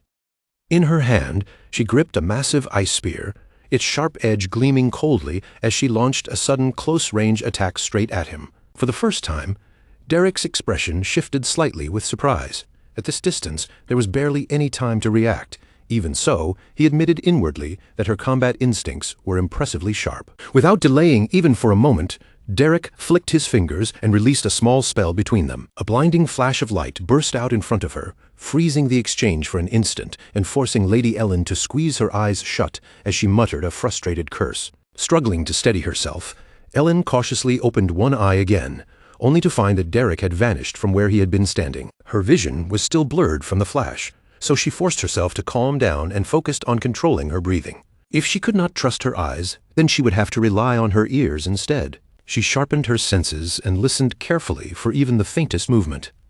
A moment later, she felt a subtle trace of magic brush past her, and a bead of sweat formed on her forehead as unease crept in. Something had moved without making a sound. Then, as if he had emerged from nowhere, Derek appeared in her sight again. He stood calmly in front of her, almost as though he had never moved at all. Around his body floated 3 small spells, each one quiet, steady, and perfectly controlled. Without a moment of hesitation, Derek released those spells one after another. Lady Ellen reacted quickly and barely managed to avoid each attack, but every dodge cost her more balance and composure. Confusion clouded her thoughts as she wondered how he had gotten so close without making even the slightest sound. This time, Ellen forced herself to look more carefully, choosing to analyze the situation instead of simply reacting to it. And then, the answer struck her. The secret was hidden in the silence itself. Derek had used a delusion-type spell that erased sound completely. He had already predicted that once her vision was taken from her, she would depend on her hearing, and he had prepared for that from the beginning. That realization hit her hard. It meant his earlier attack had not actually failed. He had controlled it. He had missed on purpose. From the very start, Derek had been holding back against her. That thought irritated Ellen more than anything else. Meanwhile, Derek remained as calm as ever, his control over those simple spells never wavering as he launched another attack. She was forced to block it in a hurry, tightening her focus at once. But in that same instant, her eyes widened because Derek had already started moving again. He rushed forward suddenly, closing the distance between them with a sharp, aggressive burst of speed. Even under that pressure, a confident smirk appeared on Ellen's lips. Rapid spell manifestation was her greatest strength. She believed that the instant magic formed in Derek's hand, she would be able to counter it faster than he could release it. But just as she prepared herself to respond, something completely unexpected shook that confidence. When Derek stepped forward, the magical energy did not gather in his hands. Instead, it flared beneath his feet. For a brief moment, Ellen froze, caught entirely off guard by a technique she had never expected to see. Instinctively, she jumped backward, her mind racing as she tried to understand what was happening. Then it became clear. Derek was channeling magic through his feet. As she continued retreating, her focus sharpened even further. But the situation only grew more overwhelming. Even the tips of his toes glowed faintly, releasing small bursts of magic with every step he took. Every movement carried a hidden attack, and every step came with a rhythm she could not easily predict. Ellen struggled to keep up, barely dodging as the pressure around her kept building. But that irregular rhythm, so different from the structured flow she was used to, gradually broke apart her timing. In the end, it became too much for her to handle. Her footing slipped, her balance collapsed, and she fell to the ground. From the sidelines, the observing teacher watched with widened eyes as a realization began forming in his mind. Derek's technique closely resembled the methods of the school of the wildest style, where magic was not locked into rigid forms, but allowed to flow freely through the body and emerge from any point without warning. Against that kind of unpredictability, those trained in the disciplined school of regulation would always have trouble reading the next move. Back in the arena, Lady Ellen placed a hand against her head and looked up at Derek, letting out a soft laugh that carried a hint of nervousness. The arrogance from earlier had vanished from her face. In its place was genuine surprise as she admitted openly that Derek was an extremely interesting opponent. There was honesty in her voice as she confessed that she had underestimated him, thinking the rumors were nothing more than inflated claims from a boastful commoner. Then Ellen slowly rose to her feet and stepped closer, her movements calm but careful, while Derek stayed alert and watched her every move. Derek watched her closely, keeping his guard up as he searched her expression for even the smallest sign of deception.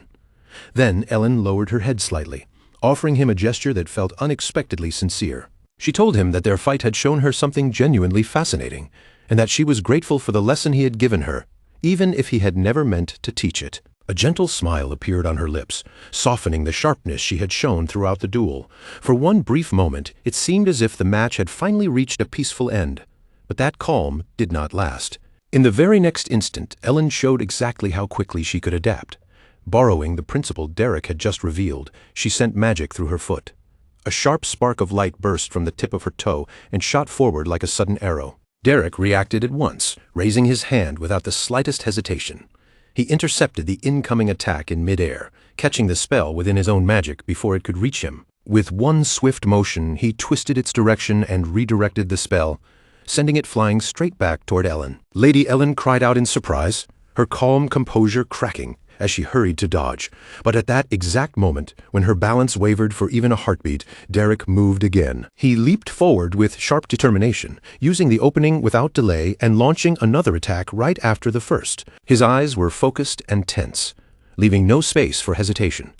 Ellen stared at him in shock as his strike rushed toward her, fully understanding that the duel had reached its decisive moment where even one tiny mistake could decide who would be left standing in the arena. Derek descended from above, with swift, controlled movement, his hand burning with sharp, crackling purple energy. The power wrapped tightly around his arm, flickering intensely as he closed the distance between them. Below him, Ellen looked up with her eyes wide, caught between shock and disbelief.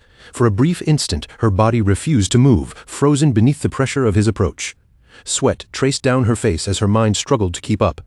Derek's gaze never wavered, his crimson eyes glowing with piercing focus, while his expression remained partly hidden behind the high collar of his cloak. Just as the clash was about to reach its most dangerous point, a sudden, sharp, ringing sound cut through the arena.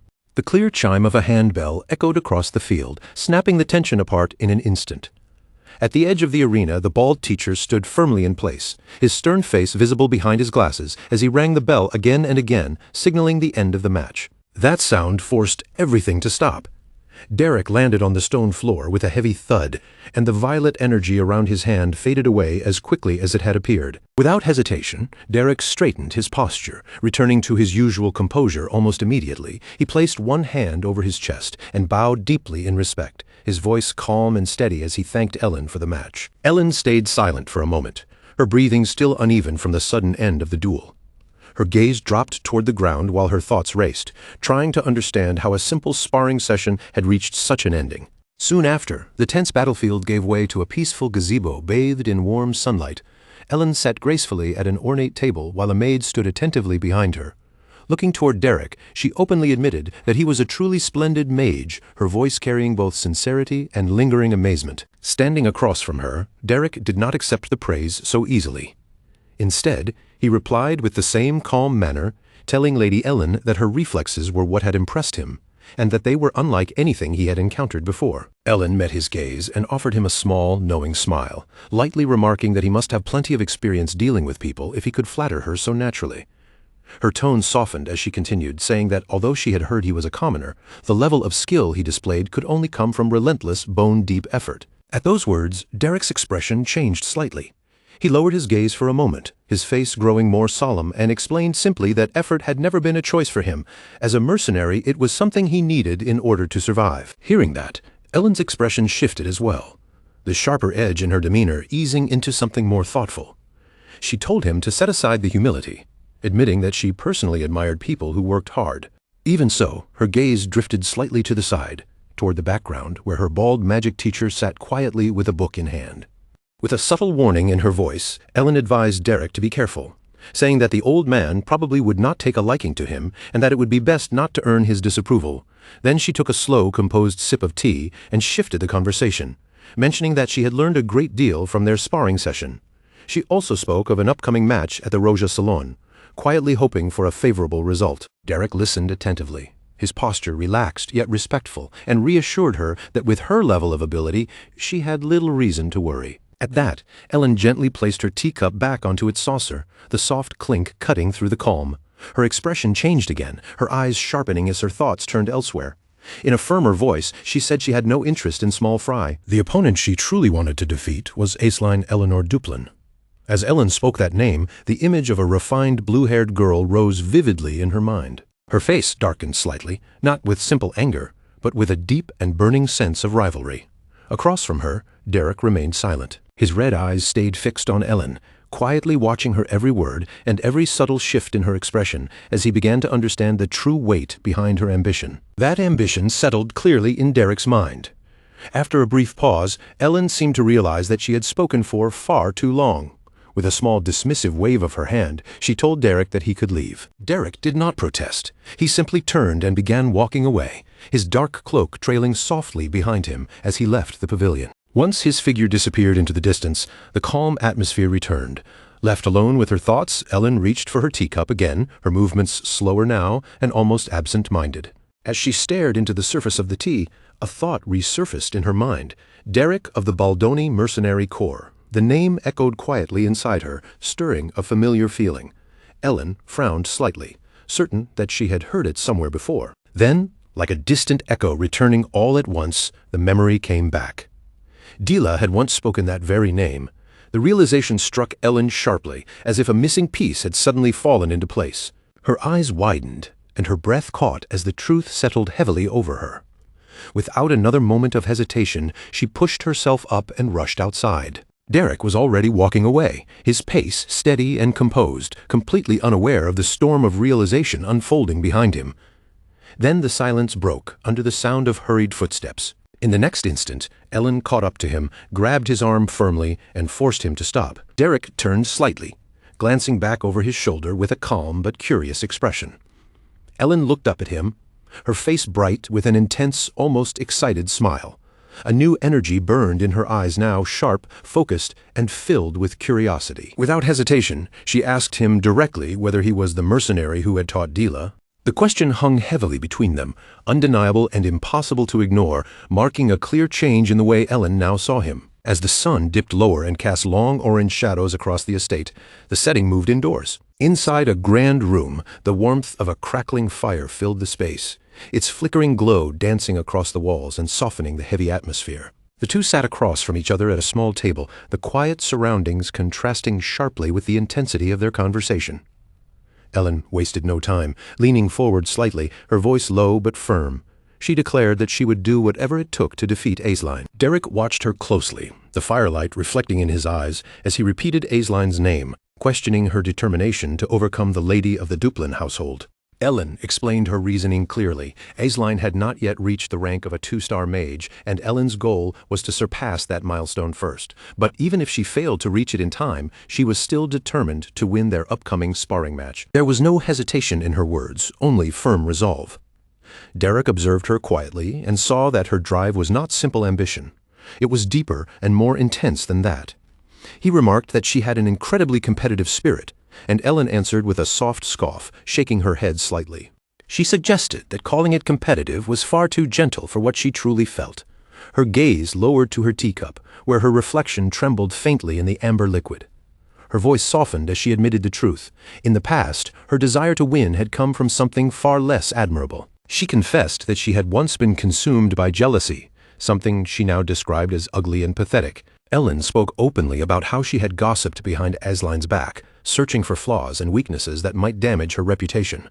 Yet no matter what Ellen did, Aisline had never answered her with hostility. Instead, Aisline had always shown understanding and had even tried to reach out and accept her. Derek listened carefully, then asked why she would choose to reveal such personal and shameful things to him. Ellen lifted her gaze and met his eyes directly, her expression steady and unwavering. She told Derek that if he was going to help her, then first he needed to see her exactly as she was. Even if that meant dragging the ugliest parts of her past into the open, she no longer wanted to hide behind pride or pretty excuses. Her voice carried no hesitation now, only a raw kind of honesty, as she admitted there was one thing she had to know, and he was the only person who could give her the answer. After all, Derek had spent time with the Duplin family, so in her eyes, there was no way he could be ignorant of Aisline's real ability. As she stared across the table at him, her expression was tight with urgency, but beneath that desperation, there was a stubborn determination that refused to back down. What she wanted from him was not comfort or vague encouragement. She needed to know the truth about where she stood right now, how far behind she really was, and more than anything, what kind of path she would have to walk if she wanted even the smallest chance of winning. So she asked Derek plainly what she had to do in order to defeat Aisline. The moment that question left her mouth, the room seemed to sink into silence, with only the soft crackling of the fire continuing in the background. That quiet sound became the only thing moving through the stillness. Derek did not rush to answer her. Instead, he calmly reached for his teacup, lifted it to his lips, and took one slow, measured sip as though weighing every word before speaking. When he placed the cup back down, the faint clink against the table echoed through the quiet room. His face remained composed, but there was a thoughtful weight in his eyes as he began considering her request, acknowledging inwardly that Aisline's skill was truly at an astonishing level. But that did not mean Ellen was without promise. In Derek's eyes, she also possessed a remarkable amount of talent, the kind that could not simply be dismissed. Derek began to speak in a calm, even tone, telling her that if she kept pushing herself, kept sharpening her abilities, and refused to stop improving, then one day she might be able to find the path she was desperately searching for. As he spoke, his gaze stayed on her, quietly studying every small change in her face. The firelight flickered over her features, throwing shifting shadows across her expression, and in that glow, Derek felt he could read her far more clearly than anything she had said aloud. He had always believed that a person's real nature often showed itself through their eyes, and what he saw in Ellen was not a young lady simply fishing for compliments, nor someone hoping to be gently comforted. What burned in her eyes was much more intense than that. It was raw, exposed, and almost painful to look at, a desperate hunger to change. She was desperate enough to sit right there in front of him, lowering herself to ask for help from someone she normally should never have needed to rely on. To her, Derek was only a mercenary, a man whose social position was far below hers, and yet she still faced him directly and asked for guidance without the slightest hesitation. For a while, the silence between them stretched heavy and tense, broken only by the steady popping of the fire. Then, without dressing up his answer or softening the blow, Derek finally opened his mouth. His voice was level, blunt, and completely unhesitating as he gave her the truth. She could not defeat Aisline. Those words landed in the room like a cold weight, leaving no room for misunderstanding or false hope. For a brief moment, it felt as if even the air itself had stopped moving.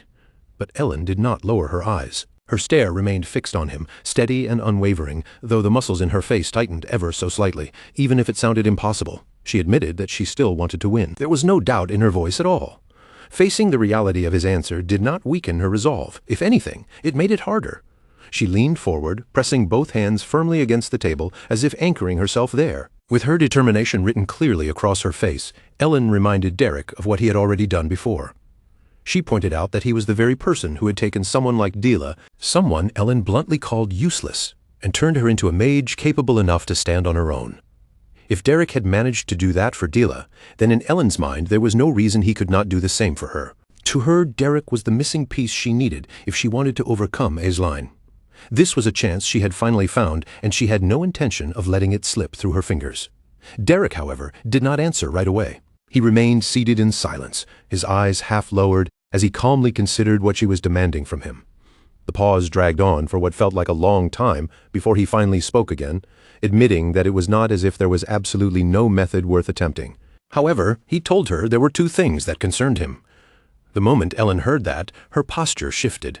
She leaned back slightly, crossed her arms, and a faint look of satisfaction appeared on her face. He had not refused her outright, and that alone was enough to keep her attention locked on him. She immediately asked what those concerns were. Derek's first question sounded simple, but there was a heavy meaning beneath it. Did she truly understand how he had trained Lady Dila? As he said this, the atmosphere around them seemed to grow colder. In Derek's mind, a harsh image surfaced himself standing over a terrified, trembling Dila, with a sword already drawn in his hand. In that memory, his face was hidden in shadow, and his expression held no warmth at all, only a cold and unyielding severity. He did not need to go into detail for the warning to be clear. Derek's training was not kind, gentle, or ordinary. His methods were brutal, relentless, and absolutely not meant for anyone who lacked the will to endure them. Even so, Ellen did not flinch.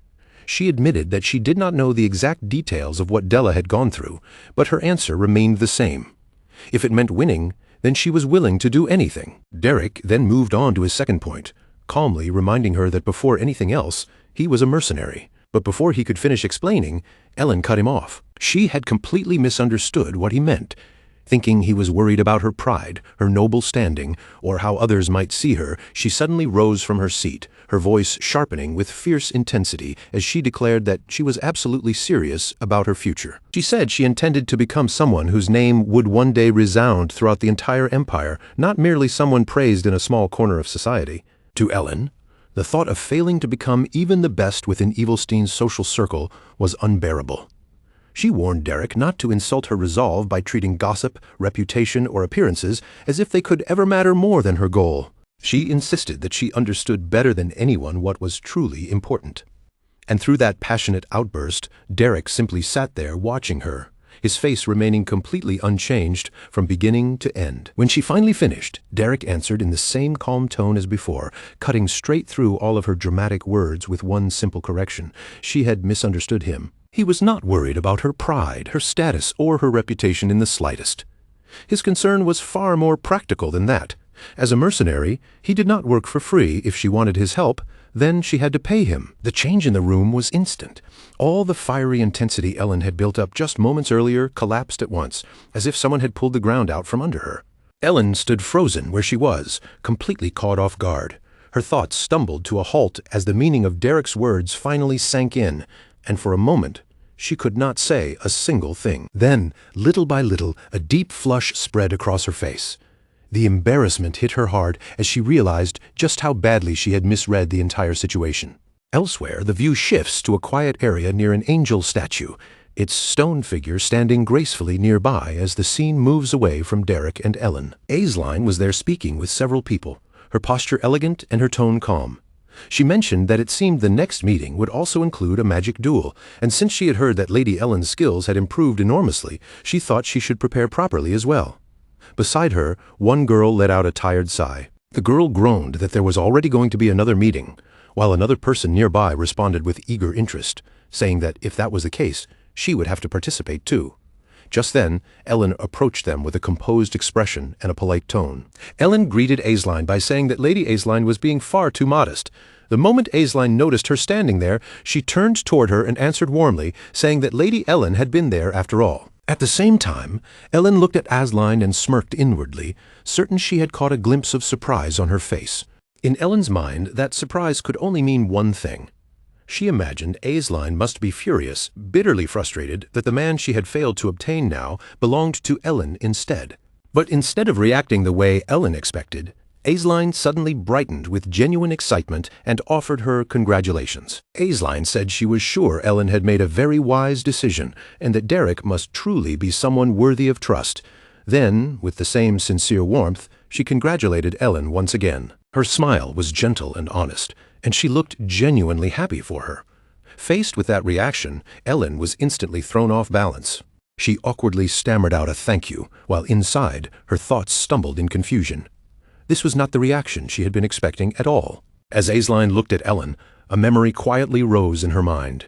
In that memory, Aisling was speaking to her younger sister, Dilla, gently suggesting that she ask Derek for extra magic lessons. She had noticed that Dilla's progress had slowed down a little lately, and if Derek was the one guiding her, then Aisling believed they could trust him. But the moment Dilla heard Aisling suggest that, her face stiffened with obvious panic. She quickly hesitated and shook her head, nervously refusing as she said there was no need to go that far. In fact, she truly believed it was unnecessary, and almost pleaded with Aisling not to do it, because to Dilla, her sister was someone far too important to risk over something like that. The memory fades, and the moment returns to the present. Lady Aisling stands there quietly, her elegant expression calm, yet her eyes seem distant as if she has drifted deep into thought. Watching Aisling fall silent like that, Ellen begins to smile inwardly. In her mind, she is certain Aisling must finally understand the meaning behind what has happened, that Derek, the person Aisling once relied on, has now been taken away from her. Ellen waits for the anger to show, almost urging Aisling in her heart to reveal it. After all, she believes she has snatched Aisling Belmiard's guardian right from under her nose. But while Ellen is expecting frustration, Aisling remains perfectly calm and composed as she begins to speak. Aisling starts gently, saying that Derek is actually a little, but before she can finish the thought, Ellen suddenly cuts her off, acting as if she has just remembered the time and saying, "Oh, it is already that late." With a polite smile, Ellen says their conversation today was truly pleasant, but she should be going now. After all, this is the day of her very first lesson. Then, without giving Aisling another chance to continue, Ellen simply smiles, turns away, and walks off with an air of satisfaction. Aisling watches Ellen leave with that bright smile still on her face, then quietly thinks to herself that it probably is not anything too serious. Derek, in her mind, is not the sort of person who would do something truly terrible. Everything that had just happened between the two young ladies had not gone unnoticed. Nearby, Denise sat calmly with her tea, quietly observing the entire exchange while taking a small sip. As Denise watched them, her thoughts drifted in a practical direction. In the end, everyone involved was simply trying to get by and make a living in their own way. The moment then shifts once more, this time moving inside Belden's tier, where the atmosphere is far more grounded and busy. Inside, Derek is speaking with Jayden, brushing aside the previous matter and saying that, for now, he needs to focus on the work directly ahead of him. Jayden listens, then immediately brings up the Belmiard family, wondering aloud why Derek's workload seems to keep growing no matter what he does. Derek answers in his usual calm manner, explaining that at the very least he will not have to travel all the way to the Belmiard residence. As long as he can handle everything here in Abelstein, then the arrangement should not become too much of a problem. Jayden still looks doubtful as he responds, pointing out that Derek is making it sound far easier than it really is. Then he asks the real question, can their young lady actually defeat Lady Aisling in that duel? Derek, without changing expression, says it is not completely impossible. He explains that he still has a plan. If Lady Ellen can somehow overcome second-rank magic, then even when directly facing Lady Aisling, they can use that difference in rank as an advantage, pressure her with it, and secure victory. As Jayden listens, he continues working without stopping, easily lifting a large barrel, as if it weighs almost nothing. Then, with a blunt tone, he tells Derek to put that optimistic idea aside for the moment. Jayden then asks him what the most realistic plan actually is, clearly wanting something more solid than hopeful possibilities. Hearing that, Derek's expression turns more serious. He looks at Jayden directly and says that this is exactly the reason he wanted to talk to him in the first place. Derek admits that he needs Jayden's help with this matter. Jayden listens, but from the look on his face, he still cannot quite understand what Derek is trying to get at. Seeing Jayden's confusion, Derek continues explaining that in order to create a safe environment for what he has planned, they will also need Pauline's help. As he says this, he casually lifts his wine and takes a sip, but even then, Jayden still does not fully grasp the situation. Jayden's brows pull together, and he mutters that instead of coming up with something sensible, Derek is clearly planning something reckless again. Derek does not even bother denying it. He answers honestly, saying that, to be completely truthful, this entire plan is extremely dangerous. At that exact moment, Pauline suddenly bursts into tears from the side and cries out that it really is incredibly dangerous. She sobs that those bastards are nothing but scammers. Still crying, Pauline says they scammed her until she had nothing left and made her suffer terribly. Between sniffles, she complains that they even took her very last penny. Her sudden emotional collapse leaves both Derek and Jayden completely stunned. After a short, awkward pause, Jayden finally lets out a sigh and offers her some money, telling her to use it as he tries to calm her down. The scene then moves to another location, where Ellen is already fully prepared for the lesson. Standing in front of her, Derek begins with no hesitation, telling her that the first part of training will be live combat. He lightly stretches his body as if warming up for an ordinary exercise, then adds that they will basically repeat the same combat drill 10 times. Only after that will he be able to analyze the fine details of her magic properly. Ellen's eyes widen slightly when she hears that, and she asks if they are really going to fight 10 rounds in a row. Derek gives a small nod and says he first needs to observe how she performs in actual combat. Ellen lets out a small hum, then remarks that this is exactly what she would expect from someone with a mercenary background. Even his way of teaching is brutal. Still, she brushes it off, saying she did not hire him just so he could make her sit down and listen to dull lectures from old books. Derek barely reacts to the comment. Instead, he quietly releases a faint pulse of energy into his hand, his expression remaining steady as he tells her that if she is ready, they can begin. After some time passes, the training ground looks as though a storm has torn through it.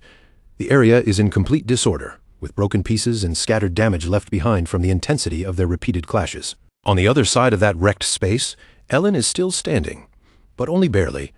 Her body is visibly exhausted, and she struggles just to keep herself upright. Derek looks at her calmly and thanks her for her effort, then tells her to rest for 10 minutes. Once that short break is over, he says they will move on to discussing the fundamentals of magic theory. Ellen stares at him in disbelief, unable to hide her shock. She asks if he seriously means only 10 minutes, pointing out that she has already run completely out of mana. Derek answers with firm certainty. He tells her that if she truly puts in the effort, he is sure she still has mana left to draw out. Then, instead of comforting her, he points out that the shape of her spell is incorrect. Derek orders her to concentrate more carefully and create 10 additional ice spears. Even in her drained condition, Ellen forces herself to try again and again. But no matter how she struggles, she continues to fail. Watching her attempts, Derek speaks again in a stricter tone, telling her that if she cannot even do this much, then what can she actually accomplish? He reminds her that she is still 5 short, and then orders her to fire 100 more magic arrows. Ellen can barely stay on her feet by then, and even speaking takes effort as her breath comes unevenly. She tries to tell him that she truly has no mana left, but Derek cuts her off coldly, saying that instead of wasting time making excuses, she should already be forming another arrow. Pushed far beyond what her body can endure, Ellen finally collapses right there on the spot. Looking down at her after she falls, Derek simply tells her that she has worked hard for the session and may now go to dinner. After saying that, Derek looks at her again and asks if she is all right. He adds that if she genuinely feels she cannot continue, then giving up is always an option. But on the ground in front of him, Ellen is still smiling. Even through her exhaustion, she answers with confidence, asking if he is really telling her to give up over a workout like this. She says that because of all the worrying warnings he gave her before training began, she thought he was preparing something truly extreme. But now to her, this just feels like ordinary hard work. Ellen tells him he could not possibly imagine what she had endured just to survive in the ruthless world of high society. Compared to that, this little bit of physical and magical strain is nothing to her. Hearing her response, Derek's gaze shifts with a little more interest than before. He quietly says that perhaps he had underestimated her. Ellen slowly pushes herself back up, still catching her breath as she insists she is only a little tired because she just came back from a social gathering. Then she says that starting tomorrow she will show him what she can really do, so from then on he had better raise the intensity of her training even further. She adds with stubborn pride that this light warm-up was barely enough to make her sweat. Derek listens to her quietly, then responds in a slightly puzzled tone, asking what she means by tomorrow. He looks at her as if her assumption itself is strange, and asks what exactly she means by that. Ellen stares back at him in confusion, unable to understand why he is reacting that way. Derek then continues calmly, reminding her that he had already told her the situation. Right now, this is only the dinner break. Ellen lets out a stiff, awkward laugh, trying to smooth over the tension as if Derek must be teasing her. She says he has a rather peculiar sense of humor, but Derek cuts through her attempt immediately, his expression completely serious as he tells her he did not accept this job just to joke around with her. The midday sun burns fiercely over the estate, pouring harsh light across the training grounds and carving sharp shadows along the stone. The air feels heavy with heat, sweat, and the faint metallic sting of mana lingering after repeated spells. Derek stands there as immovable as an iron statue, his voice slicing through the blazing heat as he orders Lady Ellen to keep going and fire 5 more magic arrows. A violent tremor runs through her exhausted body, and her breath catches in a ragged gasp of pain. But Derek does not soften at all. With his white hair shifting faintly in the light, he insists that what she calls her limit is only an illusion, and that she still has more power left inside her. As if proving his point, unstable mana flickers around Ellen in scattered sapphire sparks, revealing that there is still a hidden reservoir of strength locked within her. But when Derek suddenly raises the demand from 5 arrows to 10, the color drains from her face, and she stares at him in disbelief, questioning just how cruel he intends this training to become. Then Derek leaves her with a choice: endure even more brutal magic manifestation, or take on a punishing run instead. Ellen's legs already feel as heavy as lead, but in the end, she forces them to move, choosing physical agony over the sharper mental strain of squeezing out more mana. She staggers forward through sheer exhaustion, each step looking heavier than the last, until her strength finally gives out and she collapses onto a worn garden bench, her chest heaving as her lungs burn for air. Derek leans over her, his shadow falling across her like a dark wall as he dryly asks whether she is still all right. To his surprise, a crooked, defiant smile pulls at Ellen's lips, and between broken breaths, she gasps that when he suggests surrender is always an option, the torture almost starts to feel enjoyable. Ellen scoffs, her noble pride flashing even through her fatigue, and declares that giving up is a word she simply does not know. But instead of rewarding that stubborn spirit with praise, Derek treats it as proof that she is ready for the next trial. Sensing that her will has not broken yet, Derek calmly decides that her rest is already over and announces that it is time for them to begin sparring. For 2 merciless weeks, that same cycle continues again and again beneath the cold winter sun, until Lady Ellen is worn down so severely that she looks like a faded shadow of the proud young woman she used to be. During one rare moment of quiet, she slumps over a stone table in the garden, too drained to even sit properly. Her vivid red hair spills across the cold surface, spreading out like a dark pool of blood against the pale stone. Barely able to keep her eyes open, she pleads with Lady Denise to wake her the instant Lady Aisline arrives, no matter how deeply she seems to have fallen asleep. Through the fog of exhaustion, Ellen admits that the endless arcane studies have sucked away every last ounce of her vitality, leaving her body and mind completely drained. Denise watches her friend with a mixture of pity, concern, and quiet amazement, then softly asks why Ellen would willingly push herself to such a terrifying breaking point. Ellen does not answer with a weary sigh or a weak excuse. Instead, her eyes lift with a chilling intensity that seems far too sharp for someone so exhausted. She stares into the distance, her voice cold, hollow, and strangely steady, as she says she is doing all of this for one simple reason: because she wants to win. Inside Ellen's heart, there is no room left for second place or graceful defeat. Denise can only offer gentle encouragement, promising that she will cheer her on as best she can. That fragile calm is suddenly broken when Lady Aisline arrives. Panic shoots through Ellen at once, and she bolts upright so quickly that the movement seems to snap through the quiet garden air. Aisline approaches with her usual effortless grace, her dark hair framing her composed face, and that natural elegance only pours more fuel onto the fire burning inside Ellen. From a little distance away, Aisline invites the group to visit a newly opened boutique together. But Ellen quickly hides her face, desperate not to meet Aisline directly while she looks so exhausted and disheveled. Only after Denise confirms that Aisline has already left does Ellen finally let out a wave of relief. Even then, the shame of being seen sprawled out in such an unladylike state continues to cling to her like an ugly stain. Denise tries to reassure her, saying Aisline probably did not notice anything at all. But in truth, the dark-haired noble had paused just a heartbeat longer than necessary before leaving. Aisline's blue eyes had held a quiet, genuine concern as she looked at Ellen's exhausted figure, silently wondering whether she was truly all right. Later, back within the privacy of her chambers, the burden of Ellen's rivalry takes a more physical shape when a maid presents her with an ornate chest sent from House Belmiard. Inside is a gift from Aisline, packed full of rare, high-quality elixirs, carefully chosen to help restore mana and ease the strain of magical exhaustion. The maid begins explaining just how valuable the elixirs are, but before she can finish, Ellen's expression hardens into a cold, unreadable mask. With an icy finality in her voice, Ellen orders the servant to throw every single bottle away, refusing to accept what she sees as nothing more than pity dressed up as kindness. The maid recoils in confusion, unable to understand why her lady would reject such precious medicine.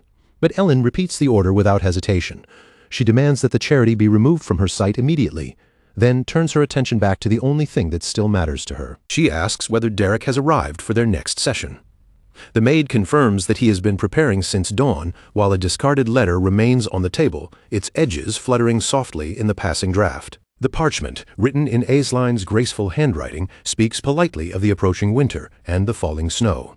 It kindly asks after the health of the ladies and mentions the fine goods recently produced in her territory. Aisline had sent them to share with the salon, but as those courteous words echo in Ellen's mind, her jaw tightens with barely restrained frustration. To Ellen, the gesture does not feel like kindness at all. It feels like a challenge to her position, her pride, and everything she is trying so desperately to prove. With heavy gray clouds gathering overhead, Lady Ellen returns to the courtyard where Derek is waiting, her determination reforged once more by the heat of her own resentment. Derek acknowledges her early arrival with a brief, curt nod, but Ellen has long since lost any patience for polite greetings or empty pleasantries. Standing in the cooling air of the courtyard, she demands a professional assessment of her progress, her voice sharp and tense as though she needs him to confirm that all this suffering has meant something. After weeks of grueling labor that has worn her down to the bone, Derek only watches her with that neutral, unreadable expression of his, and the silence between them stretches until it feels almost physical. When Ellen finally snaps and forces him to say what he really thinks, Derek reflects on the length of their training with a detached, almost clinical calm. Then he looks at her with blunt honesty, sharper than any training blade, and suggests with terrifying calm that giving up may actually be her best strategy. His words hang in the freezing air, directly striking at the fire that has been driving Ellen forward even as that same fire continues to burn away her health. Fury flares in Ellen's eyes at once. Her pride is wounded, and she demands to know why Derek keeps insulting her so openly and so brazenly. Derek offers a hollow, practiced apology for any pain his words may have caused, but he does not take back his assessment or soften the truth behind it. Lady Ellen straightens herself, her voice trembling with a volatile mixture of rage and desperation as she asks how he could even suggest something like surrender after everything she has endured. Her obsessive goal has not changed in the slightest. She needs to know how Aisline can be defeated. The confrontation reaches a boiling point as Ellen screams that she hired Derek to create a path to victory, not to lecture her about quitting. She tells him that if he plans to keep talking such nonsense, then he should just get lost, because all he is doing is wasting what little precious time she has left. Every moment matters to Ellen, because she believes she must use that time to close the distance between herself and the rival standing ahead of her. Derek, however, remains completely unmoved by her outburst. His red eyes stay fixed on the trembling young woman before him with a cold, unflinching clarity. Then he asks one final haunting question. What would she do if winning simply was not an option? Derek explains that when someone becomes frantically obsessed with victory, that fixation can sometimes stop them from truly growing. In his grim view, accepting defeat with humility can become the very first condition needed for real progress. Ellen recoils as if his words have struck her directly.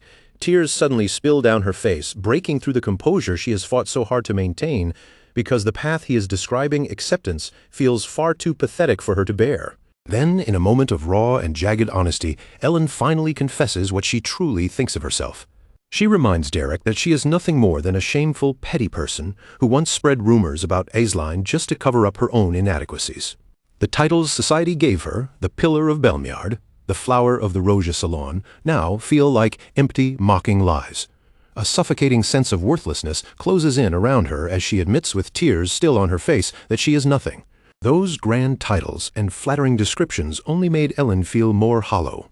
Her voice cracked as she admitted that, beneath all the elegance she had tried to show, she was consumed by small, ugly jealousy, and she screamed out the truth as if forcing herself to finally accept it. At last, she gave voice to the weakness she had been trying so hard to bury, admitting how lacking and pathetic she truly felt. Now that she had confessed her own failures, there should have been no reason left for her to keep directing such focused hatred toward Aisline, and yet her body still trembled as she wondered why her heart remained in such violent turmoil. The crushing weight of her inferiority complex pressed down on her until she could barely breathe. Ellen demanded to know why the self-hatred inside her refused to disappear, even after everything had been dragged into the open. And through that desperation, she tried to make Derek understand just how deep her resolve truly ran. Even if proving that resolve meant exposing the most disgraceful parts of herself beneath the light, Ellen could no longer pretend that her pain came from simple envy alone. The wound inside her ran far deeper than that. Only now did Ellen finally understand the truth. She had never truly hated Aisline in the way she thought she did. The person she had always hated most was herself. Her conflict with Aisline had never been some shallow grudge between rivals. It had come from Ellen's desperate belief that victory was the only way she could escape the suffocating sense of her own worthlessness. Just as Ellen looked as though she might break completely, a firm step sounded against the damp stone beneath them. Derek moved forward, his expression hardening as a terrifying certainty settled over his face. With the cold winter sunlight catching the silver of his hair, Derek gave her his answer. They would win. He promised that he would make sure she defeated Lady Aisline, not because he pitied her, but because he had seen the soul she had laid bare in front of him. Ellen slowly lifted her gaze toward him, and within her tear-streaked, burning eyes, a quiet new purpose began to stir. Then, with all the fear and pain still lingering in her voice, she accepted the path ahead with a simple whispered answer. Okay? Sometime later, a carriage rolled forward along the road, its wheels turning steadily, until it finally slowed and came to a stop at a certain destination. The carriage door opened, and a figure stepped down from inside. The person who emerged was none other than Ellen's former teacher. As he looked ahead, the grand surroundings revealed where he had arrived, Count Belmiard's territory, right at the Belmiard residence. At that moment, a red-haired man approached him with an easy air and welcomed him, asking whether his journey to Ebelstein had gone smoothly. Seeing the man before him, the old teacher bowed respectfully and greeted him as his lord, asking how he had been. The red-haired man responded warmly, saying the trip must have been tiring, and invited him to take a seat and rest for a while. After the two of them sat down, the red-haired man continued, saying it had been some time since he had last seen his dear Ellen, and asking how she was doing over there. The teacher answered carefully that she was doing well, and that lately his lady had been putting a great deal of effort into her magic training. The red-haired man laughed with open pride and said he had never seen a girl with talent as incredible as Ellen's. With that kind of gift, he was certain it would not be long before she surpassed even him. As the teacher looked at him, nervous thoughts began racing through his mind. He absolutely could not let this man discover that Lady Ellen was now learning under a commoner, because if that truth came out, both he and Lady Ellen would be in serious trouble. Meanwhile, the red-haired man continued speaking casually, mentioning that he actually had some business in Ebelstein as well. The teacher reacted with forced composure, asking if that was truly the case. The man then added that he was curious to see how Ellen would react if he appeared unexpectedly with a gift in hand. The teacher's face immediately tightened with anxiety, and beads of sweat began forming on his forehead. Out loud, he said he was sure Lady Ellen would be delighted, my lord, but deep inside he could only pray that he would somehow survive this. The scene then shifts to a massive door standing in a remote area on the outskirts of Ebelstein, a place known as the Nameless Labyrinth. In front of that ominous entrance, someone murmurs that something about this plan still feels off. The one speaking is Paline, and as she steps forward, she asks whether it is truly a good idea to send someone as fragile as Ellen into a dungeon. Jaden responds calmly, saying he is sure Derek has already thought the matter through, even while everyone around them remains filled with doubt and confusion. Ellen suddenly speaks up, slightly startled as the situation finally sinks in, asking if she really has to go inside that dungeon. While the others continue questioning the plan, Derek steps in and explains that this is the lowest strength dungeon in the area, so she should definitely be able to handle it. Even after hearing that, Ellen still looks uncertain. She asks what exactly she is supposed to do once she gets inside, wondering if she is simply meant to rush in and attack the monsters head-on. Hearing the hesitation in her voice, Derek answers firmly that she needs to sharpen her instincts through real combat. As a precaution, he adds that his colleagues and he will be there watching her back the entire time. Still visibly nervous, Ellen asks if he is serious, almost hoping he might admit he is joking. But Derek only releases a strong wave of energy and says in a grave tone that the duel is only a few days away and they are running out of time. He tells her that this is the most efficient method for achieving what they need before the duel. With that, Derek begins moving forward and his companions follow him toward the dungeon entrance. Ellen, on the other hand, looks increasingly anxious after hearing the full explanation. From the way she hesitates, it seems this may be her very first time entering a monster dungeon. Soon, all four of them move ahead together, stepping into the eerie silence surrounding the place. The deeper they go, the heavier the atmosphere becomes, as if the stillness itself is pressing down on them. After a while, Ellen can no longer hold back her curiosity and fear. In a tense voice, she finally asks what kind of things are even inside this dungeon. Derek answers in a harsh, commanding tone, telling her to prepare herself. Even if this is the weakest dungeon in the area, she must stay alert at all times. Hearing that only makes Ellen's nerves tighten even more. At the same time, Pauline keeps her eyes fixed straight ahead, her expression sharpening as she suddenly warns Derek that a horde of goblins is coming their way. The instant Ellen hears the word goblins, panic flashes across her face and she cries out in alarm. Derek, however, remains perfectly calm and simply replies that he already heard them. From behind them, Jyden adds that there is a large one approaching from the rear as well, and that it looks like an ogre. That news only deepens Ellen's terror. Derek turns to Jyden and asks if he can handle the ogre. Jyden does not look bothered in the slightest, only smirking as he says it depends on how much extra Derek is willing to pay him. A powerful energy begins to radiate from Derek's body as he answers that they can discuss the fee later. At that moment, everyone turns forward and sees countless glowing eyes emerging from the darkness, drawing closer and closer as the monsters surround them. Ellen stands frozen in place, her body trembling as fear grips her from head to toe. In her mind, she can only think that they are really about to fight actual monsters. Then, without warning, the goblins surge out of the darkness and charge straight toward them. Derek immediately takes the front line, stepping into their path and stopping the goblins head-on before they can reach Ellen. Behind him, Ellen remains rooted in place, helpless and overwhelmed, her voice barely able to come out as fear tightens around her throat. Derek then shouts a firm order for Pauline to protect his lady, and the instant the command leaves his mouth, the battle begins moving in full force. He rushes forward with his sword, throwing himself into the clash and cutting into the enemy lines while acting as support for Ellen's position. Pauline moves with practiced skill, drawing and releasing arrows in quick succession as she eliminates monsters approaching from different directions. Meanwhile, Derek advances at the center of the fight, holding the monster's attention and keeping the pressure on the front line. As the main attacker, he unleashes his swordsmanship with sharp, decisive movements, carving through the chaos and forcing the monsters back before they can overwhelm the group. Blazing power swept across the battlefield like a sharpened blade, cutting through the enemies one after another before they could even regain their footing. Every member of the team was moving exactly as they should, each one falling into place as if the chaos around them had already been planned out. One by one, they handled their assigned roles with sharp focus and steady precision, never wasting a movement or losing sight of their purpose. But even with all of that happening around her, right in the heart of the confusion and noise, Ellen stood frozen in place. She did not move, did not cast, did not even know where to look.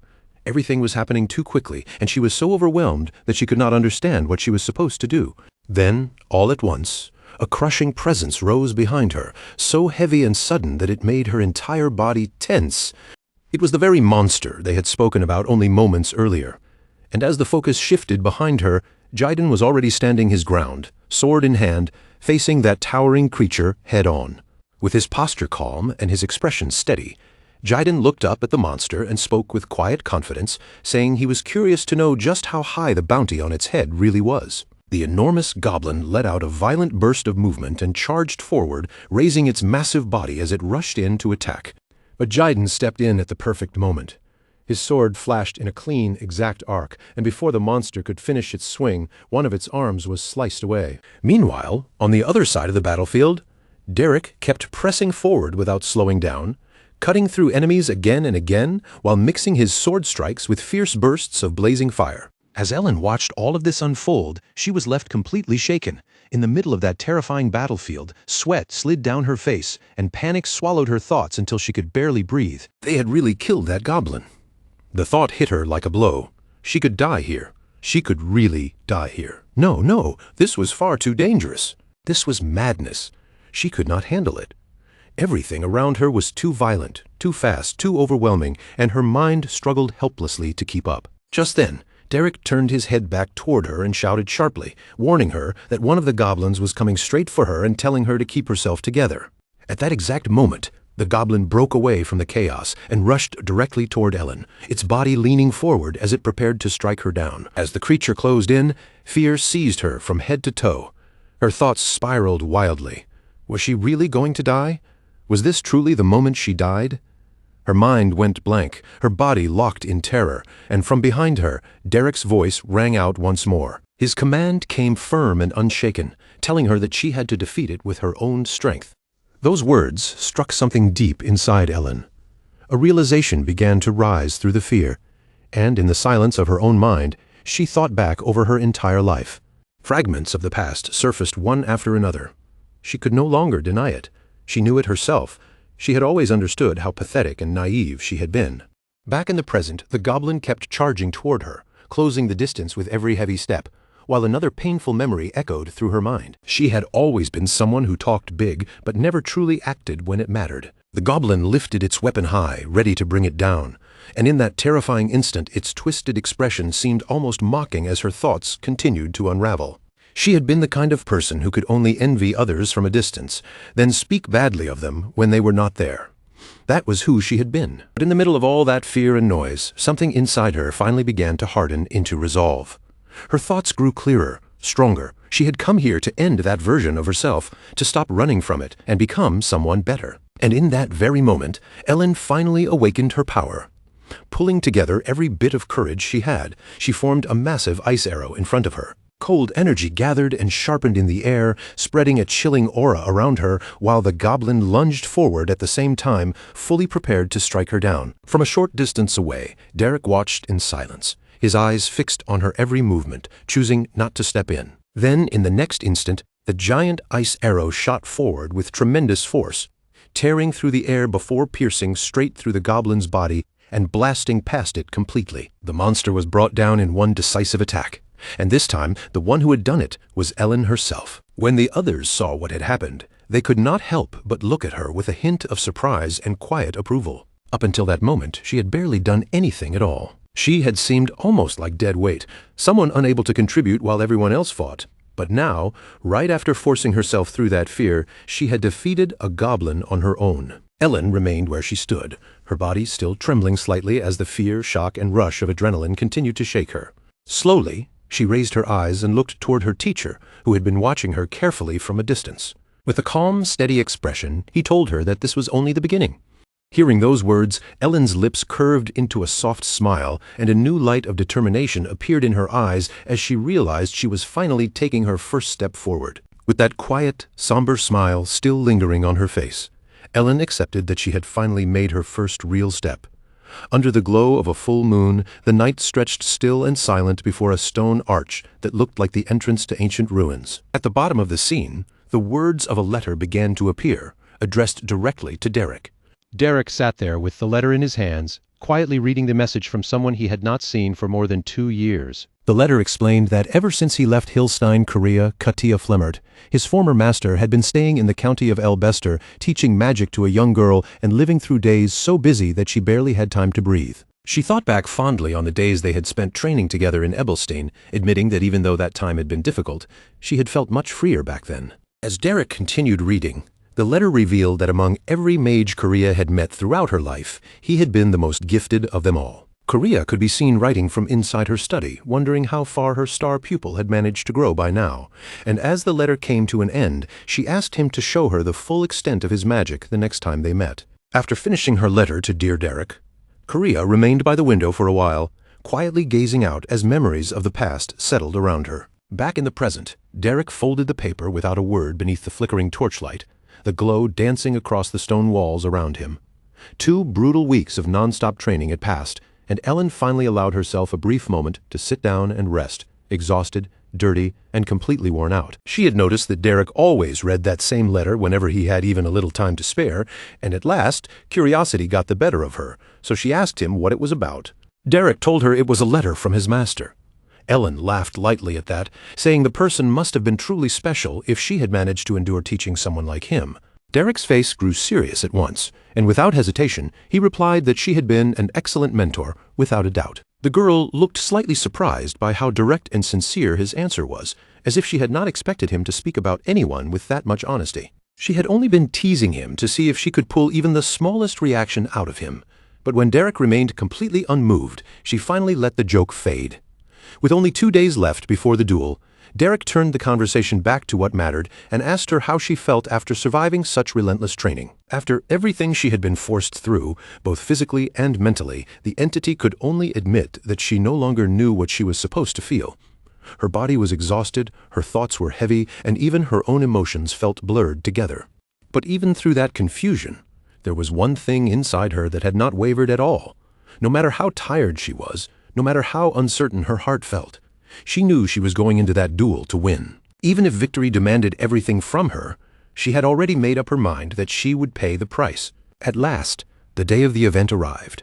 The nobles' dueling arena was already overflowing with spectators, every seat packed, every corridor crowded, as the gathered nobles waited eagerly for the match they had all been whispering about. Among that glittering crowd was Aisline, laughing softly with her friends and exchanging casual conversation as if this were just another elegant social gathering. From her smile to her posture, she looked as flawless and composed as ever. Then, in the middle of the moving crowd, Aisline's eyes suddenly caught sight of someone familiar slipping through the sea of nobles. It was Derek, dressed as usual in his dark cloak, moving forward with that same cold, unreadable gaze that made everyone around him instinctively give him space. Aisline quickly excused herself from her circle of friends, stepping away from their laughter and conversation as she made her way toward him before he could vanish deeper into the crowd. With a polished smile on her face, she called out Derek's name, her voice reaching him along the arena corridor and stopping him just as he was about to continue on. She greeted him warmly, telling him that it was a pleasure to see him again, her expression as graceful and refined as if nothing tense stood between them. Derek returned the greeting in a stiff, formal tone, his voice dry and distant. Aisline, however, did not waste much time before bringing up the topic everyone had been gossiping about. She had heard that he had recently been helping the entity with her magic. When she mentioned those lessons, Derek simply closed his eyes for a moment and gave a small nod, confirming without any unnecessary explanation that he was indeed working with the Belmia family. For a short while, silence settled between them. Then Aisline spoke again, remarking that the entity had looked terribly worn down lately, almost as if the training had drained her completely, and she wondered aloud whether Derek might have pushed her too far. She added, with a delicate edge hidden beneath her polite tone, that, according to the rumors, Derek was not exactly famous for using ordinary or gentle teaching methods. Derek looked at her and asked whether she was truly worried about the opponent she was about to face, especially when she seemed so certain of her own victory. Then he warned her not to underestimate them today. The words were calm, but something in his tone made Aisline feel a faint ripple of unease, as if the air around this duel had shifted in a way she had not expected. Up in the stands, the nobles continued whispering among themselves, each one guessing which of the two girls would come out on top. One girl quietly read a book, while the others murmured that the entity looked awful, as though the past few weeks had stripped a shocking amount of weight from her body. The restless noise in the arena slowly tightened into tension as the announcer's voice rang out, declaring that the long-awaited moment had finally arrived. It was time for both participants to step into the arena and begin the duel. Adeline entered first, stepping out with such effortless elegance that the entire arena seemed to turn toward her at once. Every movement drew admiration, and when she faced the audience with a graceful bow, she fully embodied the image of the Academy's dazzling star. The crisp sound of her heels rang against the stone floor as she walked toward her starting position, her shoulders relaxed, her expression calm and her confidence visible in every measured step. From the opposite side, the entity entered the arena while repeating the same words inside her mind like a desperate prayer. She would win. She shut out the murmurs from the crowd, ignoring every voice that had already decided she would lose. But the look in her eyes was no longer the same as before. Her gaze had sharpened, steady and unshaken, fixed only on the battle ahead. She had come here to prove that the person standing in the arena now was no longer the weak girl everyone remembered.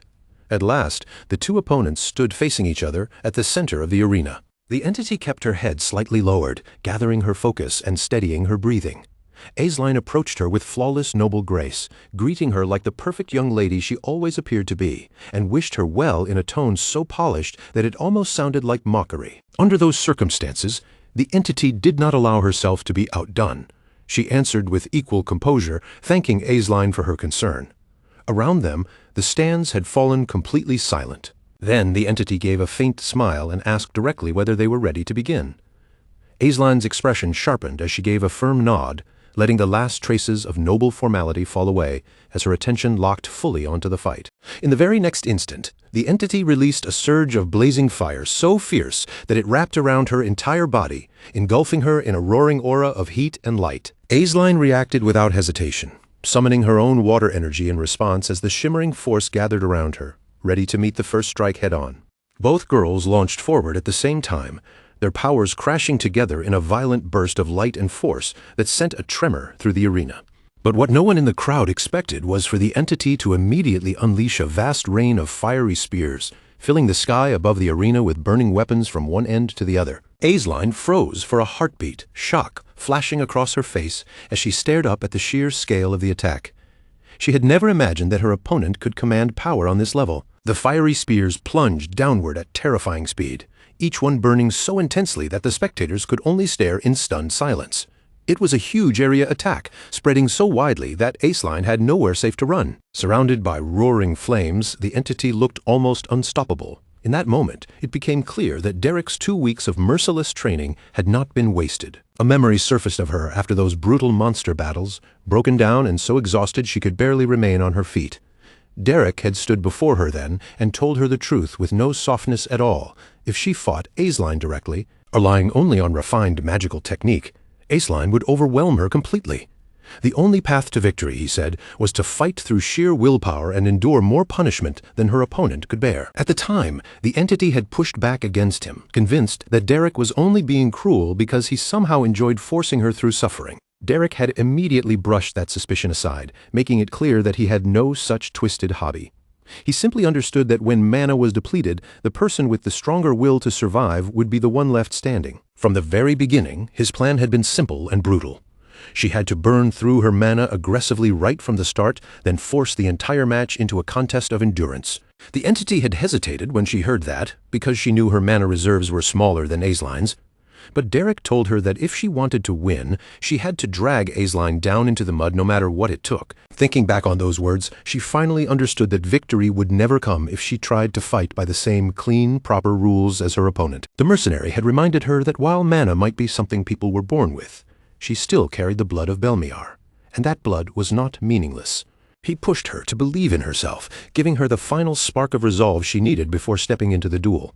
Now, back in the arena, the girl poured all of that pride into her flames, releasing a volume of fire that no one had ever expected someone like her to produce. Aisline, visibly shaken, found herself wondering whether this was really the same person she had known before, because the power burning in front of her was far beyond anything ordinary. The red-haired girl lifted her hand high, her eyes fixed on her opponent, and commanded the fiery spears above to come crashing down all at once. What followed was an unrelenting bombardment, a reckless storm of flames that consumed her mana without hesitation, exactly as Derek had drilled into her. The assault pressed down so fiercely that Aisline could barely keep her stance, forced to endure wave after wave of fire bearing down on her from every direction. Even the prodigy herself had no choice now but to spend her own mana reserves burning through them just to hold back the pressure of the flames. Aisline reacted in a hurry, lifting her mana as water surged upward in front of her and spread into a defensive barrier. In the nick of time, she managed to shape it into a shield strong enough to meet the incoming force. But even though the shield formed successfully, anyone watching closely could tell that Ellen's attack was pushing her much harder than she had expected. This was no longer the calm, effortless defense Aisline had planned for. Across the blazing battlefield, the two girls locked eyes, neither of them looking away for even a second. In both of their gazes burned the same fierce desire to claim victory. Today, there would be no backing down. Neither of them intended to retreat, not even by a single step. Without allowing the tension to stretch any longer, Lady Aisline moved first, launching her counterattack with sharp, decisive speed. A storm of burning arrows ripped through the air, streaking across the arena before pouring down toward Ellen's position like a merciless rain of fire. One after another, the blazing projectiles hammered against Ellen's barrier, each impact flashing brightly as sparks scattered across the surface. The barrier managed to withstand the assault, but the nonstop barrage carried such force and intensity that the pressure kept building with every hit. Then, all at once, a violent explosion erupted across the battlefield. The blast shook the arena, sending smoke and fire rolling outward, while the crowd gasped in astonishment. The scale of Aisline's magic could no longer be ignored. Her power was undeniable, and her mana reserves had clearly reached an extraordinary level. Yet even beneath that crushing pressure, Ellen's barrier still refused to break. It continued shining with a calm blue glow, steady, controlled, and completely unbroken. Behind it, Ellen's eyes narrowed just slightly as she studied the battlefield with cold precision. Her firepower is incredible, Ellen thought, watching the storm rage around her. But she's throwing out mana with almost no restraint. If this keeps going, she'll burn through her reserves fast. Then, through the thick smoke clouding the arena, Ellen's senses suddenly sharpened. She caught the faintest trace of movement. Aisline was changing position, using the chaos as cover. "Found you, Ellen?" murmured quietly. In one smooth, practiced motion, Ellen formed an ice arrow in her hand, her aim snapping toward the subtle movement hidden within the smoke. With perfect timing, she released it without hesitation. The arrow cut through the haze at incredible speed, tearing a clean path through the smoke as it shot straight toward its target. It seemed to pierce directly through Aisline's chest, but in the very next instant, the figure broke apart and dissolved into nothing. Ellen's eyes widened in sudden shock. An illusion? To create something that convincing in the middle of battle would require terrifying mana control and an enormous amount of power. For one brief moment, Ellen's thoughts stalled as she tried to process what had just happened in front of her. That tiny hesitation was all Aisline needed. From behind Ellen, she appeared without warning, already in striking position, gripping a massive ice arrow as she prepared to drive it down. As the close-range attack descended, Ellen sensed the danger at the very last possible second. She snapped around sharply, and their eyes met in that narrow instant. But Aisline was already too close. There was no time left to build another barrier. A memory flashed back to the inside of a carriage where Aisline sat beside Derek in the quiet space. "It'll work," Derek had said calmly, his voice even and certain. Aisline glanced at him with doubt in her eyes and asked how. Without even raising his eyes from the book in his hands, Derek explained the plan. First, overwhelm Ellen's vision with flame arrows, then use illusion magic to mislead her. Once her focus breaks, close the distance and finish with Ice Spear. Even a skilled mage would reveal an opening under that kind of pressure, he told her. Then he paused and finally looked directly at Aisline, warning her that her opponent was not just any skilled mage. Back in the present, Aisline had already closed the gap completely, her ice spear lifted and ready to deliver the decisive blow. At the final second, Ellen turned and saw the incoming strike. Her eyes widened as the truth hit her at once. At this distance, there was no time to raise a barrier. In that single instant, Ellen made her choice.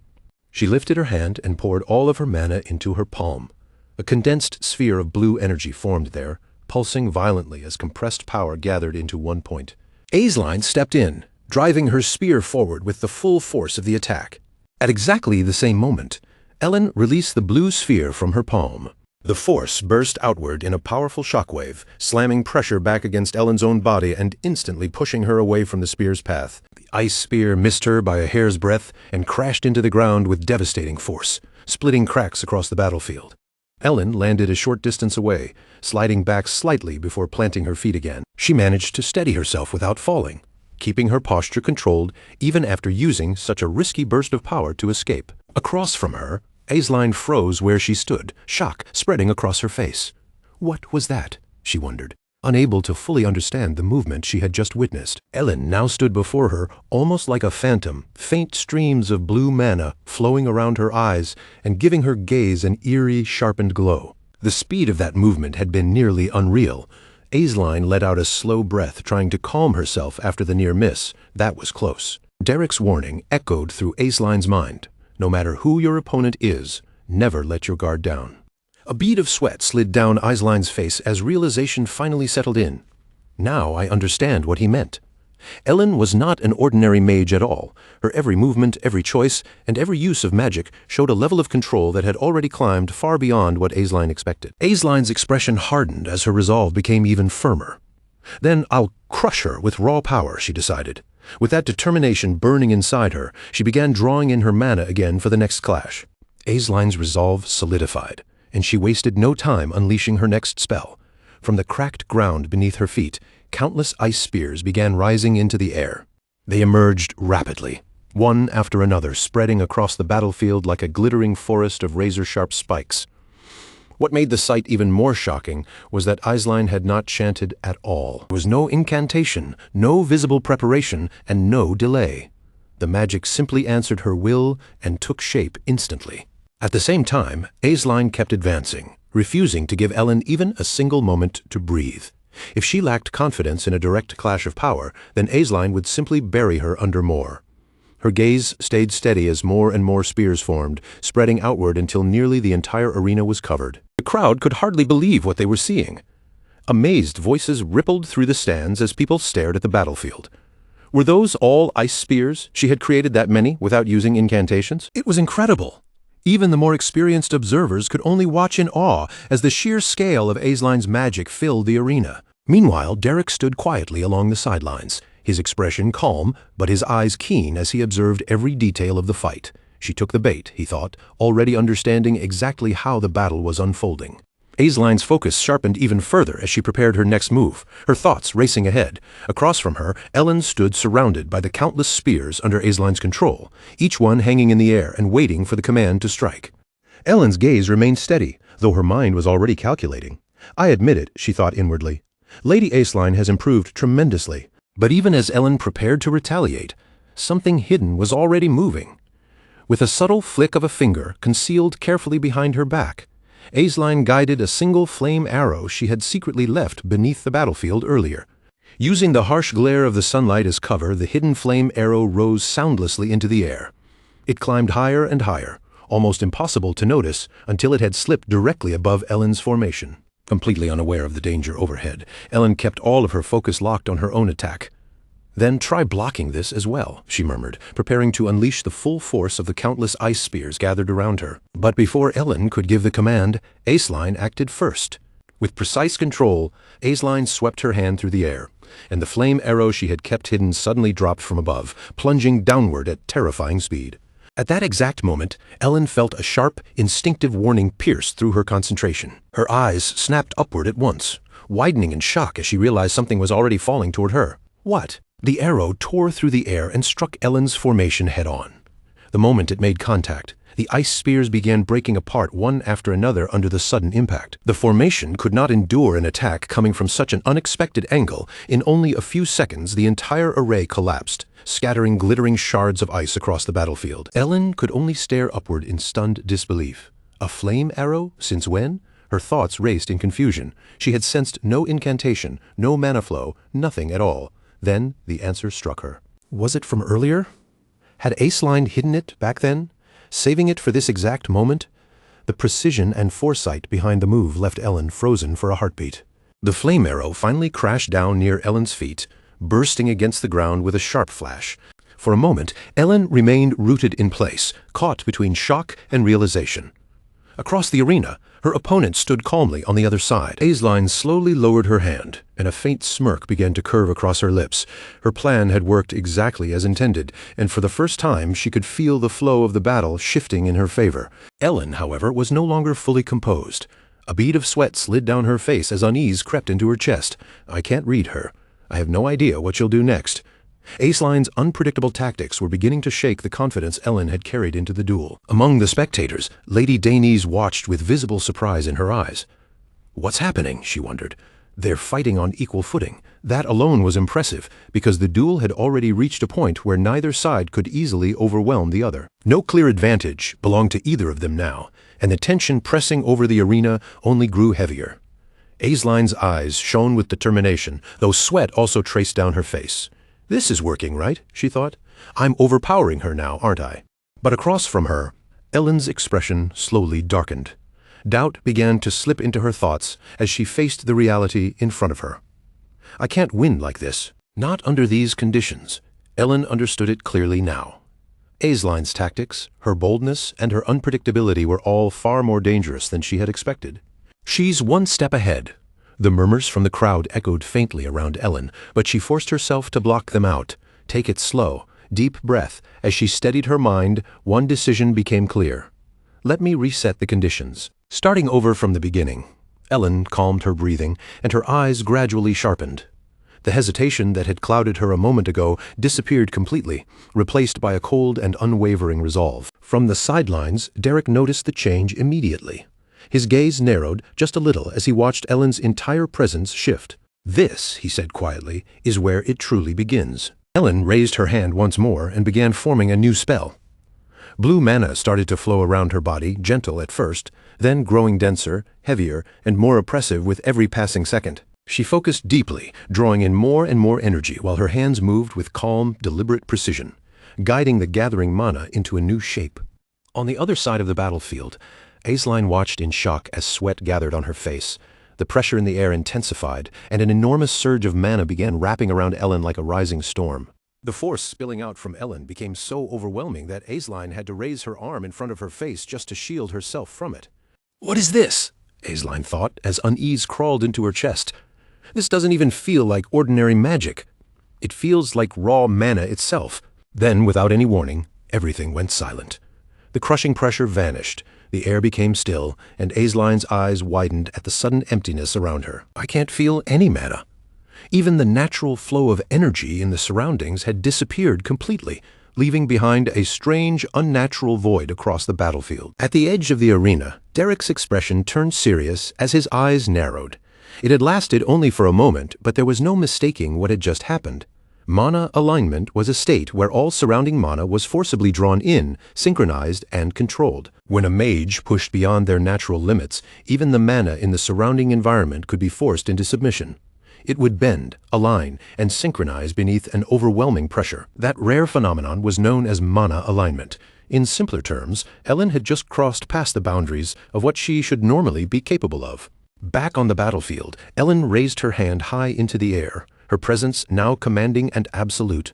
Above her palm, a massive sphere of fire began to form, expanding rapidly until it towered over the entire arena. The blazing orb was so enormous that the air around it twisted from the heat, sending waves of scorching pressure rolling outward in every direction.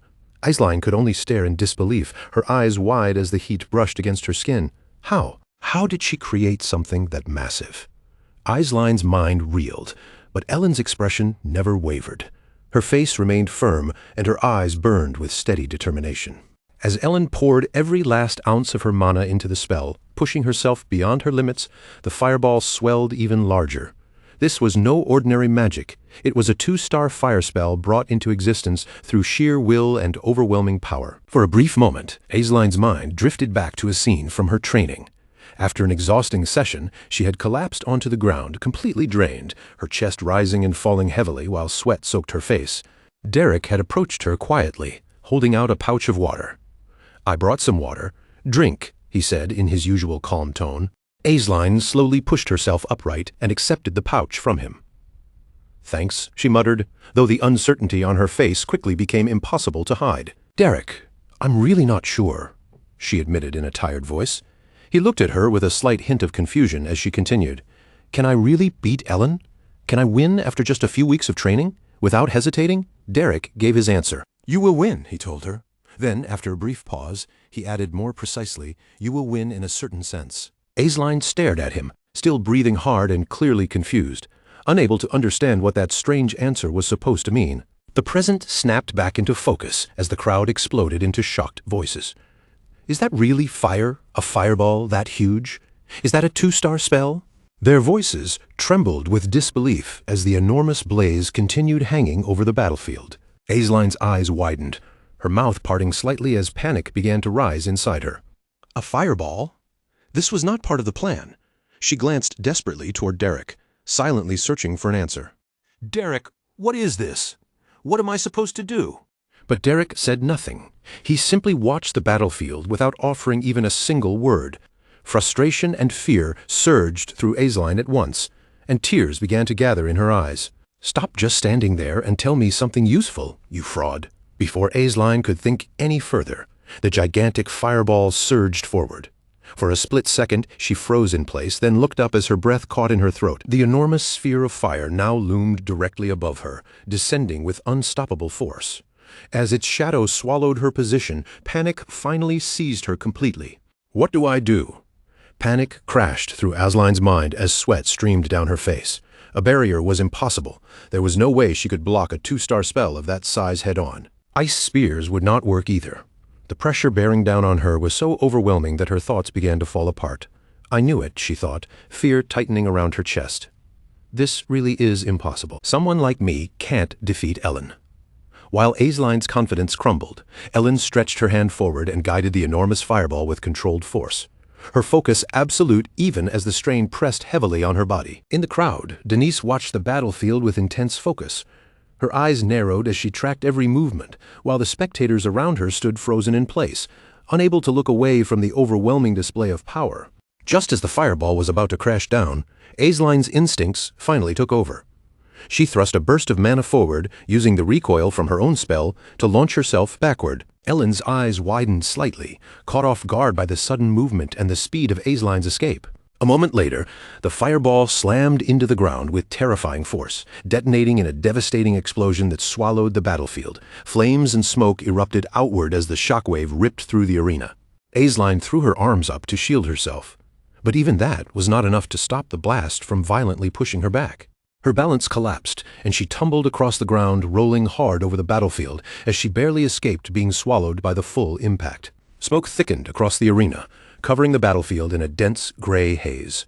At the center of it, Ellen stood breathing heavily, that single spell having devoured a huge portion of her mana and left her reserves dangerously drained. Through the smoke, Aisline slowly pushed herself up onto her knees, struggling to draw air into her lungs. Ellen stared at her through the haze, disbelief flickering across her eyes. She dodged it.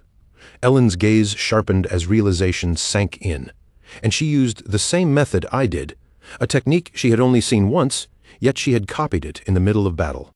On the sidelines, Derek remained calm, his expression unchanged as he observed the result. A lack of experience, he thought quietly. A 2-star spell, when used without true mastery, became nothing more than a beast that turned on its caster and devoured their mana. Ellen's hand trembled faintly from exhaustion, but she clenched it into a fist, forcing herself to steady her body and regain control. Derek watched her closely, his eyes thoughtful. She had recognized Aisline's effort, and now she was beginning to change. Ellen had always possessed overwhelming talent, but this was different. Now, she was pushing beyond talent and giving everything she had. For her, this was respect shown not through words, but through power. To Ellen, anyone who fought this desperately deserved nothing less than her full strength. She stood firm despite the toll written all over her body. Sweat covered her face, her breathing came heavy, and her mana reserves were nearly spent. Even so, Ellen forced herself to remain calm.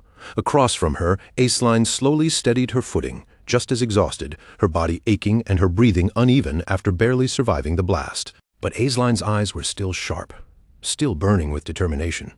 A faint smirk touched her lips as she finally understood. So this is what you meant, Derek. If she could endure this moment, then victory was within reach. Ellen raised her hand again, refusing to retreat even now. Blue mana shifted into fierce heat around her as she began forming yet another spell. Above her palm, a sphere of fire started to take shape, swelling quickly, just like the one before it. Her eyes stayed focused and unwavering as she poured even more mana into the spell. Once again, she recreated the same massive 2-star fireball, but this time something had changed. Her body trembled under the burden. Her control wavered, and sweat poured down her face. Ellen gritted her teeth, barely keeping the spell together, yet she still forced herself forward. With a sharp motion, she hurled the fireball toward Aisline at full speed. Gasps burst from the crowd. Another one? And this one was moving even faster than before. The blazing sphere tore through the air with terrifying speed, charging straight toward Aisline like a falling sun. Aisline reacted immediately, turning and sprinting to evade it. But Ellen had not simply thrown the attack and let it fly. She was still controlling it. With small, subtle movements of her hand, Ellen adjusted the fireball's path, tracking Aisline's movements with frightening precision. The fireball curved after Aisline, refusing to let her escape. But maintaining that level of control carried a brutal cost. Ellen's already depleted mana drained even faster, pushing her closer and closer to the edge as the fireball rapidly closed in, looking certain to hit. Then, at the very last moment, Aisline made her move. She suddenly dropped low and planted both hands firmly against the ground. With a powerful motion, she kicked upward while releasing a burst of magic beneath her. The force launched her high into the air, allowing her to avoid the fireball by the narrowest margin as it rushed past below. Aisline soared upward, climbing so high that her figure seemed to blend into the blinding brightness of the sun itself. Ellen tried to follow her movement, but the harsh glare made it almost impossible to see Aisline clearly. For one brief moment, Aisline vanished from Ellen's sight. High above, hidden within the sunlight, Aisline allowed a small, confident smile to appear. Then she raised her hand and began forming ice spears once again, one after another. The spears appeared around her, hanging in the air as she prepared her next strike. From this height, she thought Ellen would not be able to read their trajectory. As the spell completed, sharp, gleaming spears filled the air around her. Her focus sharpened even further. If Ellen tried to use a barrier now, it would only drain away the tiny amount of mana she had left. Below her, Ellen struggled just to remain standing. her exhausted body trembling under the strain of the battle. Then, with a swift motion, Aisline hurled the ice spears downward at full speed. Ellen reacted only at the final possible instant. Her legs weakened, and she dropped to one knee, forcing herself to cast despite her condition. With the last of her strength, she formed a spell just as the ice spears were about to strike, creating a layer of ice in front of her to intercept the attack. The spears slammed into the hastily created shield, burying themselves deep into the ice. From above, Aisline frowned slightly as she descended and landed back on the ground. Not a barrier. Aisline realized. Just a simple ice construct. Ellen had used up too much mana controlling those fireballs. Ellen's condition was obvious now.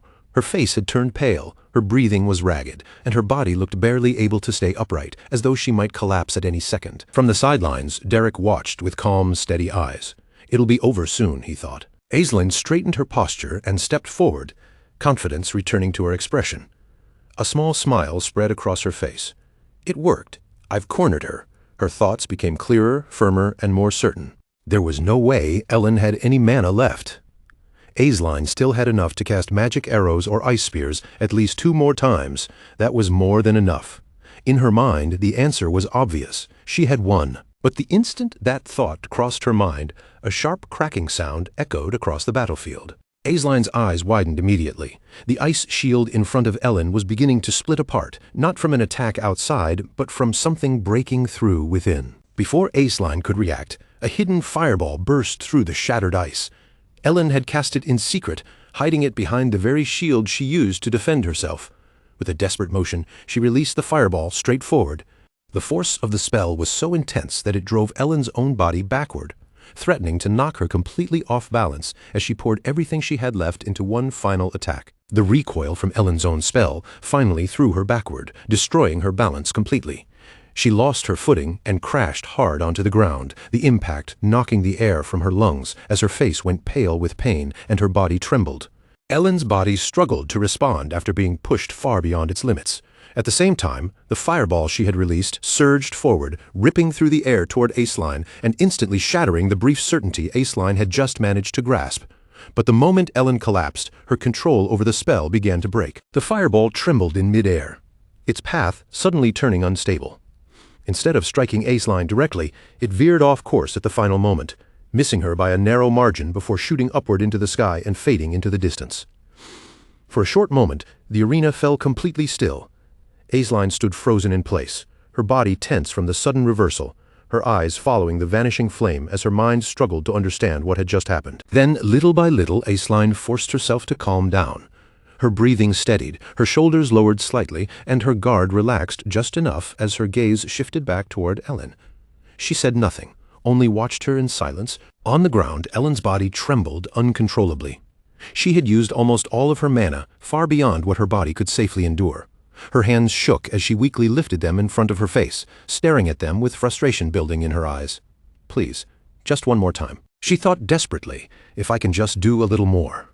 Forcing herself past exhaustion, she tried to gather mana again and cast another spell.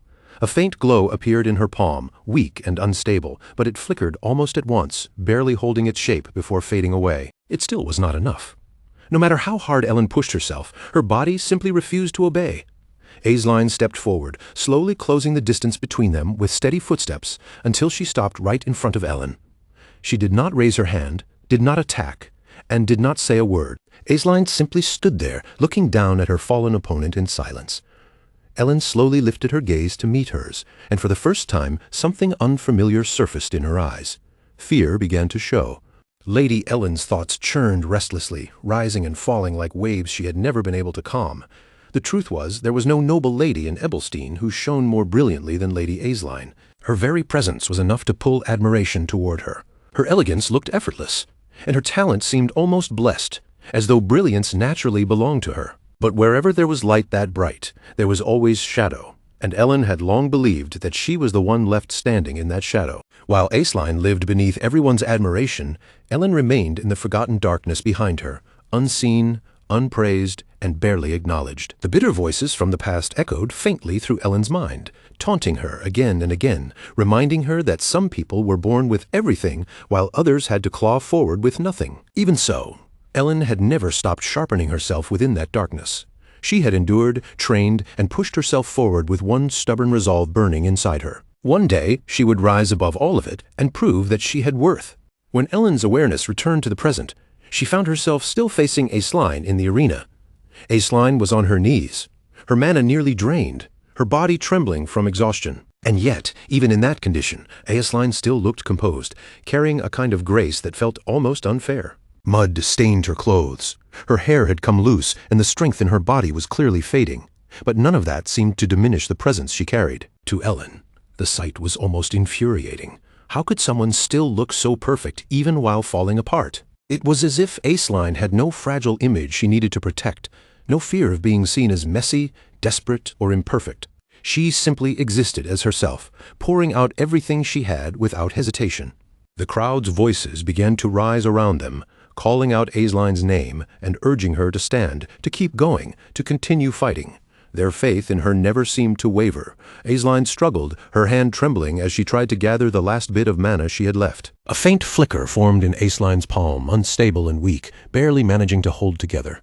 Watching her closely, Ellen stepped forward and raised her own hand, summoning flames once more. Mana gathered obediently, shaping itself into a blazing arrow ready to be released. For a moment, Ellen's gaze drifted toward Derek, and a trace of doubt flickered inside her. Could she truly win now?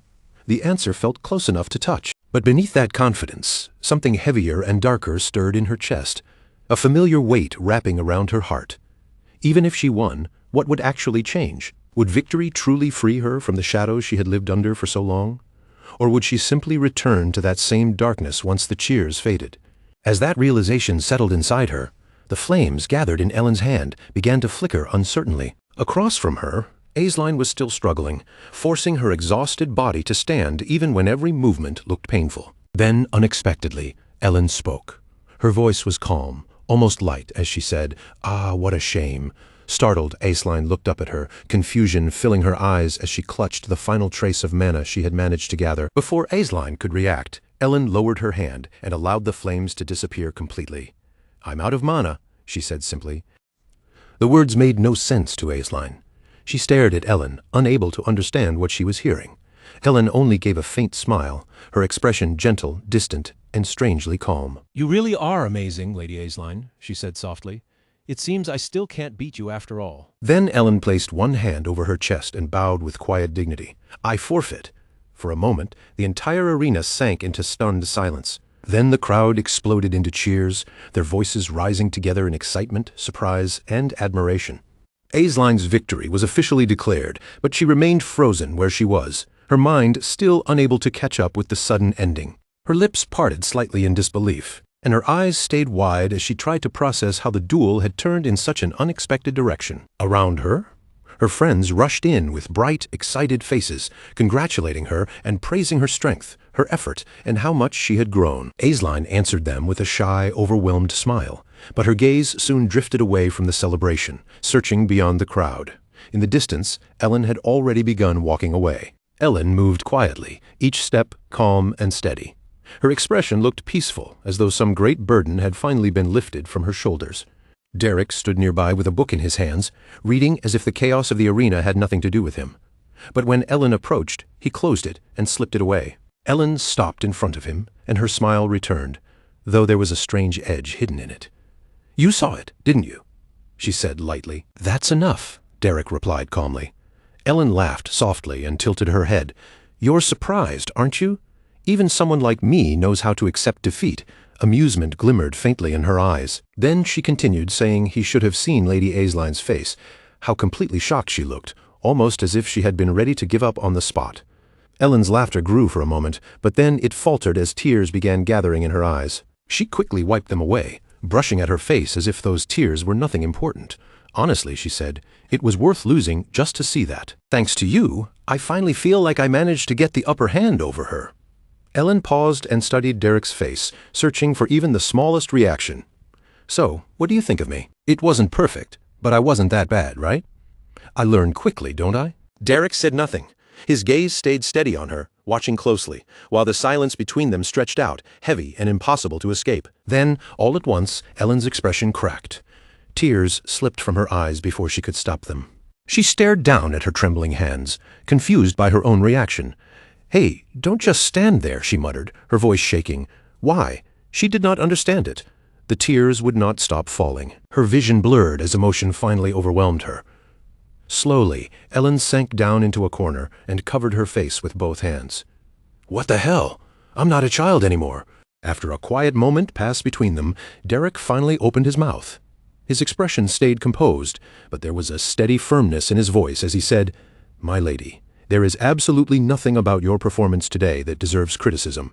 You pushed yourself as hard as you possibly could." His words settled into the silence like a gentle weight. Ellen's shoulders began to tremble again, and tears slipped down her face as she lowered her head. "I wanted to win too," she confessed in a small, shaky voice. "But right before I was about to end it, I realized something. Even if I had won, nothing would have really changed." Her voice quivered as the truth spilled out of her. "I would still be trapped in the same place, living the same miserable existence as before. That part of me, it's buried too deeply." For a moment, neither of them spoke. The only sound left was Ellen's quiet sobbing as she struggled to hold herself together. Then Derek's voice cut gently through that stillness. "So what if you look a little pathetic?" The words made Ellen freeze in place. Slowly, she raised her tear-filled eyes and looked up at him. Derek didn't flinch, and he didn't soften his gaze just to comfort her. He simply met her eyes head-on and continued, "If you're not willing to look pathetic, then you'll never be able to grow." The words hit Ellen harder than she expected. She covered her face with both hands again as fresh tears spilled through her fingers. But somewhere beneath that pain, something inside her had quietly begun to change. Fragments of memory flickered through her mind, and she saw Aisline standing tall and unshaken, as if the darkness that had always pressed down on Ellen had never been able to touch her. But for the first time, that same darkness no longer felt like an inescapable cage.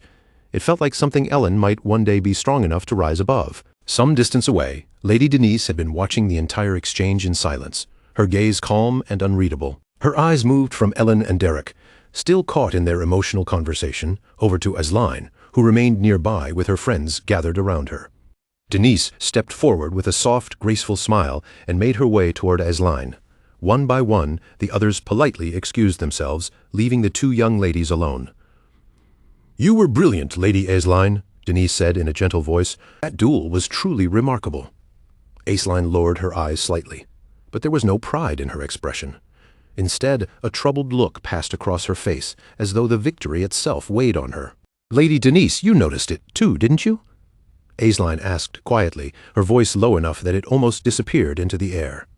"I wasn't the real winner." Denise only smiled at first, taking a moment before she answered. Then, with the same gentle composure, she finally spoke. "When it comes purely to magical talent, Lady Ellen may even be ahead of me." Aisline shook her head, as if that answer alone could not explain what she had felt during the duel. Though uncertainty still lingered in her eyes, her voice became firmer. "It isn't only about talent. There's something more important than that, something that can truly close the distance between people." As she thought about it, her mind began to drift without permission. Before she realized it, Derek's face appeared in her thoughts. Startled by herself, Aisline quickly shook her head, pushing the image away and forcing her composure back into place. Then she turned toward her maid, her expression settling into quiet determination. "Daisy, prepare a letter for the main estate." As Aisline lifted her gaze, the uncertainty in her eyes faded, replaced by a sharper resolve. There was something she needed now, and once she had made up her mind, she had no intention of hesitating. The scene then moved to the Duplin household, where servants passed through the halls and went about their usual duties, keeping the estate running in its familiar rhythm. Inside one of the rooms, Raymond Oswald Duplin sat with a letter in his hands. As he read, the tension in his expression deepened. "Dries Woolfill? What is a 6-star travel pass doing in Ebelstein?" he murmured under his breath. Across from him, Valerian Duplain answered with a thoughtful look, explaining that the customs agreement had likely been moved forward because of Drace's recent movements. This was clearly not a simple or ordinary development. Raymond fell into silence, his eyes narrowing as he turned the matter over in his mind. "So even the Count of Belmiard's visit is connected," he muttered. "If someone with foresight is pulling the strings, then this cannot be a coincidence." After that, Valerian brought up another matter, a letter from Aisline. The letter was a request for a magic teacher. Raymond raised his head at that, a trace of surprise crossing his face. "Can't you arrange one for her?" Valerian hesitated before answering, as though the detail made the situation more complicated. She specifically requested Derek, but at the moment he is teaching Lady Ellen at the Belmiard estate. Raymond brought one hand to his chin and quietly considered the situation. I had planned to send the butler to negotiate, he said slowly, weighing the matter carefully. But after a brief pause, he shook his head. No, that won't be necessary. His gaze grew sharper as his decision became clear. I need to go to Ebelstein anyway because of Drace's matter. I'll handle this personally. And with that decision, the pieces of a much larger story began to move quietly into place. The scene then shifted gently to Lady Ellen's residence, where the afternoon sun slipped behind slow-moving clouds and cast soft, wavering shadows across the garden. Outside, Ellen sat across from Derek at a small table. Her body relaxed in a way that felt almost unfamiliar after everything that had happened.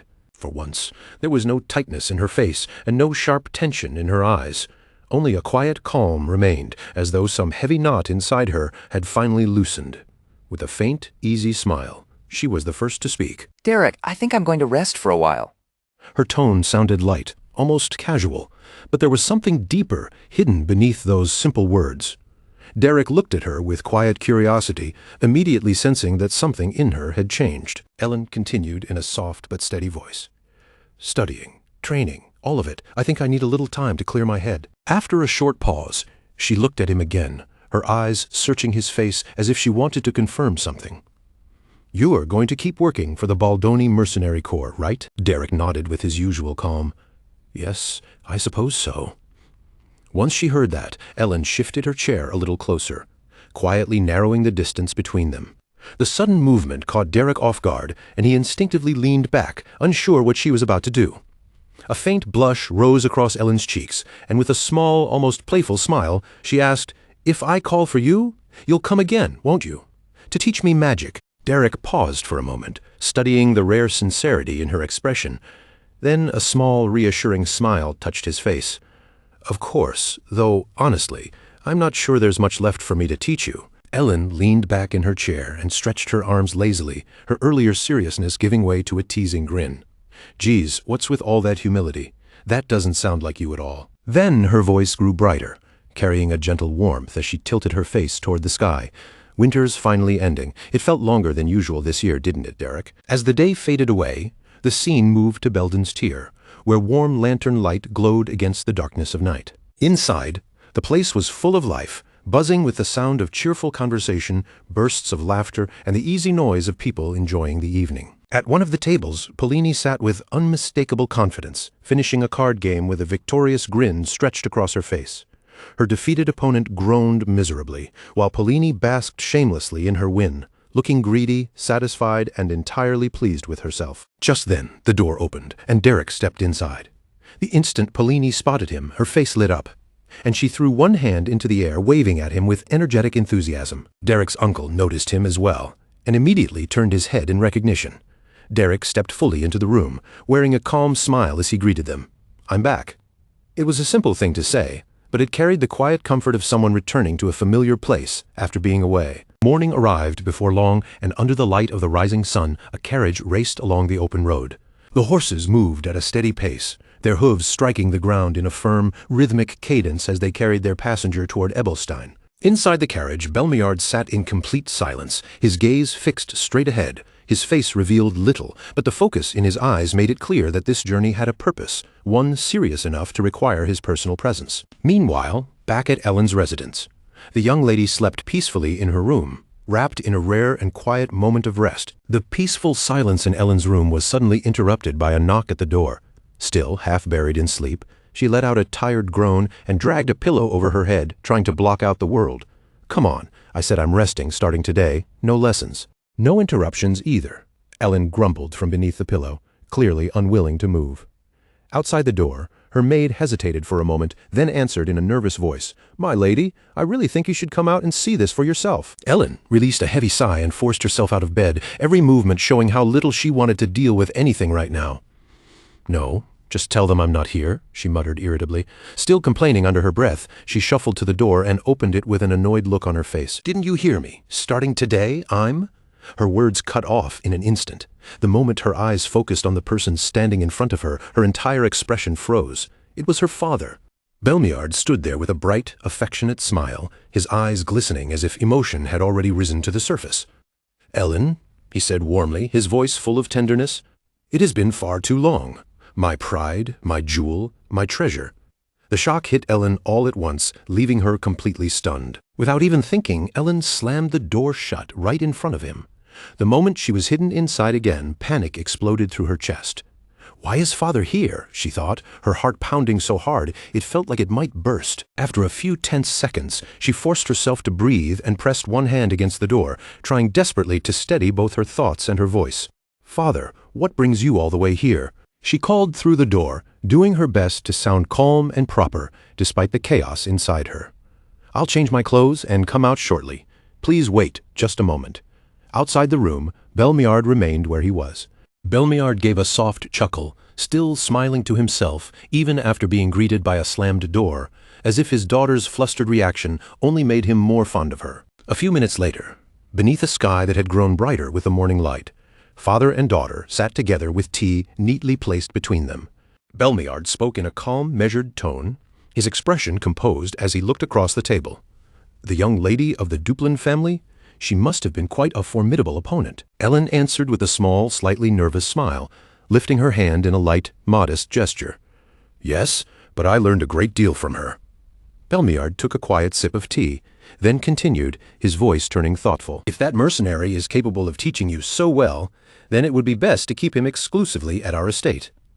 Ellen blinked in surprise, clearly caught off guard by how naturally he suggested it. But the vassals might oppose something like that, she said hesitantly, her eyes shifting with concern. Belmiard only laughed softly, his confidence not wavering in the slightest. Don't worry about that. Is there anything I wouldn't do for you? He said warmly, his voice carrying both affection and absolute certainty. Just trust your father. At those words, Ellen couldn't stop a blush from rising to her cheeks. Her eyes softened, and a shy, gentle smile slowly spread across her face. The scene shifted once more, sinking deep into the dark, damp depths of the Ebelstein dungeon. Flickering light danced across the rough stone walls, stretching long shadows through the cavern, while the sharp echoes of battle rang out in the darkness. Polini stood ready with her bow drawn tight, her eyes focused as she released an arrow. It flew straight and struck a goblin cleanly, sending it collapsing to the ground. But the moment it fell, her expression suddenly changed. "Derek, behind you!" she shouted. At the same time, another goblin sprang forward with a wild scream, launching itself through the air and aiming straight for Derek's back. Derek reacted immediately, gripping his sword in one hand while gathering mana with the other. His body moved on instinct, already preparing to counterattack. But then, something felt wrong. The mana inside him wavered strangely, breaking apart and shifting in unpredictable waves instead of flowing the way it should have. Derek's eyes widened as that unfamiliar sensation swept through him. Without wasting a second, he turned toward the incoming goblin and formed a red sphere of mana in his palm.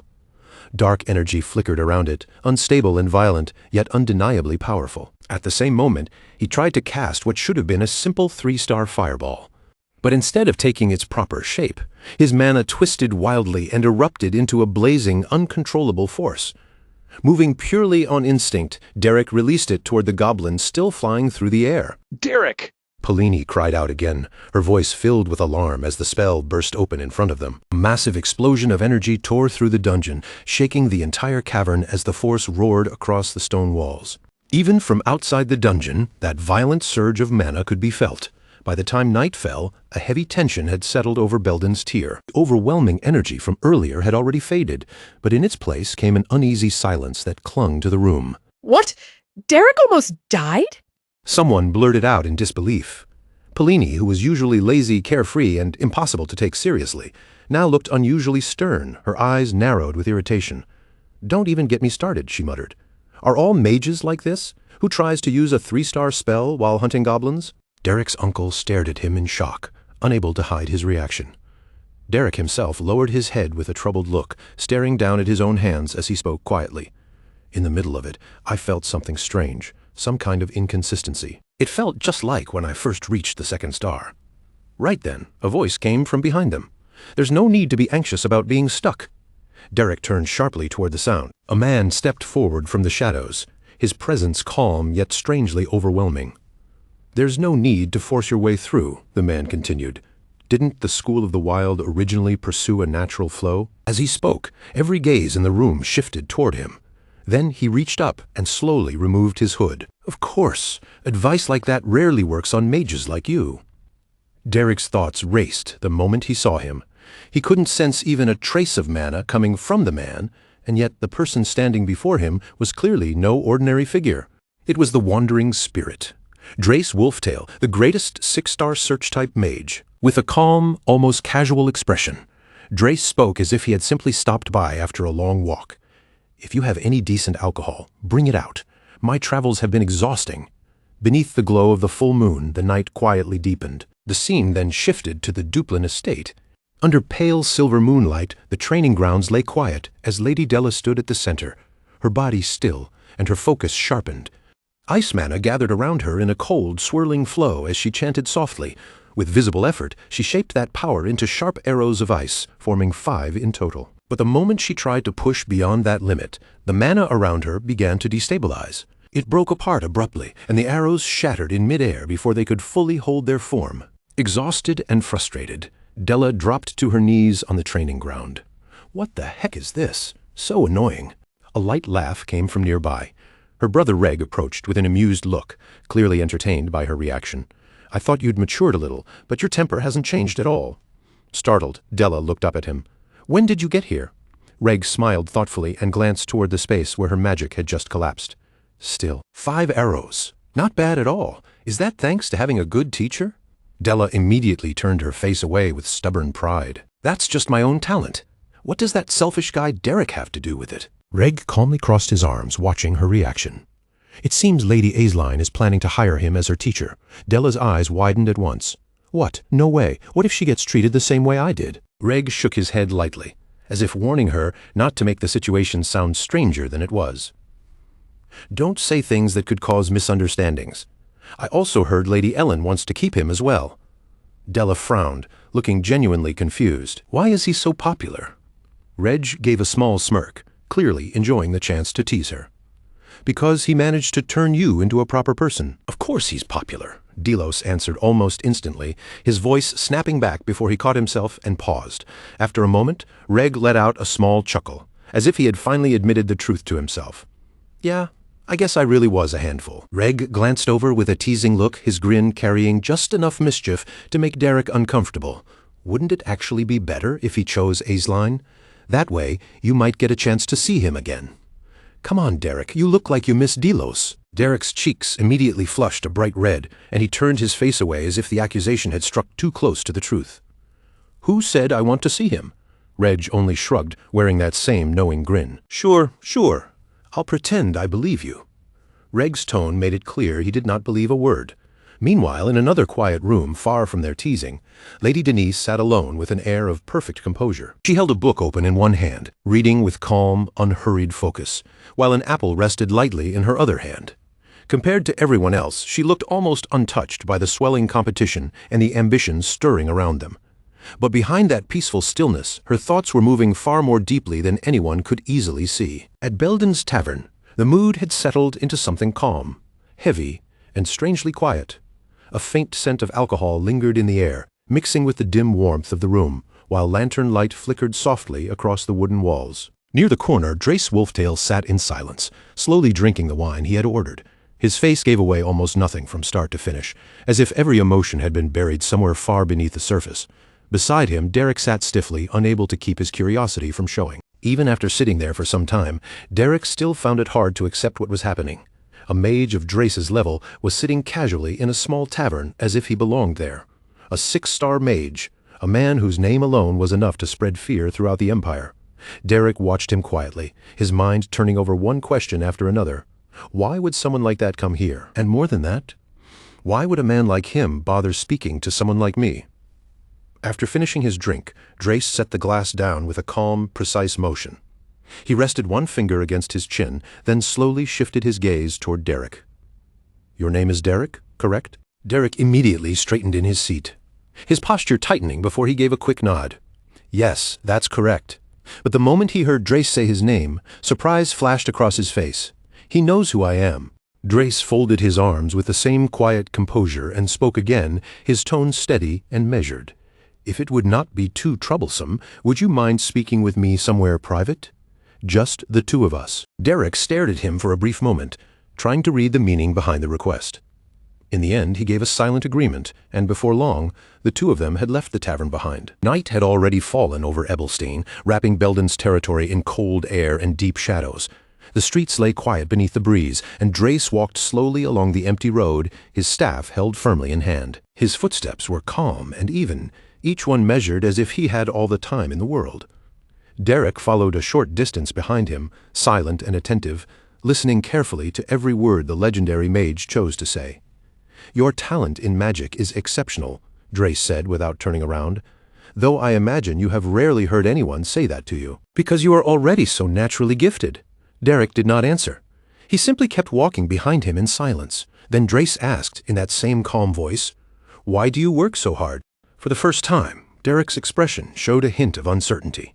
Drace continued, "What is it you hope to achieve by learning magic?" A short silence passed between them before Derek finally answered honestly, "I don't really have some grand ambition. The moment I realized there was even a little talent inside me, I just became curious. I wanted to know how far I could actually go." Hearing that, Drace slowly turned his head, bringing his eyes back toward Derek. For a brief moment, he looked straight into Derek's eyes, studying him without saying a word. Then a faint smile touched his face. "As a commoner, if you wish to climb higher than where you are standing now," his voice lowered, gaining a heavier edge that made the quiet street feel even colder. "You are still lacking." Derek's expression tightened slightly at those words. Drace did not soften the statement, but he continued calmly, as if offering something far greater than criticism. "Would it trouble you if I helped you?" The instant those words reached him, Derek's eyes widened in pure disbelief. A 6-star mage, Drace Wolftail himself, was offering to teach him. There was no sensible reason to refuse, and yet, behind that calm appearance stood a terrifying history that nearly every noble in the Empire knew all too well. Drace Wolftail had been born as nothing more than a commoner. Unlike nobles, who were surrounded from birth by wealth, status, tutors, and proper magical education, he had possessed none of those advantages. All he had was his own talent. Even so, he advanced through the world of magic at a speed that seemed almost impossible. By the time he reached adulthood, he had already stepped into the 2-star realm. Later, after starting a family, his power rose again, carrying him all the way to the level of a 3-star mage. To ordinary commoners, Drace became a living symbol of hope. He was proof that birth did not have to decide a person's entire future. Eventually, his village changed into a gathering place for commoner mages who admired him, and more people came there chasing the same dream. Before long, that place became like an ivory tower for commoners, a place where they could finally imagine standing beside nobles through magic alone. But that fragile hope did not last. In the very year Drace reached the 4-star realm, tragedy came crashing down on him during a stormy night filled with heavy rain. Drace returned home after finishing his work, rainwater dripping from his clothes as thunder rolled across the black sky. But the moment he opened the door to his house, the world in front of him shattered. His family's bodies lay inside, blood staining the floor, and every single member of his family had been murdered. Not long after that, several nobles gathered inside a luxurious hall, speaking about the incident as if it were nothing more than idle gossip. They sat surrounded by comfort and expensive wine, casually discussing the deaths as though no real tragedy had occurred. "Has Drace finally calmed down?" one noble asked with clear amusement in his voice. "Yes, Count," another noble replied confidently. "Drace Wolftail has gone into hiding. Those arrogant commoner mages have quieted down as well." Another noble laughed while slowly swirling the wine in his glass. How vulgar commoners really should learn their place. Honestly, why are they so greedy for magic in the first place? But as he turned toward the bearded noble beside him to continue speaking, his expression suddenly froze. A severed head flew across the room without warning. Blood scattered through the air in a violent spray, staining the refined hall in an instant. Standing there in the middle of the bloodshed was Drace Wolftail, silent and motionless. There had been no warning, no dramatic incantation, and no grand spell lighting up the room. With nothing but fingers strengthened by magic, Drace had sliced the noble's head clean from his body. The remaining noble began trembling so hard he could barely speak. Drace Wolftail. But Drace's eyes held no mercy, no hesitation, and no emotion except pure murderous intent. With one swift movement, he cut through the noble's legs. The man crashed to the floor, screaming in agony as blood spread beneath him. Terror swallowed him completely, and he dragged himself backward in desperation, trying to escape from the monster he had helped create.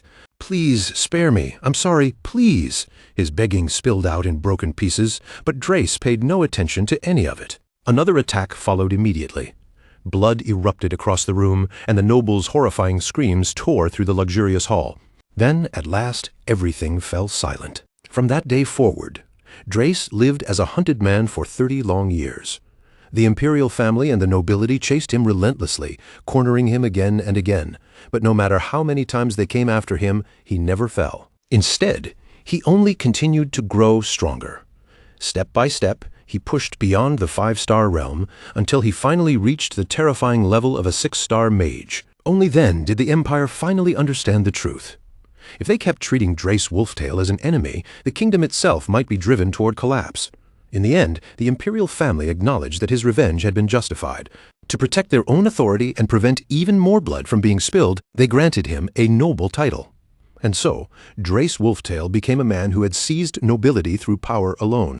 Back in the present, Derek looked toward Drace with disbelief still lingering in his eyes. The very man whose name carried such a bloody legend now stood before him, offering to become his teacher. Meanwhile, in the noble district of Ebelstein, another kind of tension was beginning to rise. Inside the Grand Conference Hall of Cleon Hall, Grand Duke Veltus Anercolocus sat with controlled dignity, calmly waving one hand as he spoke toward Raymond Osso Duplin. Grand Duke Duplin, if you intend to expand north of the Belcos Peninsula, you should be cautious of the labyrinth hidden within the White Zone. His words were polite, but the warning beneath them was unmistakable. A faint smile appeared on Veltus's face as he continued, his voice smooth and composed. "If necessary, I can dispatch my knights to assist you, Raymond Osso." Raymond Osso Duplin quietly held a chess piece between his fingers, turning it slightly before giving his answer. "The knights you speak of," his tone sharpened with open disdain. "Are they perhaps those lowly mercenaries?" The moment those words left his mouth, the air inside the hall froze.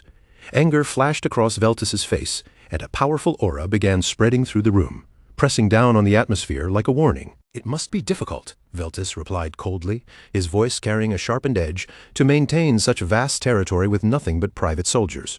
If that burden has become too heavy for you, perhaps surrendering that territory would be the wiser choice." Raymond answered by slowly letting his own aura seep into the room, quiet but unmistakably sharp.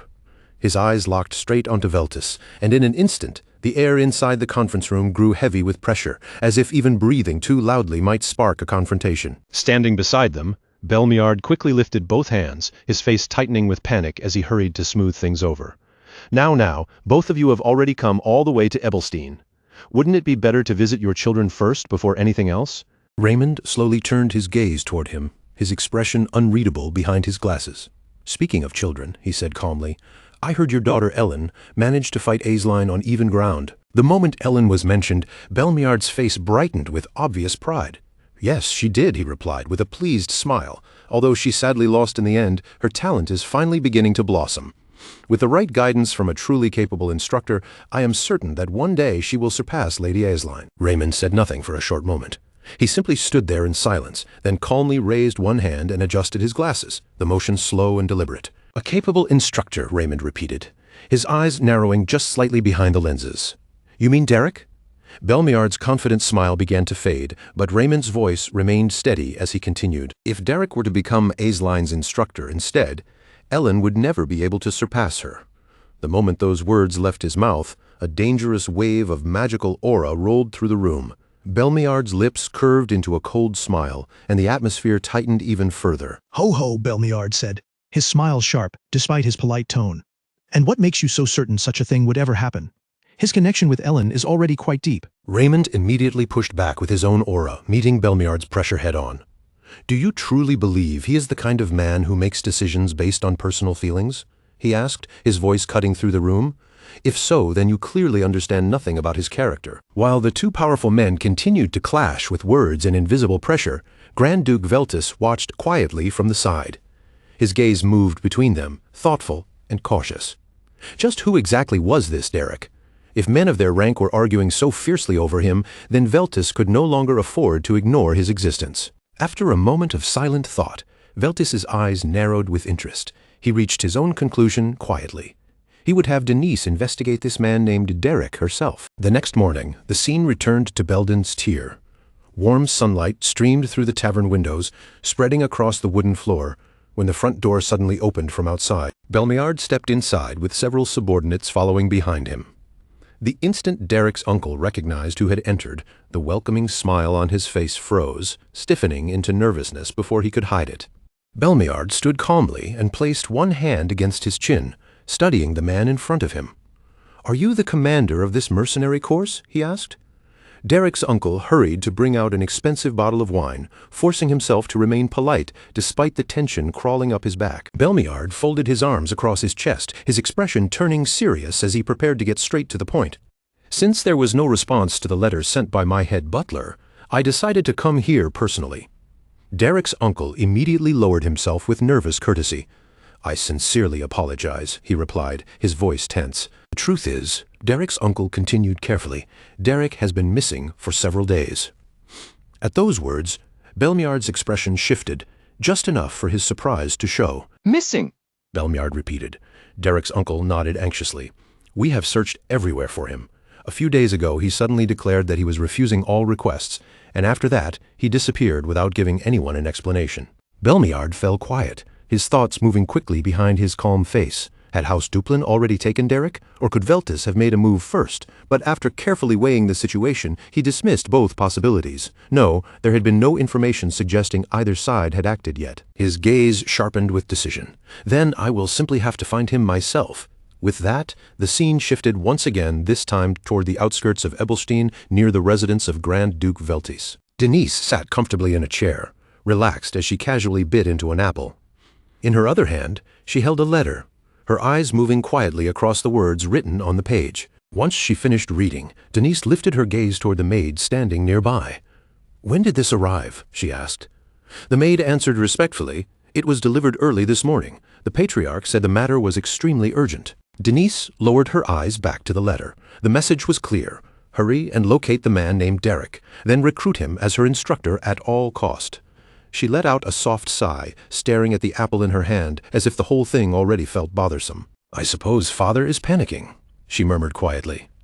"That mercenary's value is probably at its lowest right now." A faint smile tugged at the corner of her lips. How troublesome! Yet even as she said that, her mind had already started drifting somewhere completely different. Still, today was not an ordinary day for her. A spark of excitement slowly lit up in her eyes as she reached up and removed her glasses. The newest novel by that great author had finally arrived. A slight blush spread across Denise's cheeks as the title echoed through her mind. The lady submits to the cold. And then came the phrase that completely captured her imagination. Grand Duke's ice great sword. The moment she thought of it, her mind began to run wild. But what exactly was the ice great sword? Denise pressed one hand against her cheek, her eyes glowing with curiosity. A bright, excited smile spread across her face. "I absolutely need to know." Without hesitating any longer, Denise suddenly rose from her chair. "Well, if I ignore father now, he'll only keep nagging me later anyway." She turned her head toward her maid. "Bella." The maid immediately answered, "Yes, my lady." "Prepare my clothes." Denise smiled calmly as she picked up the letter once more. "I'm heading out." There was someone she needed to meet, and now she had every reason to go. As night slowly settled over the outskirts of Ramhill Hill, the great cave of Lasps sank into complete silence, swallowed by darkness and cold. A freezing wind swept along the mountain paths outside, scraping past the rocks. Thin layers of frost crept across the stone walls around the cave entrance, turning the mouth of the cavern pale and icy. Deep within the cave, far removed from the bitter wind outside, Derek and Drace sat facing each other in absolute stillness. Both remained cross-legged on the frozen ground, while Drace kept his eyes closed, his expression calm and almost peaceful. Then, in a low, steady voice that carried softly through the cavern, Drace finally spoke. "Close your eyes and release your mana like a thin mist. Do not force it. Let it move naturally. Then feel the sensation of your mana touching the world around you before it returns." Hearing each instruction clearly, Derek slowly closed his eyes and began to follow exactly as he had been told. A faint wave of mana slipped out from Derek's body, spreading quietly through the dark cave like invisible fog. It brushed over the cold stone walls, touched the scattered rocks beneath the water, and drifted carefully through every hidden corner of the cavern. Little by little, that mana began to flow back toward him. Drace continued speaking while calmly observing Derek's progress. What you are doing now is the foundation of search-type magic. At the 1-star level, it can only perform simple threat detection.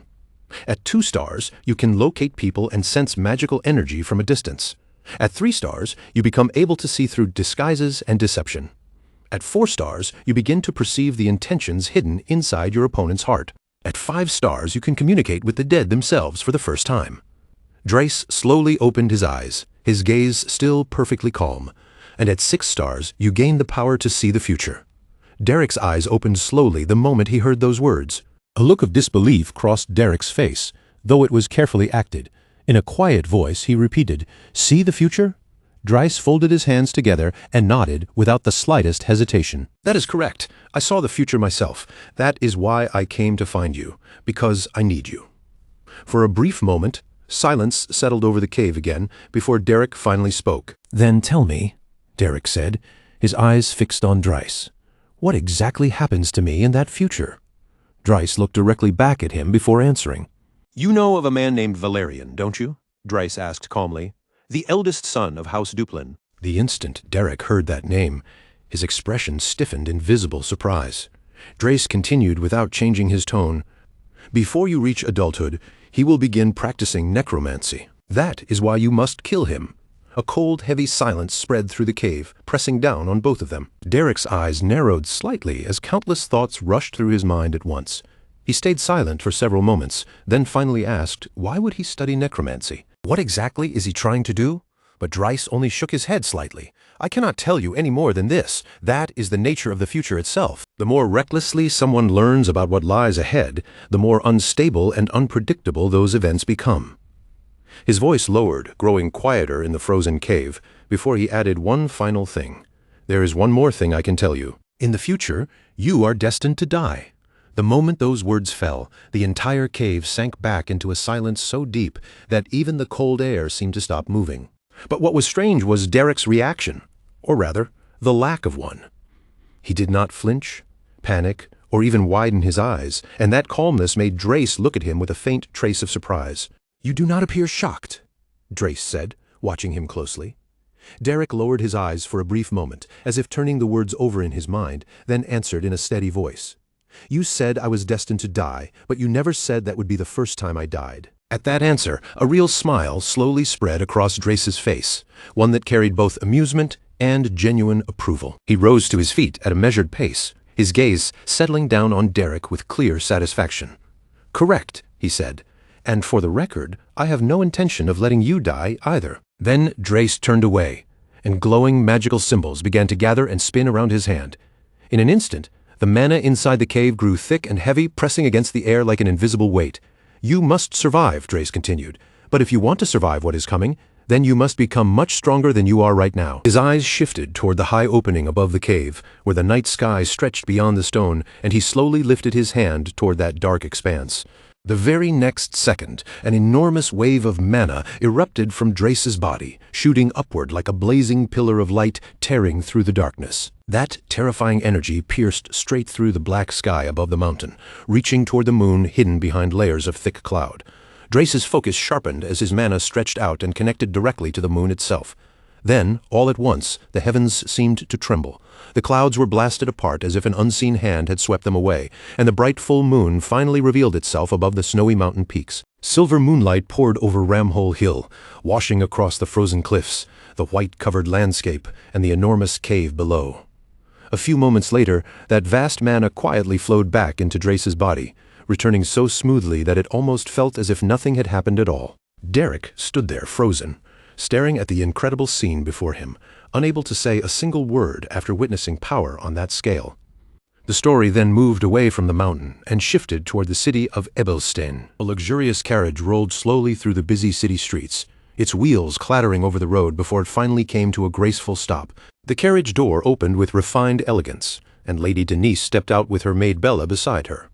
Almost immediately, the pedestrians nearby noticed Denise's striking beauty.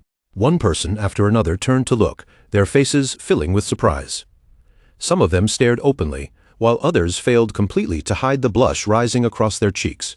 Denise calmly swept her eyes over the street, then looked back toward the carriage driver. "I will walk from here. Stay behind and rest for now." The driver quickly bowed his head with respect. Yes, my lady.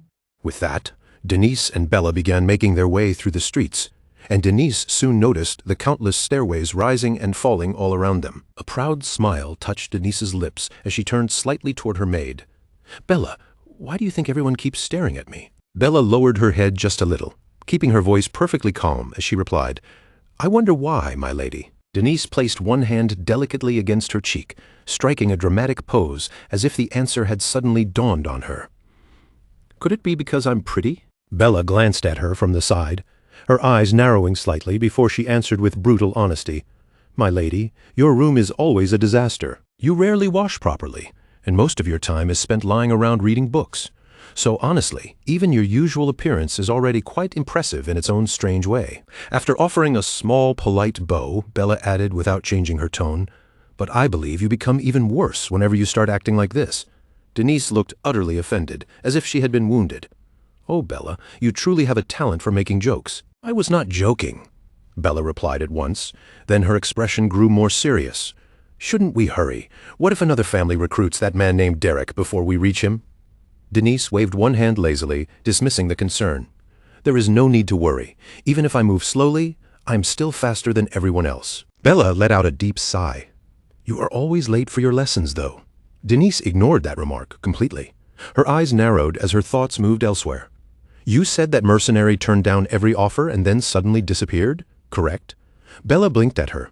"Did you hear anything I just said?" But Denise had already slipped fully into her own reasoning. He is not the type to chase money above all else. So why would someone like that suddenly vanish? She rested one hand beneath her chin, thinking through the situation step by step. For someone his age who can already use magic, there are only a few possibilities. The reason has to be magic itself. Either he came across an extraordinary grimoire, or he found a truly remarkable teacher. As Denise spoke, a faint, knowing smile began to curve at the corners of her lips. If that is true, then of course he would stop wasting his time as a mercenary. Her eyes sharpened even further as another possibility surfaced in her mind. But he left the Duplin mansion of his own will, didn't he? And for studying magic, there is hardly a better place than the Duplin household. Denise paused for a brief moment, and then her smile widened with confidence, which means he found something even greater than House Duplin. At that moment, Bella's voice cut through her thoughts. "Lady Denise, we've arrived." Denise snapped back to the present and slowly raised her gaze toward the building standing in front of them. The place was Belden's terror. Inside the shop, Derek's Uncle Bisley was going about his usual work. He continued handling the day's business as normal until the door opened with a soft sound, drawing his attention upward with a welcoming smile. "Welcome," he began. But the instant he recognized Denise standing there, his face stiffened and nervousness crept into his expression. Denise studied him calmly for a moment, then suddenly asked, "That old mage came here recently, didn't he?" For a heartbeat, Derek's uncle froze in place, caught completely off guard. "Pardon?" he managed. But before he could properly explain himself, Denise smiled brightly, as if his reaction had already given her every answer she needed. "Thank you for the answer," she said, with graceful satisfaction. Then, without wasting another second, she turned toward Bella. "Let's go. I need to check the carriage transit records." Bella immediately followed her lead and replied, "Yes, my lady." As the two women left the shop, Derek's uncle stayed where he was, nervously rubbing the back of his neck while watching them disappear down the street. The scene then shifted to the Coachman's Guild in Ebelstein's commercial district. Inside, Denise sat composed at a table while Bella searched through a pile of travel records spread out before them. After some time, Bella finally looked up and asked, "My lady, how did you know Sir Dryast had visited?" Denise flipped through one of the documents with casual confidence before answering. It was obvious that mercenary abandoned the mansion of a 5-star mage by choice. Someone serious about magic would never do that so easily. He would not walk away unless something even greater had appeared in front of him. She continued turning the pages as she spoke, her tone carrying complete certainty. "Which means the only person who could possibly draw his interest would be a 6-star mage." A proud smile appeared on Denise's face, and as it happens, I knew a 6-star mage had recently been heading toward Ebelstein, so all I did was make a simple guess. She leaned back in her chair with obvious satisfaction. And that old man fell for it perfectly. After a short pause, Denise turned toward Bella, her eyes glittering as if she had just discovered something wonderful about herself. "Could it be that I'm actually smart?" Bella stared at her in silence for a moment before giving her answer. You almost never use your brain properly, so I cannot say for certain.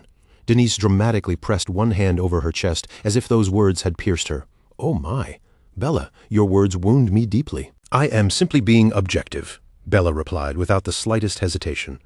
Denise released a heavy sigh and murmured, being this talented truly is exhausting. Sometimes I wish I could simply be incompetent instead. Bella's lips curved into a faint smile. Do you actually enjoy it when people talk back to you, my lady? Denise answered with a proud grin. Really now? You only ever notice my beautiful side. Bella sighed once again, clearly used to this by now. You truly never listen to anything I say. Then her expression turned serious. But even if we find him first, can we really recruit him? I heard House Duplin and House Belmiard are looking for him too, Bella said, her voice low with concern. Denise, however, suddenly lifted one of the records from the pile, a bright, confident smile spreading across her face.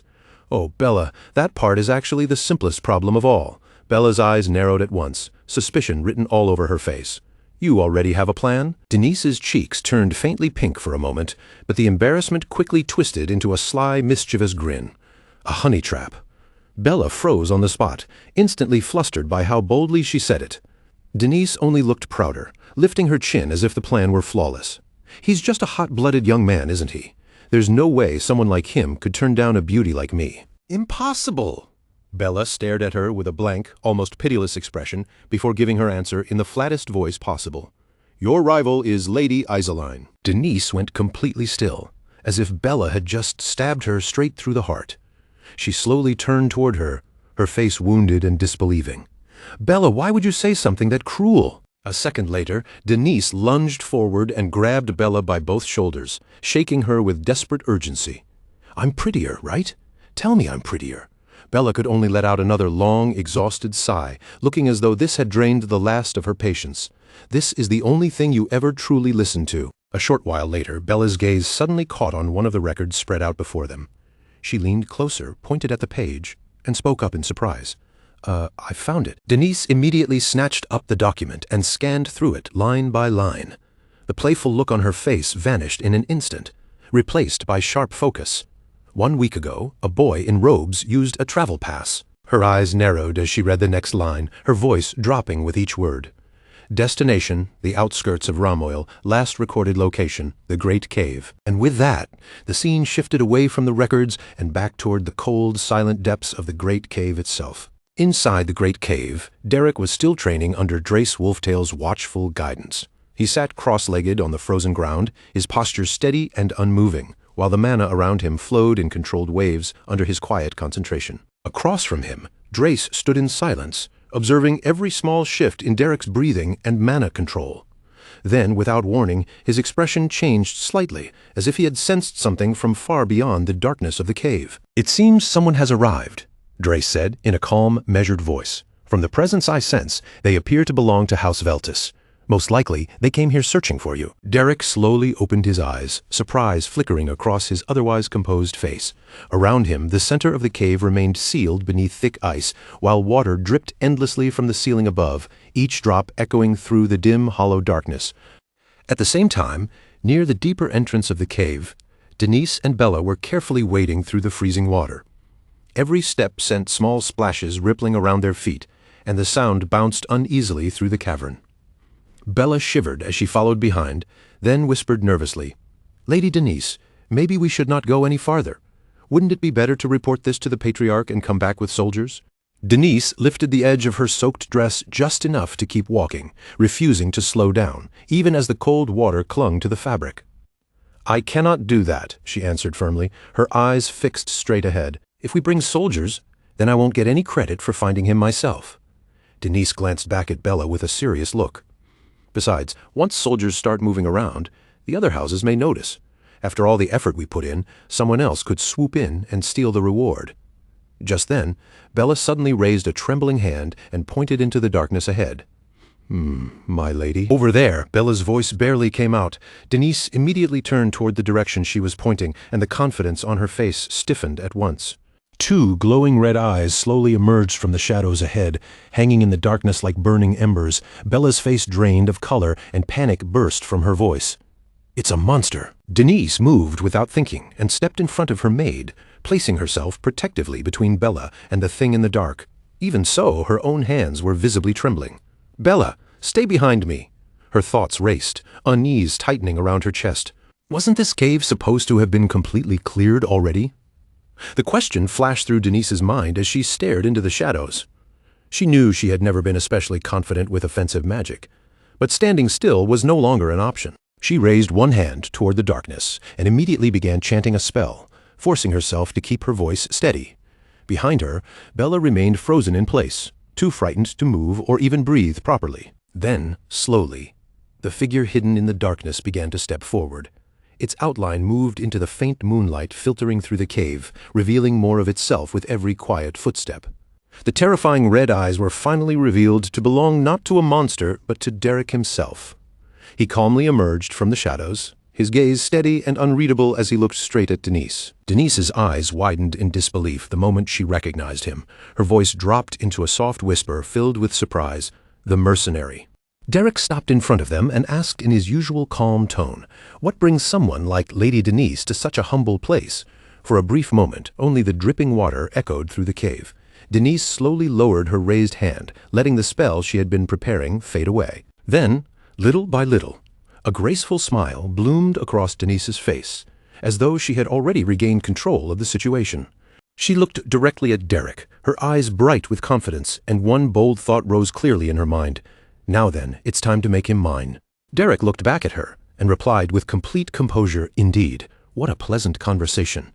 The moment those words reached her ears, Denise was left stunned, as if her perfectly prepared rhythm had been cut off before it even began. Beside them, Bella stood quietly with a faint smile tugging at her lips, clearly enjoying the awkward turn the situation had taken. Denise quickly forced herself to recover. She adjusted her expression, softened her voice, and spoke again in a much gentler, more elegant tone, as if trying to wrap every word in charm. "Actually, I can't even count how many times I've met you in my dreams," Denise said sweetly, gazing at him with practiced sincerity.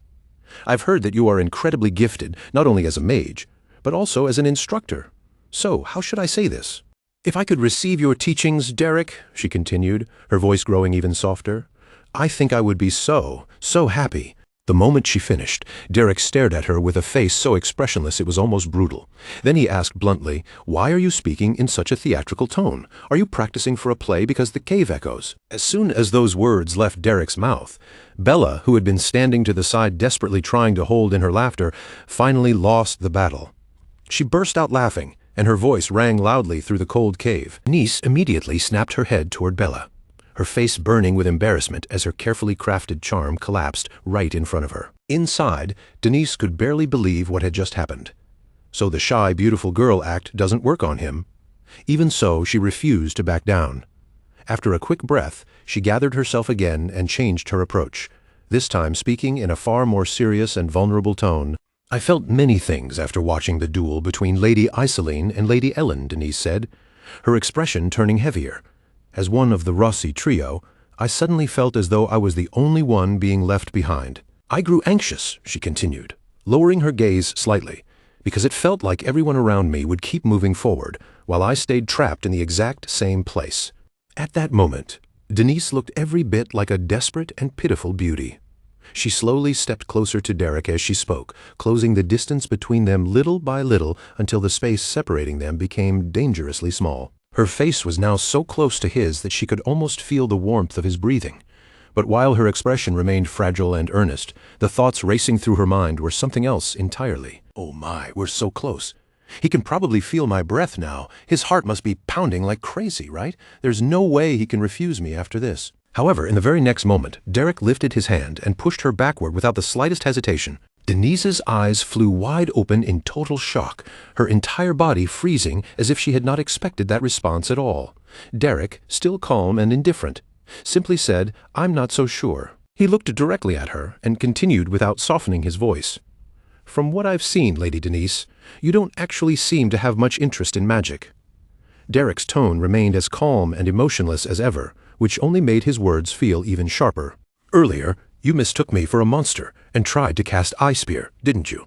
It was clumsy, very clumsy, the way your mana flowed, the speed of your incantation, None of it was refined. Not a single part of it was properly prepared.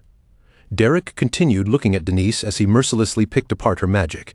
Your basic mana capacity is excellent, but it is completely disorganized. That alone shows how little you normally practice. Hearing that, Denise was utterly shaken. For the first time since she had met him, Denise found herself completely speechless. Her mouth opened slightly, but no words came out, and she could not think of a single answer to defend herself. Behind her, Bella quietly raised one hand and gave Derek a small thumbs up, as if praising him for seeing through everything so perfectly. Derek's expression did not change at all as he continued, "Let me give you one piece of advice. In front of someone who is truly serious about magic, do not speak of sincerity with lies. Some people would take that as an insult." Those words hit Denise much harder than she had expected, landing with a weight that left her unable to brush them aside. This time, Denise had absolutely no reply left. After saying everything he needed to say, Derek slowly turned away from her and began walking deeper into the cave.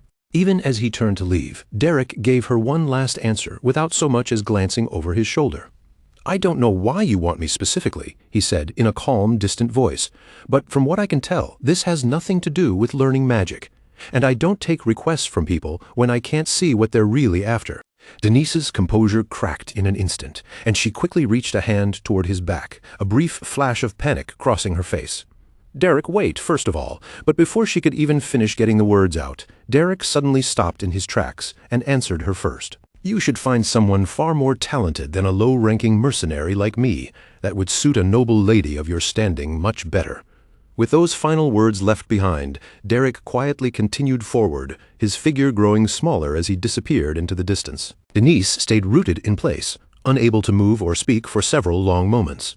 The confident smile and graceful charm she had been forcing herself to maintain had vanished completely, leaving only a stiff expression filled with confusion, irritation, and wounded pride. The scene soon moved to the area outside the cave. The sky had begun to darken, and as night slowly settled over the land, a chilly evening wind spread through the surroundings. Nearby, a temporary camp had already been arranged, with several tents standing around the area and a warm campfire burning brightly at the center. Denise sat beside the fire in silence, her eyes fixed on the dancing flames, while her mind remained tangled in everything Derek had said earlier. After watching her quietly for some time, Bella finally spoke up, her face filled with concern. "Are you really going to be all right, Lady Denise?" Bella asked carefully. Denise lifted her gaze from the fire, and determination returned to her expression. "If I step back now, some other family will simply take him for themselves. I have to win him over before anyone else gets the chance." Hearing the resolve in Denise's voice, Bella lowered her head a little, still unable to hide her worry. "Please don't overdo it," she said softly. "I'll take my leave now." But just as Bella was about to walk away, Denise suddenly called after her. "Bella." Her voice grew quieter, and a trace of guilt appeared in her eyes. "I know you always end up suffering because I'm so selfish." She hesitated for a brief moment, then continued in an almost pleading tone. "But this favor is extremely important to me. I really, truly need you to do this." Denise looked at her with complete seriousness. "When you come back tomorrow, please bring Volume 4 of the Duke's Pillar of Fire Melts the Commoner Lady." Bella could no longer find a single proper word to say. She simply stood there in silence, shoulders heavy, looking utterly drained by Denise's bizarre and unstoppable obsession. The scene then moved forward to the following day. Derek was sitting quietly by himself in his usual spot, keeping to his own space as always when the sound of footsteps suddenly reached his ears. A short while later, Denise appeared before him, struggling with all her strength as she dragged an enormous box toward where he was sitting. The box was packed full of all kinds of things: stacks of books, several magic crystals, snacks, and a variety of supplies that looked as though she had gathered them from everywhere she could think of. When Derek saw the ridiculous amount of items she had brought with her, he stared at the box for a moment in clear confusion before asking, "What exactly is all of this?" Denise quickly tried to answer while still catching her breath. "It's nothing special. There isn't much I can do for you personally, but I can at least support you like this, so you can concentrate fully on your magic training, Derek." But Derek responded at once, his tone as blunt and unmoved as ever. "Doing things like this won't change anything." Denise, however, simply smiled at him as if she had already expected that kind of answer. "That's fine. I feel like I'm growing just by being able to watch you, so please don't worry about me."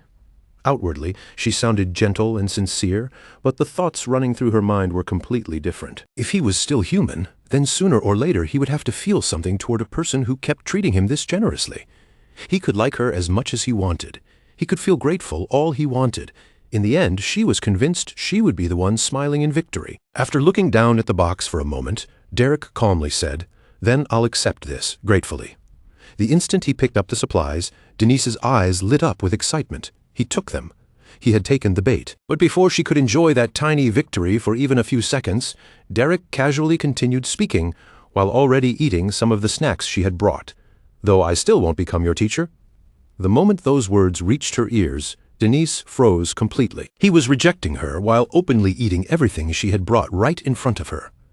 Denise could only stare at him in disbelief, wondering what kind of person could be that shameless. The next day, Denise returned once again, wearing a bright smile as though none of the previous failures had affected her at all. "Derek, I brought food and magic crystals for you today." But before she could even properly show them to him, Derek answered calmly, as if the entire routine had already become familiar. "Thank you. Though I still won't become your teacher." And the following day, she appeared again without missing a beat. "Good morning. Our head chef personally prepared a full-course meal for you, Derek." Yet once again, the response she received was brutally simple. "Thanks. I still won't do it, though." Even after being rejected again and again, Denise stubbornly refused to back down. The next day, she came carrying a huge refined mana crystal in both hands, her face full of confidence as she proudly presented it to him. "Derek, look at this. It's refined ore. I thought it might help with your magic training." Derek reached out toward the crystal without even the slightest hesitation. "You can leave it here." For one brief second, Denise's eyes sparkled with hope. Then Derek calmly added, "I still won't do it, though." The moment Denise returned to her own area after that, the emotions she had been holding back finally exploded. Overwhelmed with frustration, she slammed her fist straight into a nearby pillar, cracking it instantly and breaking part of it apart. "That selfish exploiter!" Denise shouted in fury. "If I'm being this kind to him, shouldn't he at least pretend to be a little touched?" Just then, Bella suddenly rushed over, her face pale with panic. "Lady Denise, we have a problem." Still burning with anger, Denise turned toward her with an irritated glare. "Are you telling me there's a problem even worse than this?" Bella hurriedly explained. "The head butler of House Duplin is coming this way right now." The instant Denise heard those words, the anger on her face vanished, replaced by sudden alarm. "Bella, we're hiding for now." Bella glanced around nervously, clearly unsure what to do. "But what about the tent?" Denise snapped back in a rush. "I don't know. They'll probably just think it belongs to Derek anyway." "Just hide." With no time left to argue, the two of them quickly hurried away and concealed themselves nearby. A few moments later, the head butler arrived, and behind him came a massive procession of attendants and guards moving in formation. The sight was so excessive that Denise could only stare from her hiding place in stunned disbelief. What was this supposed to be? Were they marching into battle or something? The scene then moved inside, where Derek finally stood face to face with the butler. With a respectful posture, the butler presented him with a letter. Derek quietly opened the letter and read through its contents. It contained an official request asking him to become Lady Aisline's personal magic instructor. Once he finished reading, Derek answered calmly, "It would be an honor." The moment Denise heard those words from where she was hiding, her mind nearly snapped from shock and rage. After listening to Derek's answer, the butler turned to him and asked in a composed voice, "I see. In that case, will you prepare to depart with us immediately?" But to everyone's surprise, Derek refused without the slightest hesitation. The refusal came so suddenly that Denise was left completely stunned. For a moment, she could barely believe what she had just heard. Derek remained firm as he answered respectfully, "Only after I finish my training, though I can't say for certain when that will be." There was no arrogance in his voice, and no disrespect either, only quiet determination. Realizing that simple persuasion would not move him, the head butler tried changing tactics. "What if we increase the payment?" he asked. But even that offer did nothing to shake Derek's decision. Derek lowered his head slightly and answered, "I'm sorry. At my current level, I don't believe I can be of much help to Lady Aisline. I don't want to teach magic in a half-hearted way." His words were plain, but they carried genuine sincerity. Derek truly believed his skills were still not enough, and if he accepted such an important responsibility now, he would only end up disappointing the person he was supposed to guide. Nearby, Denise quietly listened to the entire exchange from her hiding spot. When she heard Derek speak so seriously about teaching magic, her gaze dropped as well. Unlike him, she had never been fond of magic, and just hearing the subject brought a faint discomfort to her chest. An unusually heavy silence settled over the area as everyone took in Derek's unwavering answer. Soon after, the scene shifted to the mansion where Aisline was spending her day. The moment Asline heard the report, her eyes widened with surprise, then quickly brightened with excitement. "Oh, really? You found out where Derek is?" she asked at once. Her attendant nodded respectfully. "Yes, Lady Asline, yesterday evening. The head butler went to see him personally." Upon hearing that, Asline looked even more surprised. "Oh, you should have told me. I was going to ask him myself," she said, clearly disappointed that she had not been informed sooner. But that disappointment did not last long. A bright smile quickly spread across her face as she rose from her seat and declared, "I must go now. Please gather the fastest soldiers." Her excitement was impossible to hide. She wanted to meet Derek as soon as possible, and she clearly had no intention of wasting even a moment. However, her personal maid looked troubled and immediately tried to stop her. "But Lady Asline, the terrain there is very rough," the maid warned cautiously. Even so, Asline's enthusiasm did not fade in the slightest. The thought of finally meeting Derek again had already filled her with determination, and no difficult road ahead seemed capable of changing her mind. Asline smiled brightly and answered without hesitation. "This is about welcoming my teacher. As his student, I should go in person." Her voice carried both excitement and firm resolve. To her, this was not something she could simply leave to servants or soldiers. Derek was someone Asline respected from the bottom of her heart, and because of that, she felt there was only one proper way to welcome him. If she truly wanted to greet him as her teacher, then she had to go herself, no matter how rough the road was or how troublesome the journey might become. Just the thought of seeing her teacher again filled her chest with eager anticipation, making her want to leave as soon as possible. And as that day gradually came to an end, the scene shifted into the quiet darkness of night. Beneath the darkened sky, a small camp had been set up in silence. The campfire crackled softly, its orange flames flickering against the cold night air. Denise sat in front of the fire without saying a word, staring into the wavering light. Even though the warmth was right in front of her, she still felt strangely cold. It was not only the chill of the night settling over her shoulders. More than that, a heavy, unfamiliar exhaustion had begun pressing down on her mind, leaving her feeling hollow and worn out. After sitting in silence for quite some time, Denise finally opened her mouth and spoke in a subdued voice. "Let's head back tomorrow morning, Bella." Bella immediately bowed her head a little and answered, "Yes, I understand." "You certainly give up quickly," Bella added, though there was a faint teasing edge hidden in her tone. "I suppose that's because you're smart." Denise slowly turned her eyes toward Bella, watching her for a moment before speaking again. "Bella," she asked quietly, "you actually think I'm a fool, don't you?" The sudden question startled Bella so badly that she froze for a second, then hurriedly waved both hands in denial. "How did you?" "No, of course not. Why would you say something like that?" Denise lowered her gaze slightly, hesitating as if the next words were difficult to admit. "In the past, once I became stubborn about something, I could usually make it happen no matter what." She paused, struggling to sort through the feelings inside her. "But this time, I don't even feel like being stubborn anymore. I'm just so tired." Her voice sounded weaker than usual, almost as if the confidence and bold determination she normally carried had slowly slipped away without her realizing it. Bella looked at her in silence for a while, then finally spoke with a careful, thoughtful expression. "That mercenary is not the kind of person who gets moved by someone's status or money," Bella said softly. "It feels like he chooses his path based on something much more important than that." When Denise heard those words, she did not answer right away. She simply fell quiet again, her eyes lingering on the glow of the fire. Her thoughts drifted back almost immediately to the conversation Derek had with the head butler. She remembered the steady look on Derek's face when he had said that at his current level he could not be of much help to Lady Asline. Those words had not sounded proud, arrogant, or dismissive. They had been spoken with genuine honesty. At the same time, other memories began rising in her mind. She thought back to the battles she had witnessed and to the countless efforts Derek had poured into training his student. Every action he took, every choice he made, and every hardship he accepted had come from a sincere desire to grow stronger and help someone else improve. The more Denise thought about it, the harder it became for her to understand. Lately, everyone around her seemed to carry a kind of honesty and dedication that she almost never encountered in the world she knew. Still staring into the campfire, Denise's expression slowly became complicated. So many feelings churned quietly in her chest that she could barely name them all.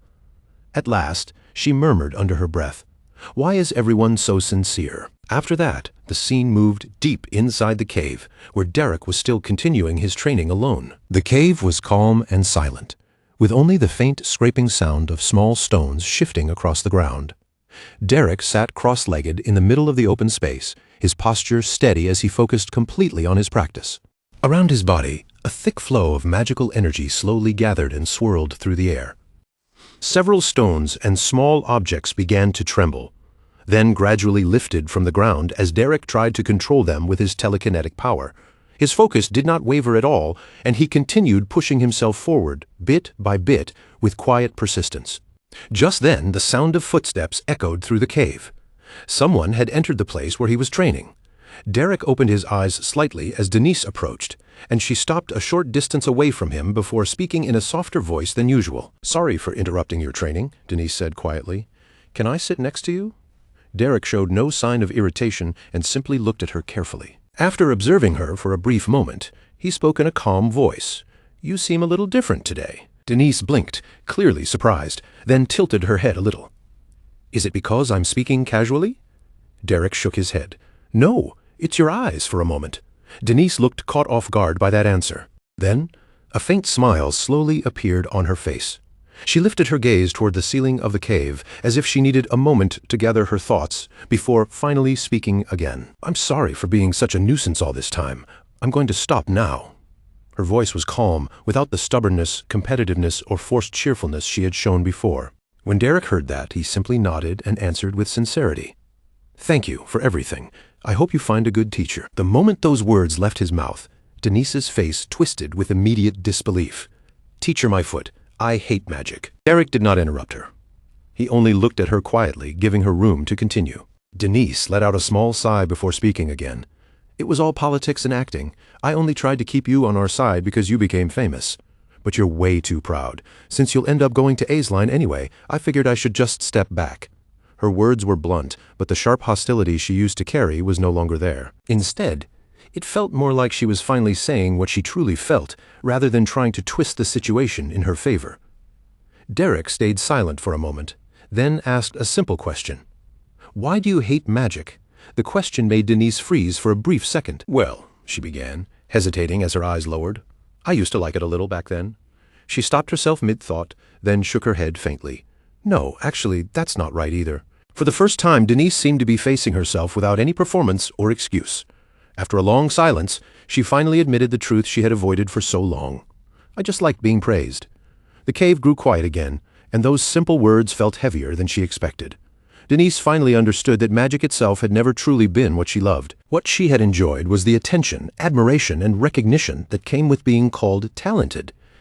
The praise from others had made her feel special, as if she mattered more than before, and at some point she had confused that feeling with a real passion for magic. Now, sitting beside Derek and watching someone who pursued magic only for improvement and sincerity, she could no longer look away from that truth. For perhaps the first time in a long while, Denise was facing her real feelings directly, without hiding behind pride or excuses.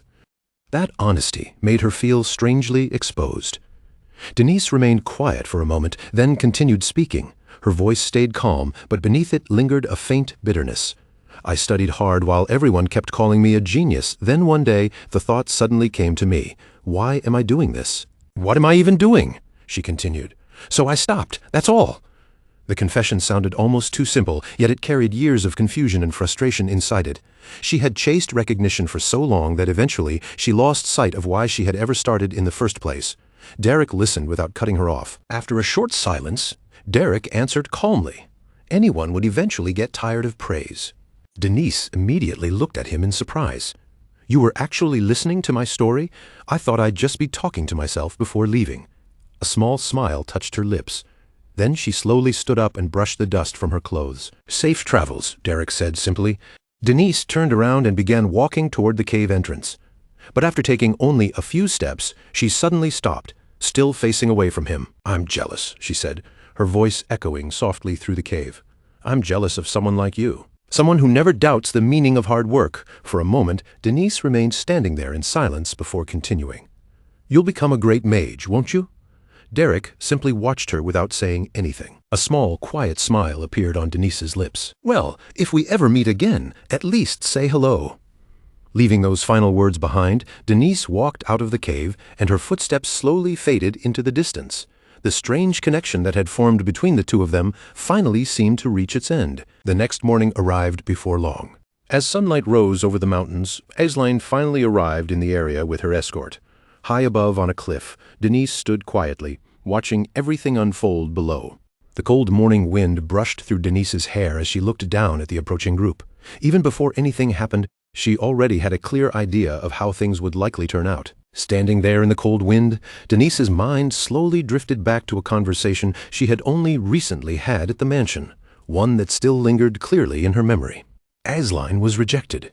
At the time, Denise had repeated those words in disbelief, as if she could not quite accept what she had just heard. Bella had simply nodded and answered yes. He really is an unpredictable person. Hearing that, Denise had fallen silent, her thoughts beginning to turn. Because his training isn't finished yet, Denise had murmured, understanding Derek's reason far better than she would have before. That's not the same as rejecting her. Bella, however, had merely kept walking beside her and responded in her usual calm manner. You should stop worrying about this matter now. Denise had let out a small sigh and answered, Right, I suppose he'll just live in that cave forever and turn into a bear like that legend from the East. Bella immediately corrected her without missing a beat. That story was about a bear becoming human. Bella's serious correction made Denise glance at her with a faintly amused expression, but deep down, her mind was still circling back to Derek. Did he really think he was the only person in the world who could devote himself to magic like that? Before Denise could sink any deeper into those thoughts, Bella suddenly brought up something unexpected. Oh, and a guest has arrived to have a meal with you. Denise blinked, immediately confused. A guest? Was someone scheduled to come today? No one had told her about any visitors, so with curiosity tugging at her, she turned and headed back toward the mansion. A short while later, Denise arrived at the dining room and stepped inside. The instant she crossed through the doorway, her entire body froze in place. Her eyes widened sharply, filled with complete and utter disbelief at the sight in front of her. There, sitting calmly at the dining table and enjoying his meal as if nothing strange had happened at all, was Derek, and somehow he was not even alone. Her father was seated there with him too, speaking to Derek in a casual, relaxed manner. For several long seconds, Denise could do nothing but stare at the two of them. Just yesterday, she had been absolutely convinced that Derek would stay in that cave, continuing his training without paying any attention to anyone else's expectations. She had even joked that he might spend the rest of his life living like some mountain hermit, and yet now, against all sense and expectation, he was sitting right here inside her own home. Back in the cave the night before, after Denise had already walked away and left everything behind, the quiet darkness settled over the place once more. Derek stayed seated there all by himself, his posture unmoving as he poured every bit of his focus into gathering the energy within him and keeping it under control. Thin streams of mana began circling around Derek from every side, twisting through the air as his concentration grew sharper and sharper. In his mind, he kept repeating the same thought over and over. The flow was finally starting to line up. He was close now, just a little more, only a little more. Bit by bit, Derek pulled the scattered mana inward, forcing it to gather into one single point. Around him, the pressure of that energy grew heavier, thicker, and far more intense. The moving currents of mana picked up speed, rushing faster than before, as they all began drawing together toward that same concentrated spot. Even as the strain pressed down on his body harder with every passing second, Derek endured it without backing down, refusing to let his focus break for even an instant. Then, in one sudden moment, Derek's eyes flew open as if he had reached the exact point he had been waiting for. The enormous amount of energy he had stored inside himself erupted all at once. Mana blasted outward from his body, swelling through the cave before quickly scattering into the surrounding air. A few breaths later, even that powerful presence faded away, until every last trace of the released energy had disappeared completely. The process had pushed Derek right to the edge of what he could handle, and when it was finally over, his exhaustion was obvious in the way his body sagged. Just then, a voice reached him from behind, cutting through the silence of the cave. "At this rate, you might collapse." The one speaking was none other than his master, who had been quietly watching Derek from behind. His gaze remained fixed on him as he continued, saying it would be meaningless for Derek to die right after finally learning it, and that the time had come for him to leave this place. At that moment, it became clear that Derek had succeeded in learning the 3-star tectonic shift skill. All the brutal training, all the struggle, and every difficult moment he had endured inside that cave had finally led to this result, pushing Derek into a new stage of mastery. A little later, Drace returned to the cave, carrying several fish he had brought back for their meal. He lowered himself nearby and set the food down in front of Derek. Compared to the overwhelming tension of the training moments earlier, the cave now felt strangely calm. Once Drace was seated, he looked at Derek with a steady expression and spoke in a serious, composed voice. "There's nothing more I can teach you for now. Like I told you before, mediocre talent won't be enough to keep you alive. Think carefully for yourself and decide just how far you truly mean to climb." His words landed more heavily than any lesson he had given before, because from this point on, Derek's path could no longer be shaped entirely by a teacher's hand. From here onward, Derek would have to define his own limits and choose how high he wanted to rise. After a short pause, Drace finished what he had to say, then motioned toward the fish he had brought over. "It's cooked well. Go ahead and eat." With his training finally complete and a new power now resting in his hands, Derek sat there in silence, worn out but clearly changed.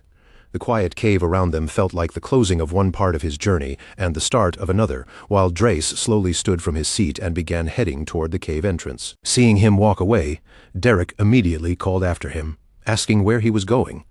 Drace did not stop or turn back. He simply kept moving toward the outside and replied that he was going to get some fresh air for a while. Derek remained where he was, watching his master's back grow farther away with each step.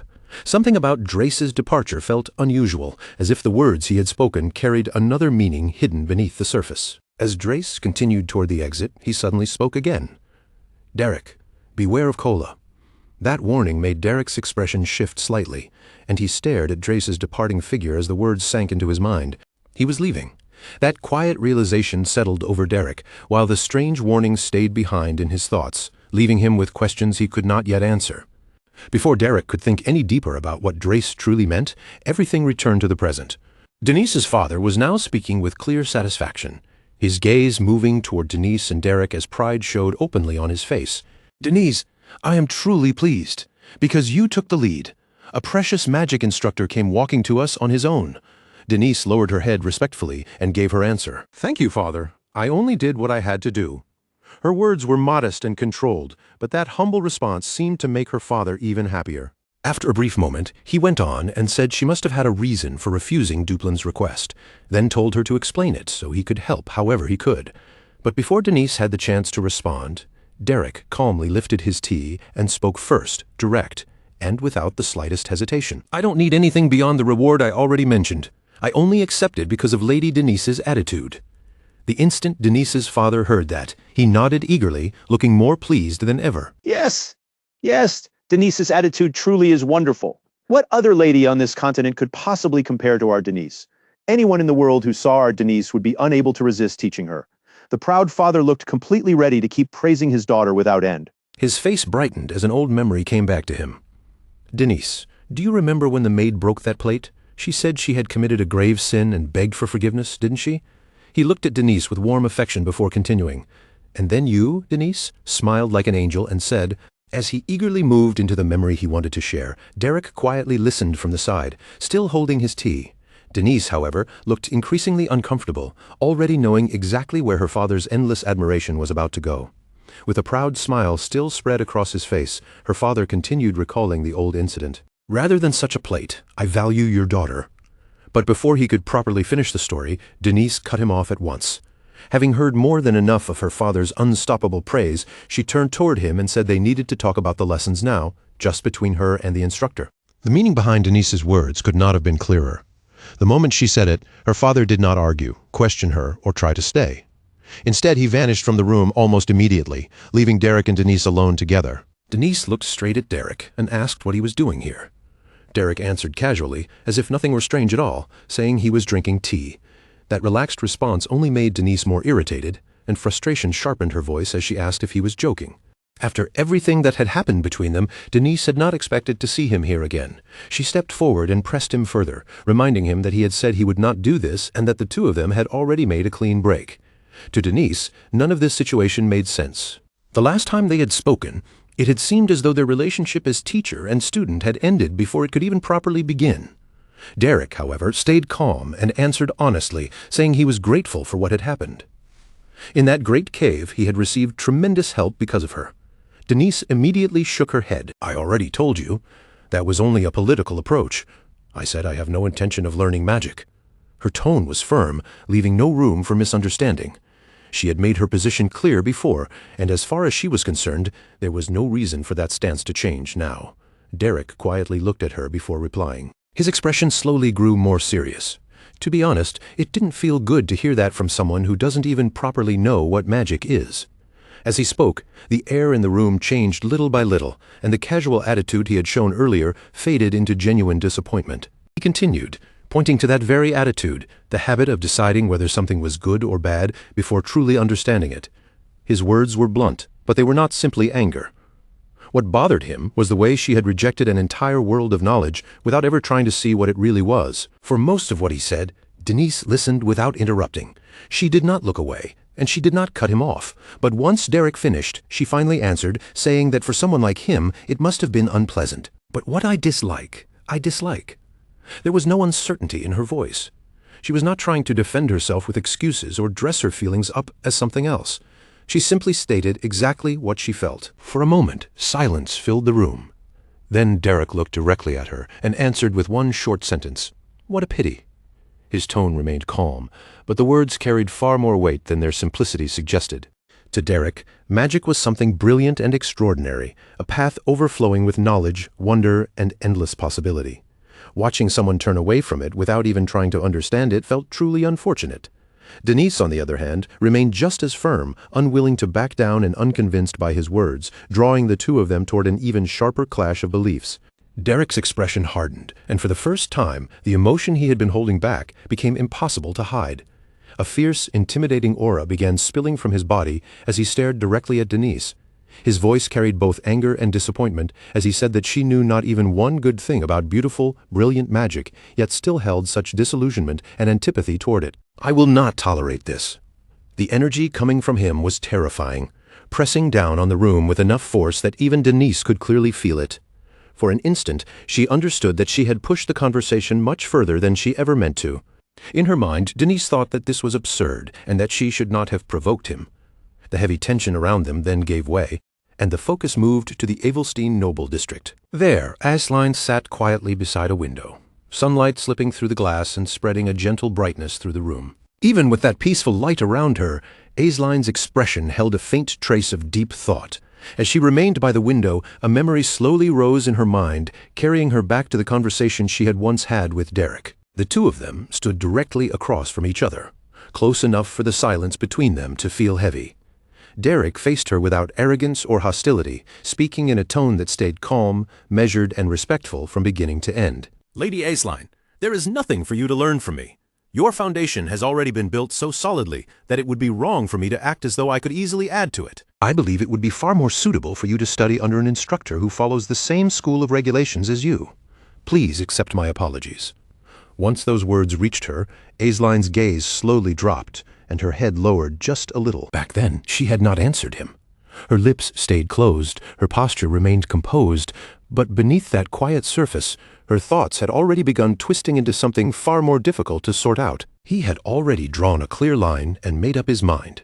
No matter how politely he had said it, that definitely had not been praise. The standard yes, she believed that was what he had meant in the end. That memory slowly dissolved, slipping away like mist, and the room around her returned to the present once more. Still seated beside the window, Aisling lifted her hand into the light and stretched it out in front of her. After staring at it for a quiet moment, she murmured softly, "I was simply not free." The words did not sound like something meant to convince anyone else.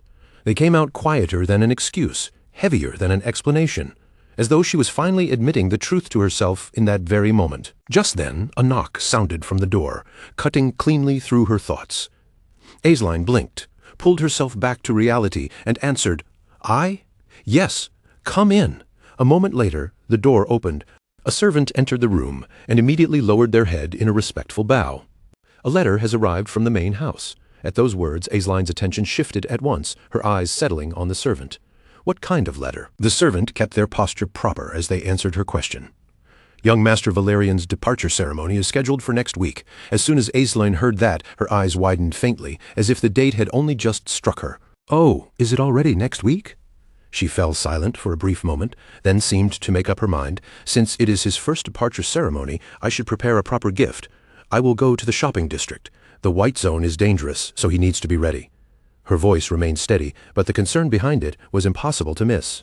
The White Zone was not the sort of place where luck alone could keep someone alive, and because this would be Valerian's very first departure ceremony, Aisling wanted to give him something that could truly help him once he stepped into that danger.